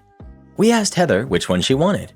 She thanked us for the thought, but said that she didn't know where she wanted to be and that we shouldn't buy land for her. We ended up buying a plot of land near us. We told her, she again thanked us, but never made use of the land. Fast forward to now. Heather approached us, clearly nervous, and respectfully asked if we would be able to help her with a down payment for a house in the city where she lives. She was clear she understood if that was not possible. This has caused an argument between myself, 56 female, and my wife, 60 female. I would love to help Heather, but honestly, we're in very different financial circumstances now than we were before. We're hoping to retire soon and do not have a lot of excess money. My wife thinks that Heather does not ask for much and that we've clearly helped one kid significantly more than the other. Ava's wedding dress cost tens of thousands of dollars and the house was obviously hundreds of thousands.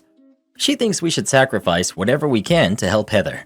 To be clear, we have financially helped Heather over the years, helped with decorations when she's moved, with furniture, etc. I know it's not the same, but I want to be clear, we are involved in both kids' lives. I also know that Heather would be uncomfortable if she knew us contributing to her house was impacting our retirement. I think if we talked to Heather openly about the differences in our financial circumstances now and then, she would understand. My wife wants to sell the piece of land in our neighborhood to give Heather the money. I really don't want to do that, for a few reasons, including that I think Heather would regret that in the future because she's mentioned once or twice over the years that she will want to move back home when she's older. Prices for land here have gone up significantly. To be frank, nobody in our family could ever afford to buy here now or in the future. Am I the jerk for not being able to give Heather the down payment? I've been told I can edit. To provide more clarity, Mel and I are both women. That seemed to cause some confusion in the comments. I just want to say that Mel and I love both girls more than we can say. We didn't plan, and the fact that there are so many of you saying that Heather will think we value her less is our biggest fear here. Heather is a wonderful, independent, kind, and loving person. She deserved and deserves better from us, obviously. I'm not comfortable getting too specific, but over the years there have been some unexpected health issues arise with my parents and then Ava's kids that have depleted our funds more than we expected. But bottom line, that's something we should have taken into account when giving Ava so much. There have been many suggestions here that have been helpful, so I thank you for that, and for the reality check about selling the land and letting Heather make her own choices. Heather is a person who is incredibly sensitive and kind, most often to her own detriment, to a point where I think she knows we would prefer her to live near us and may not accept the sale of the land because of it. To be clear, I'm absolutely open to the sale of the land or transferring it to Heather now. It's just how to best approach it so that Heather doesn't feel guilty going forward.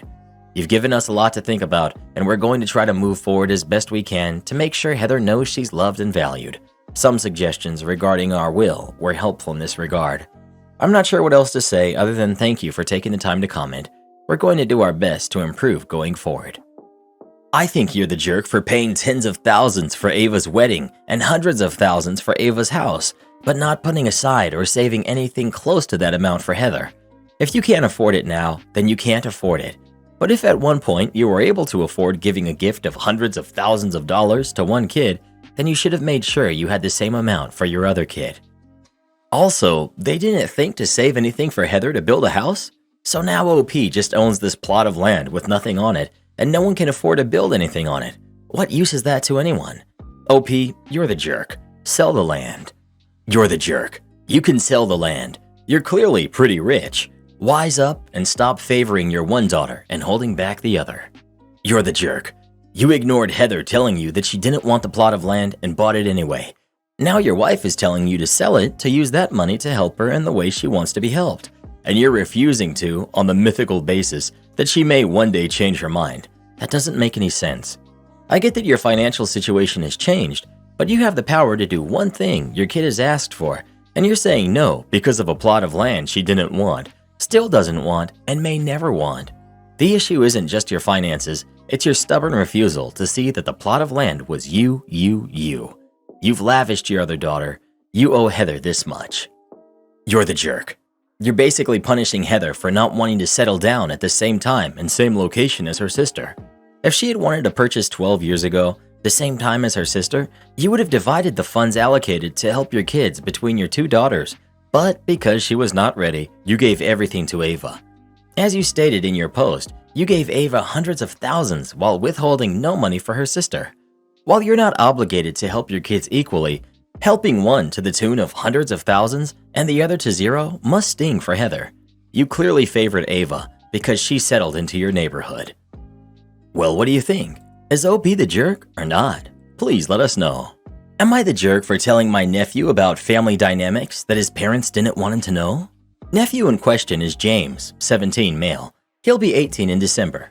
The other nephew and nieces in question are Cole, 28, male, and Melody and Brianny, who are both 30, female. My sister is the biological mother of Cole, Melody, and Brianny. Their father passed when the kids were 8 and 10. My sister married James' dad 15 years ago, and she never formally adopted him, but did raise him as her son. There was a lot of tension and conflict in the home, and Cole, Melody, and Brianny all moved out immediately upon graduating and turning 18. The relationship with my sister ended there. It also ended with James and his father. I stayed in contact with the three of them though, and have always known where they are and that they are not interested in reconciliation. Ever since my sister took on James as her own, they've allowed him to believe that she is his biological mother and that the other kids are his biological siblings, and it was only a few years ago I realized he believed they shared the same father as well. My sister and her husband have always encouraged James to believe that his siblings love and want to know him and that they will have a relationship one day. He has been craving that more in the last 2.5 years or so. He has mentioned it a number of times. Some family members and I tried to convince his parents to at least tell him the biological truth so he's not faced with it from people who will not care about cushioning his feelings or making sure he's okay. They refused. My sister said there's no biological truth. They are the parents and all 4 are their kids, and it ends there. James has been talking to me a lot about finding his siblings and being excited to have them back in his life. He mentioned how maybe he could reconcile their parents and them too, and how he hoped to prove that they were never replaced by him and that he knows it must have been hard to have a baby come into the family so much later. He believed that was what the estrangement was about, what his parents told him. I decided he needed to know after my sister and her husband refused yet again to talk to him, so I was honest. My sister wasn't his biological mom, and his dad was not their biological dad. They were not blood siblings. I told him I loved him, and it didn't make him any less of my nephew, but I didn't want him blindsided by not getting the response he was expecting. He asked me if they would actually want a relationship with him. I told him no. He confronted his parents about the lies and the way they were setting him up. My sister called and told me I was a jerk and stepped out of my place by telling him what I did without her and her husband's consent. I can see my nephew, James, is struggling and trying to work out his head after the truth, and it makes my sister's words hit harder. Am I the jerk? That poor boy would spend a lifetime trying to heal something using the wrong medicine if you weren't honest with him. Now he can factor in this new truth in his contact with his siblings if he continues to reach out. It's important he knows the truth, not the jerk. Not the jerk. These kinds of lies always come out. Better sooner rather than later, in my opinion. And he's close enough to 18 that your sister's opinion isn't really all that important anymore. His heart would have been broken to pieces if he was really that motivated to find your other nephew and nieces. Not the jerk. The biggest reason for my vote is because his dad and stepmom let him think he was the reason the other kids left. That's horrible to put on a kid. I'm not saying the rest of the lies are okay, but the way this poor kid must have felt, thinking he was the reason his family couldn't be a family. It was going to hurt even worse if he spoke to his siblings and got hit with that from a place of pain from them. It wasn't your info to share, but he needed to know. Someone had to do right by this kid because his parents were failing him big time. They will obviously blame you, but their actions are probably going to cause them to lose contact with all 4 kids. One taco. So I've been lurking on this sub for a while, just laughing and sharing the pain when I realized, hey, I've been serving and bartending for almost 10 years now, and I have so many crazy stories. Why don't I contribute? So I'm gonna start out with one of the craziest interactions I've had with a customer. This was a couple of years ago. A guy came and sat at the bar, and I said, "Hey, how are you? What can I get for you today?"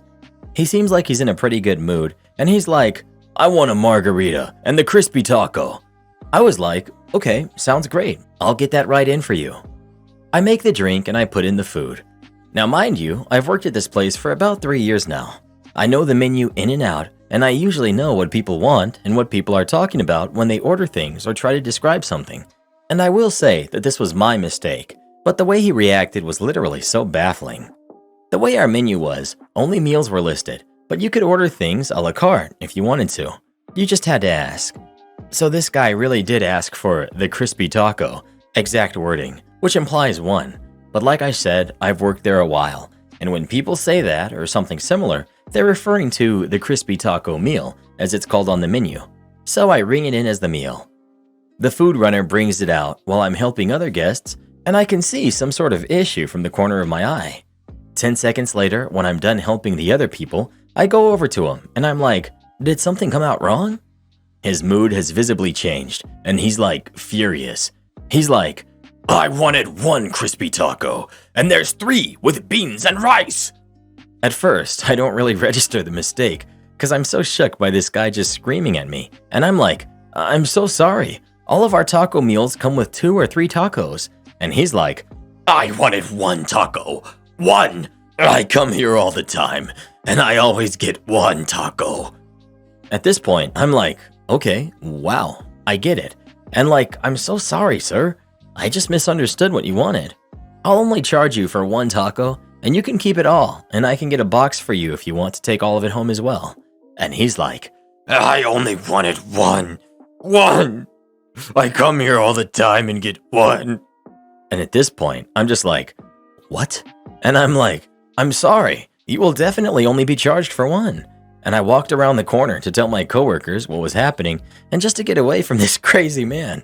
And when I come back about 3 minutes later, he was holding his card like above his head with his arm all the way extended. And I go over and have to literally like reach this guy's card and give it back like, again, I'm so sorry about the mix-up. You were only charged for 1 taco. He had also eaten exactly 1 taco and then pushed the plate with everything else on it to the opposite end of the bar. When he left, the hosts came up to me and asked me what had happened because the guy who just left said he had the worst experience of his life. And I was like, I gave him 3 tacos instead of 1 and only charged him for 1. Anyway, I went back to grab the check he signed to see how much of nothing he left me, and he had written, "Forget you," in the tip line. I still have it somewhere. Never saw him again. Every customer that witnessed it left me a $20 or more tip. Do this next. Tap here on your screen to come see our new podcast playlist, where you'll find thousands of hours of the best stories you've ever heard. Or tap the one on the right. That episode is specifically just for you, based on other videos you've enjoyed the most.